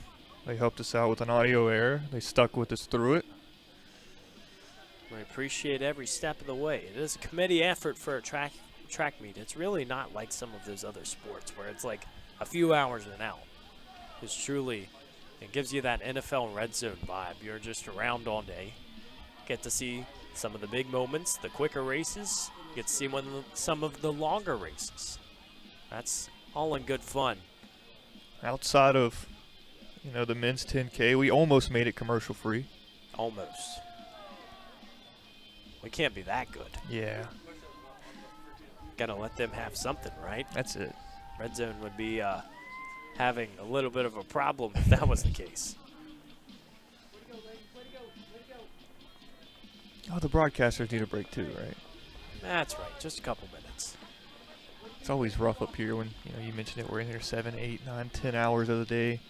You get to see these athletes finish their races and walk around with a box of Domino's pizza or That's a right. Chick-fil-A sandwich. That was kind of what I was thinking about, was what my favorite meal was an athlete had. Oh my gosh.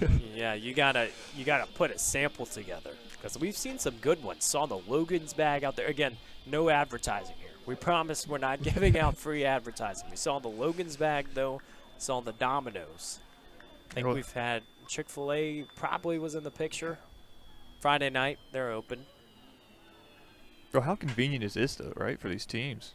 If you're hanging right. around, if you're one of these athletes that, you know, your bus hasn't left for the hotel or to head back to campus yet, the Domino's right down the hill. There is. How about that? There are, here in Lynchburg, this is your fun fact of the day. We're not charging anything for it either. You can literally go downstairs. There's an apartment above the Domino's. So if you wanted, and that was your speed, you could live right above a pizza restaurant. Don't know if I would want to, but there are, I believe, 6 people that do because they're 6-person apartments. It makes it very convenient. It I mean, does. how about that on a day like this? A little rainy, a little cold. Oh, yeah. You know where you're going.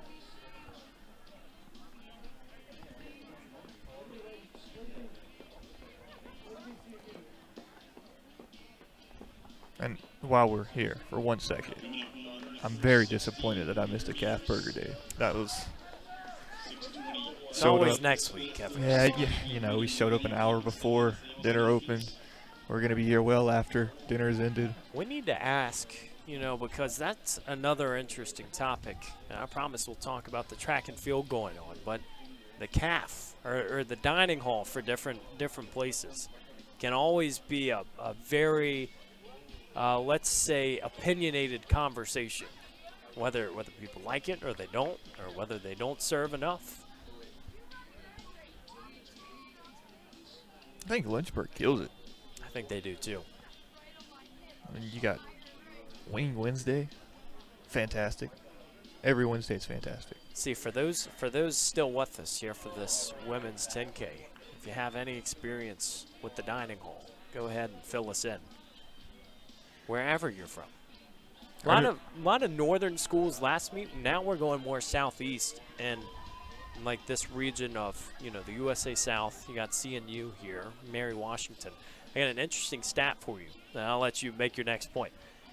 The USA South, at one point, had Lynchburg, CNU, and then some of the schools that are still there, like Southern Virginia and Pfeiffer. Lynchburg had a reign of the USA South, I believe, through the 70s, where they were winning the conference, and CNU had their own. They both split and went different ways. The USA South kind of reminds you of that. Man, what was the conference? I'm sure you know the name of it. Back when it was West Virginia and Virginia Tech. The Big East was Yeah, West Big Virginia? East. Yes. Yeah, the Big East. 'Cause that was back when the trophy was like the between Tech and West Virginia was the coal mine yes, trophy. That's right. That was back when that rivalry was hot. That kind of was what the USA South reminds me of. Obviously, it's still around, but schools that kind of used to be those staples have went over to other conferences and shown their ability to compete and really take over in some cases. Well, and CNU being in the Coast to Coast Conference opens up a lot of conversations because, the regional rivalry thing is still very apparent. If CNU plays other teams in the regular season, yeah, it's going to matter. But then you go up against Santa Cruz and you've got a school you can't even see what they're doing. But they're the main opponent. So how does that work during, let's just say tennis season? Because, in tennis season you got, your Wednesdays and say Saturdays that you're allowed to schedule matches on. Well, if we've got coast to coast, that's a 3-day trip we're going to have to plan for. The thing is, I think for several of the conference championships, and again, different for every sport, but some of them will be held in the middle. So I think for one sport, it might have been basketball back during that season. It was held in Milwaukee. So you kind of split the difference. I think I would love it as an athlete, though. Say you're, if that's your in-conference slate and you get to travel, as a student, that's some of the best times that I've had on a team. Traveling with the guys and being able to see different places with them. And also playing your sport at one of the top levels in the country. Absolutely. Nothing like it. Eyes still feasted on the quadruplet up front. CNU and Davison Elkins going to battle. All really staying on a similar pace. They're around 6:24 through the mile mark.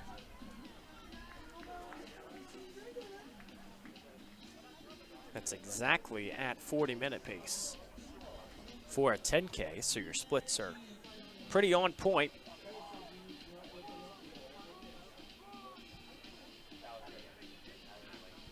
The Black Diamond Trophy was Virginia Tech and West Virginia. Got to give props to Dad for listening at home. We appreciate it. Brian Gates himself listens to every track meet, though. It's fantastic. Yeah, we've had a pretty steady viewership count today. It's been awesome to see. And it's cool too because you get the distance flare in the first night. We mentioned almost that distance carnival feel where you have a lot of different athletes fewer races. Tomorrow is the opposite. You got fields with maybe 50, 60, 70, but each race is only 8 at a time. And it will be stop-and-go traffic, especially for some of those hundreds. One more topic before we get back fully into track. Mr. Gates, you have one heck of a commentator right here. I don't even touch it. But how about that job? Raising this guy, professional career, definitely ahead. He's got to be proud. Mr. Nestor, we appreciate it. All the Nestor faithful at home, too. You gotta say our hellos. Everybody, see, that's the thing, too. Everybody nowadays is from Nova, and I probably shouldn't frustrate the viewership from CNU or Mary Washington right now on near that east side of the state, but it's always cool to see the representation from south or southwest.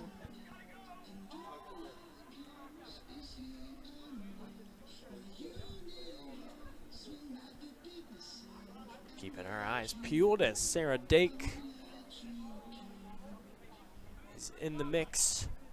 We might start seeing some separation.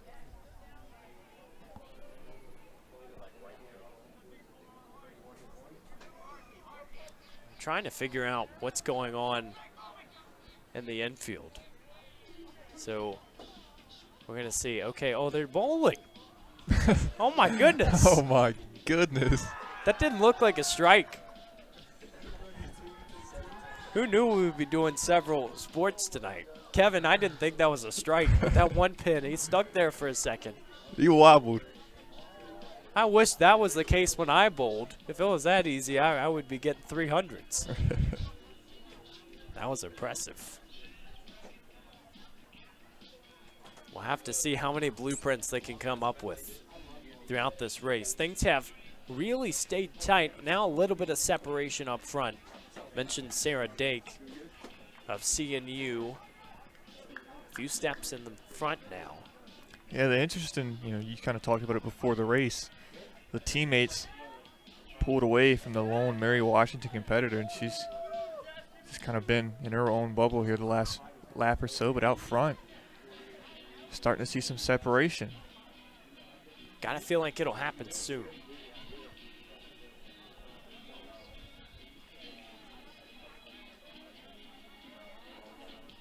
Got a lot of support around the track, and for Dake, I mean, again, we mentioned, she's been in the spot before. Even for those who are running their first ever 10K. I'm gonna have another look what our cheering squad is getting up to now. A lot of different antics. Oh, it's Masters Week. Oh, that's Uh-oh. right. Follow it. Where's the shot tracer at? That's over Turner and down the hill. The gallery loved it. See, this is free topic central here. So for the Masters, right? Because everybody's talking about it, and it's such a big deal. But what I discovered this year is that there is a day before the Masters starts, and it's the par 3 tournament, the family day, all that good stuff. And there were these golfers out there who are hitting it. They might be 2 feet away from the cup. They'll hit it all the way up the hill and let it come back down. And I'm like, I couldn't even make the 2-foot putt. Yeah, I agree with you. In Augustus, it's brutal, but Masters, man, it's so cool. You talk about the par 3 contest. My guy Brooks Koepka made his first ever hole-in-one at Augusta with his family watching in the par 3 contest. How about that? Didn't fare so good in the Masters tournament, especially on Friday. But is he still in it? So listen to this. Even par through 34 holes. Oh, bogeys 17, quad bogeys 18, misses the cut. Oh, no. Yeah. That can happen in the 10K, too. We mentioned how one lap can throw you off. That's never fun.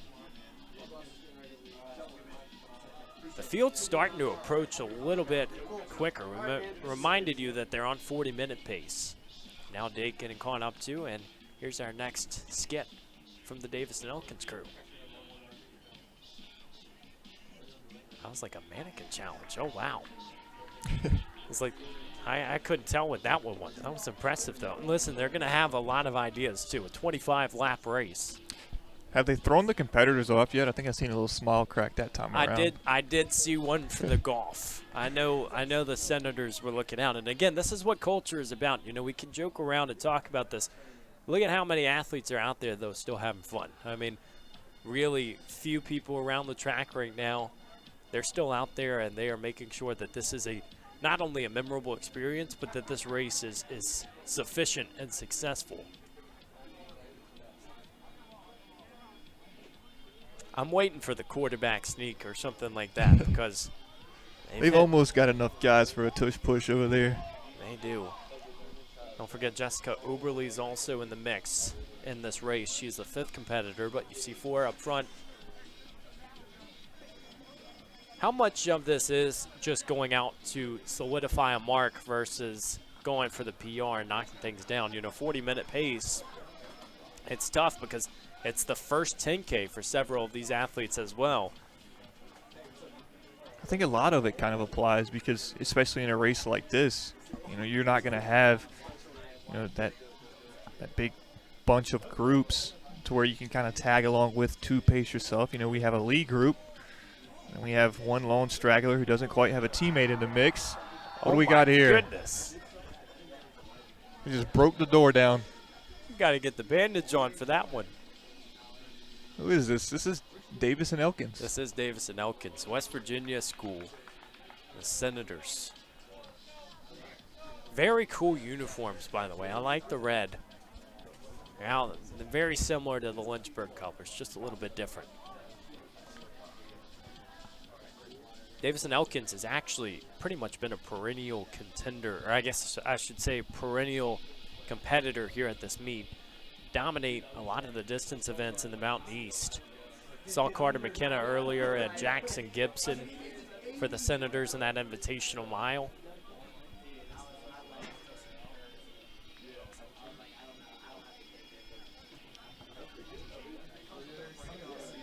Well, you'll see a lot of the times in a 10K like this, they might switch off with the lead.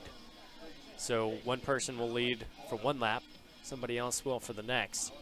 I don't think that's really the game plan here, and that's what makes me think this probably isn't necessarily a collaborative effort. They might, in this second 5K, break things open. We'll see what they have in store as they keep making their way around. We've got Duck Duck Goose going on this time. There we go. They got to do it while we're on. Okay, there we go. Don't get caught for pacing now.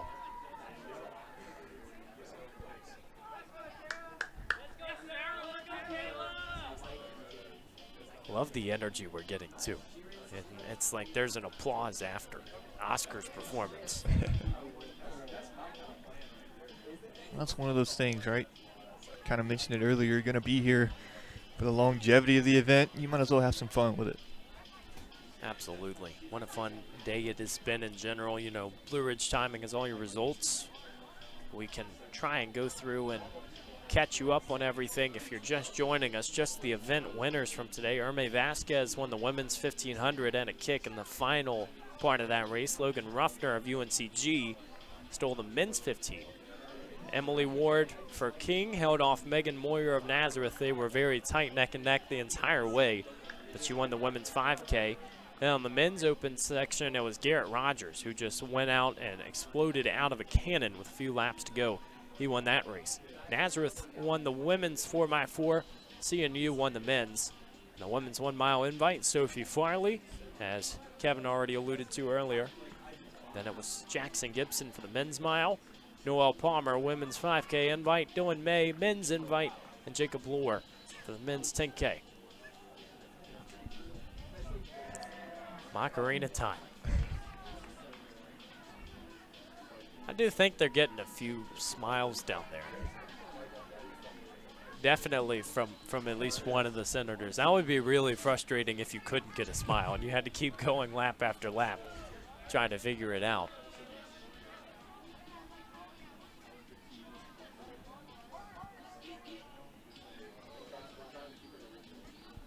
They are through 5K. 5K was on the other side of the track, so they're a little bit ahead of that 40-minute pace that we were talking about.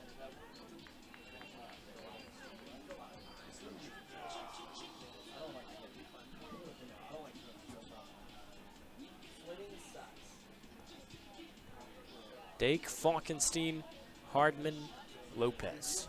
Your top 4.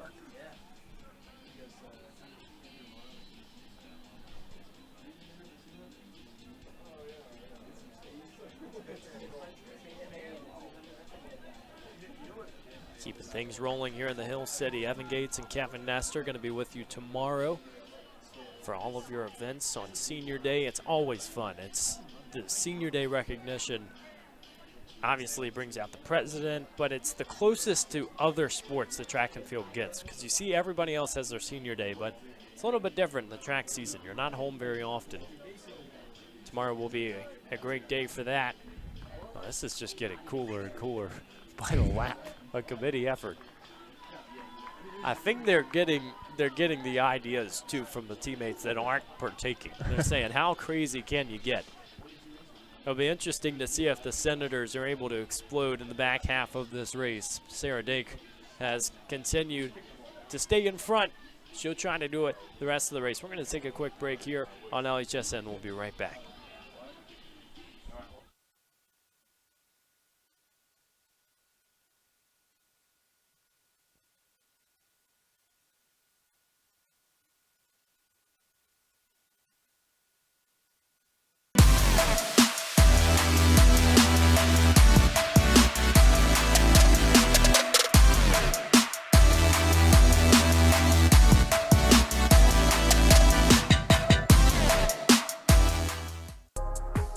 Get small classes, nationally recognized mentoring and advising, and a community that has your back every step of the way at the University of Lynchburg. Be ready for anything, okay? Come on, let's go together. Together, let's go. Come on. Let's go, keep going.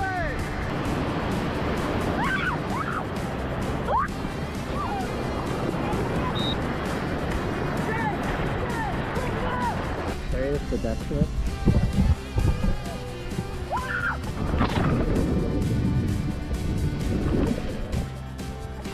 Straight? Straight up? Yep. Okay. Cool.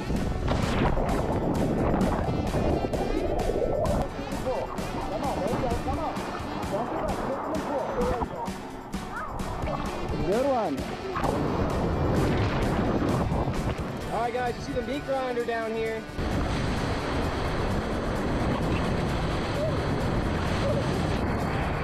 Stay in the boat. Let's go.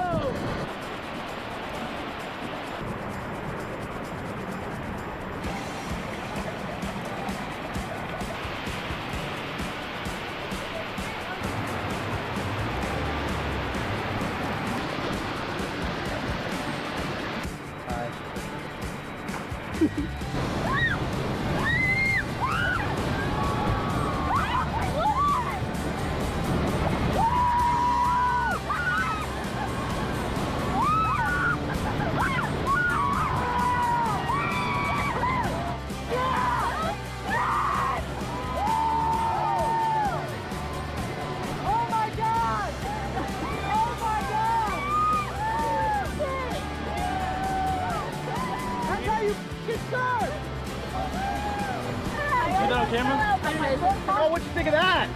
Woo!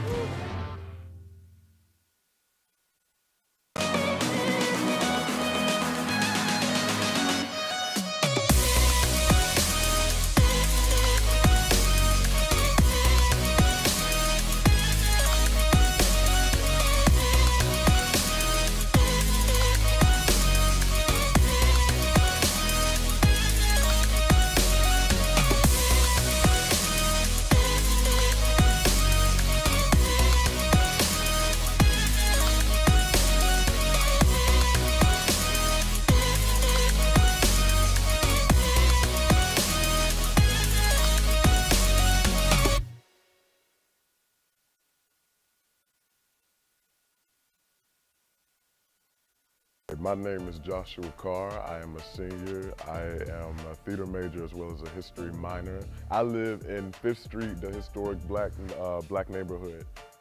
The money came in, transfer, scholarship, all that. I appreciate that greatly. I'm smart too. So they gave it like, you smart, here, here, here. You know what I'm saying? You come here to do a job. I came here to do a job. A student's job is to get that degree and make something of ourselves. I love the diversity here. I love the different interests of people here. I can teach somebody that doesn't know what I know, and that person can teach me something that I don't know that they know. So that's what I love about my school. They respect that and they allow us to showcase and voice our expressions. That's what you get here. You get diversity, you get different people with different knowledge coming together, sharing information and helping each other out. That's what I love. That's why I say people. I love the people here. The reasons why I chose public relations was to enhance my writing skills, communicate effectively with the community and people around the world, and just because I enjoyed the idea of writing and letting people know what's going on in the world and around them. One of my favorite things I've done as a PR major was the different writing samples that I came up with using Nike as a client and writing news releases, press releases, news advisories, and all other types of writing samples. I've also worked on social media campaigns that help distinguish what exactly Nike was all about and marketed their ideas and concepts to the world. I feel like the teaching has been great. Coming to University of Lynchburg, especially in the PR area, the teachers always enjoy teaching you, and it's real world stuff that you're learning, and it makes it a lot more enjoyable because it's realistic and usable information that you're getting. I'm looking for internships in the DC area as well as Richmond, and then also back in my home area of Tampa, Florida. I feel like these areas all have lots going on with them.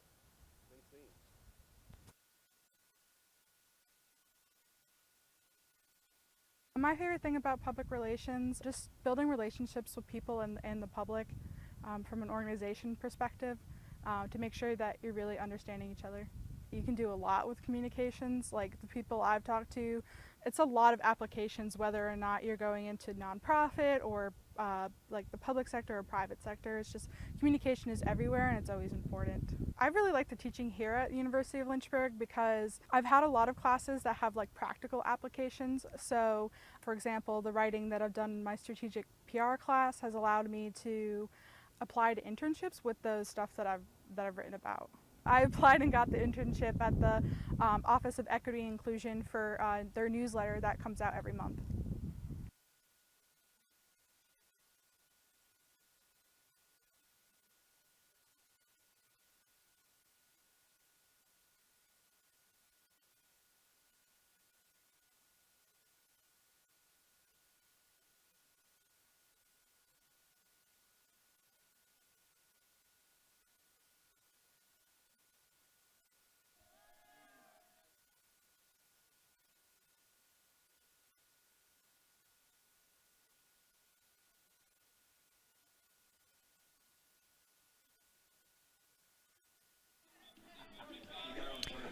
Welcome back to the final event of day number 1 of the Dennis Craddock Classic here in the Hill City. Micah Adams with a little invert shot. The action going on here. You can see the ladies finishing up. We talked a little bit earlier about the javelin results. I'll bring you back in with some pole vault results. On the women's side, Nazareth set the high mark, 3.50 for Kiara Toniscolio. Allison Bobbs and Cameron Weber for Lynchburg finished second and third. A 3.35 mark for Bobbs and Weber with a 3.20 meter mark. The women's long jump side, Nazareth took the top 2 spots. Samantha Luba and Elena Morley coming in 1 and 2. And Samaya Armstead from King finished third. But back on the track. Gotta give flowers to Coach Carter and the pole vault at Lynchburg, because they're always in the picture. And the same can be said for Coach Stovall on the high jump, because field events have obviously been something that, it's tough when we don't get to broadcast every single one, but you have seen this evolution at Lynchburg in the last few years and what they're accomplishing, and it has been so much fun to analyze. On your screen right now are two of the Senators. I guess the celebrations and all the stuff on the sideline has worked, because they're now into the lead with just a little bit to go. Well, they just passed the broadcast window, and they're actually laughing and talking to each other kind of midway down the front stretch. They have really looked composed. 31-22 through 8K. That puts you about, give or take, 39-15. We see the CNU teammates. They were grouped for majority of this race. They've kind of separated a bit. Even getting to talk to our PA man, Mr. Daniel Cutright, I said, what's the strategy like? You get out there, and obviously in a championship race, the 10K is about splitting almost halfway. Let's stay tight for 5K and then make this a 5,000 meter race instead of a 10,000, where it's not as tough to expend as much. You really shorten it down. For these athletes being a 5-person section, it just felt like it was very similar, but with a smaller sample size, you want to keep together as long as possible. Oh, wow, this is a cheerleading move. I don't think they're going to get all the way up. Glad nobody stood up. I don't know if the ambulance could make it out here under the turf. Final event of the day. We've had a ton of fun at the Jack M. Toms Invitational more in the morning. I believe you can catch us at 11:30 when the first track event is underway.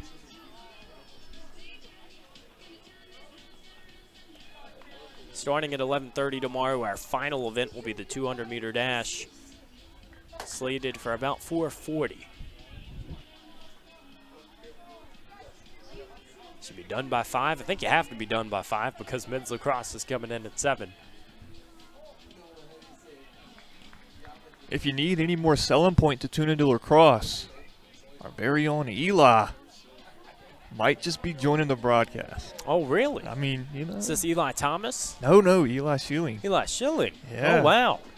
Director of Athletic Communications. Eli Thomas, by the way, since we're on the subject, member of the men's basketball team. He also works for LHSN. Well, that would be really cool. What do we have to do to get our man Eli on the call? We need to do one of those kind of let the athletes call the race, right? We talked about it earlier. There it is. There it is. Oh, they're going to run a play. Oh, there. Wow. Oh, he got sacked. Down at the 30-yard line. The pressure was too much. The A-gap left wide open, an Aaron Donald-like move. That was impressive. Can cross-country runners do that? I'm wondering. Davis and Elkins, listen, they got a few guys over there who look like they could go. Again, you're not looking like 290, 6'6", but they've got a few guys that look athletic enough.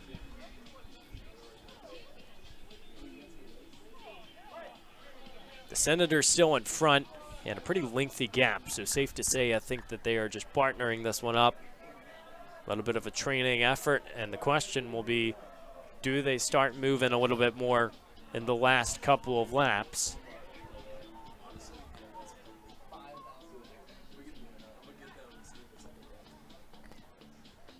There we go. So here's the scheming behind it all. We've got the full process.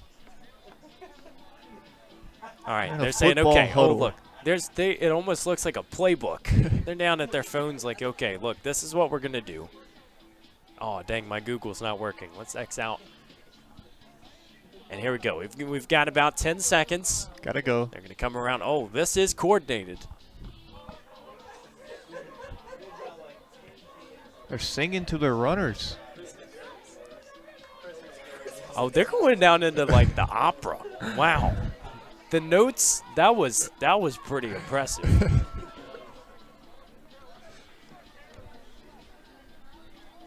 We got like a little hand of like secondhand smoke up here just trying to hear what they were saying. Got just enough of it, just a few laps to go as well. If you saw the lap counter, I believe it's only 2 left. 36 minutes with 2 to go. And real quick, before we get into the finish of this race, we was talking about our broadcasting earlier. How much fun would that be to have an Eli Schilling, Micah Adams type broadcast together? I mean, I know that's a dream. Those guys are never going to agree to it. Just But one. man, what a job that would be.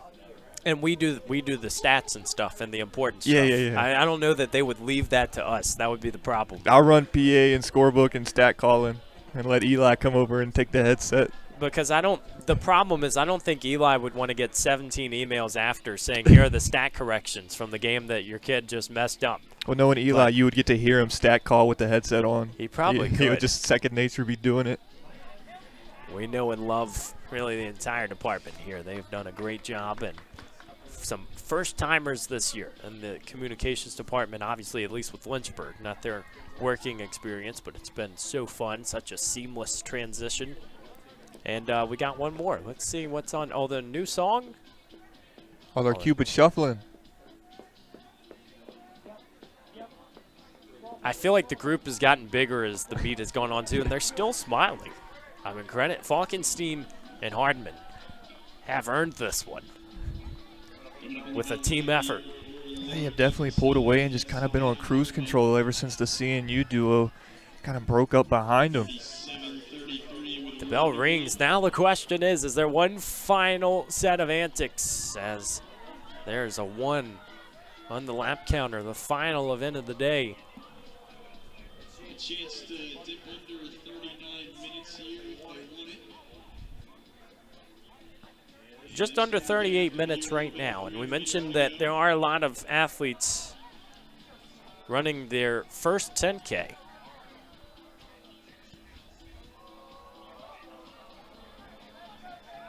Hardman has a 39.16 PR.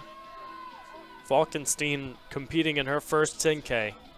You got to be impressed with that effort, right? Helps to have a veteran by your side, too. It's going to be a PR. Oh, I think they got the green light. Here they come. I would race them. If it was me, I would just take off right beside him and race him to the finish line. I think it's about to happen. The Come on, you gotta Senator go. sprint down the final straightaway. Falkenstein and Hardman. I think Hardman, the veteran, is going to try and come in about the same time. We'll see. It looks like it will go just barely to Falkenstein. But really, the win goes to Davis and Elkins. And what was a really, really fun race. Credit to the Senators cheering squad for making this one exciting. Falkenstein 38-50-41. Hardman 38-50-52. Going under 39. And here comes Dake of CNU. Going to be around 39-13, 39-14 in her first 10K. 18-19 PR in the 5K. Just 2 remain. Obviously, before we get off after this race, a big thanks to everybody involved on the LHSN crew, and a reminder that coming up, if you are listening, we have an opportunity for a glow-in-the-dark walk and run. It'll be on May 7th at 7 p.m., courtesy of PKT, and that will honor the late Frank Sorba, something that has been pushed out by the Sorba family. Great to have them in the house today for the Memorial Walk. Kayla Lopez finished in 39-43. And Oberle's the final competitor heading around the oval. But it's been such a fun day. And Kevin, I mean, you can attest to this too. Every single time you get a track meet, yes, it's a lot of prep. And there's definitely a lot to try and digest knowing how many events you have. But it's impressive time after time just how many people go for it in some of these events and have some really nice PRs as a result. Well, it's so much fun because, you know, you never know what you're going to get. And a lot of times you can kind of look for talking points in the middle, you know, of like this race, for example. But it makes it so much more fun when you see like the guy squad for Davis and Elkins just doing that little thing that we can pick up on and have a little bit of fun with while still making sure to relate it to the race. It's been a lot of fun. It always is. You can see these athletes come out and compete. I mean, I want to go get a post-game interview with those guys just because just looking at them, they seem like a fun bunch to be around. I mean, that's the type of culture that you want on the distance team. And, I mean, we talk all along about so many different programs that are on the up. And, I mean, Lynchburg is definitely one. It's been named #1 in the nation at one point during this outdoor season. And you understand there's a lot to look forward to, a lot to be able to go and get. But overall, that's the type of stuff that makes a culture. It's having that buy-in and everybody being there for the ride. Yeah, and tomorrow it's going to be even more fun, right? We get to honor all the seniors on this squad.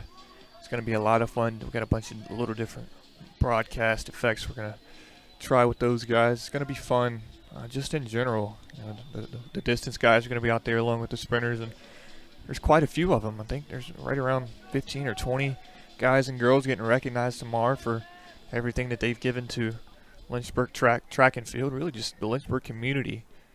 And their each respective regard. It's going to be a lot of fun. So make sure, if you're still tuned in tonight enjoying the finish of this race, clear your plans for tomorrow. At least join us around 12 o'clock when we honor those guys and girls. Special stuff, and tell you what, it's more and more fun every single year with that stuff. Even the grad students getting involved as Oberle's finishes for Mary Washington, the final finisher of the day, 42-26 is that final mark for the Eagles. So thanks for everybody who tuned in today. Again, Blue Ridge Timing has it covered for all the results and the schedule for tomorrow, getting set for track events, and it's projected to start at 11:30 in the morning. Hopefully some clear weather. Kevin, any final comments? Man, it was a fun day. So many different performances that we saw. You know, we talked about everything from the 4x4 comeback that we saw to Sophie Farley continuing her first-year dominance for Longwood in the mile, and all the guys we got to see, you know, even some Hornets outpacing. If you're a hometown fan, it's been a lot of fun. And tomorrow it's going to be quick. If you're a fan of fast-paced action, make sure you tune in because we got a lot more in store for you tomorrow. We sure do. A lot of fun here in the Hill City. It's been a great night. Night number 1 of the Dennis Craddock Coaches Classic. The distance events did not disappoint. Please come back tomorrow for all the sprints. On behalf of our entire LHS and crew, everybody who helped out in the press box, he is Kevin Nestor. I'm Evan Gates, saying so long from the Hill City.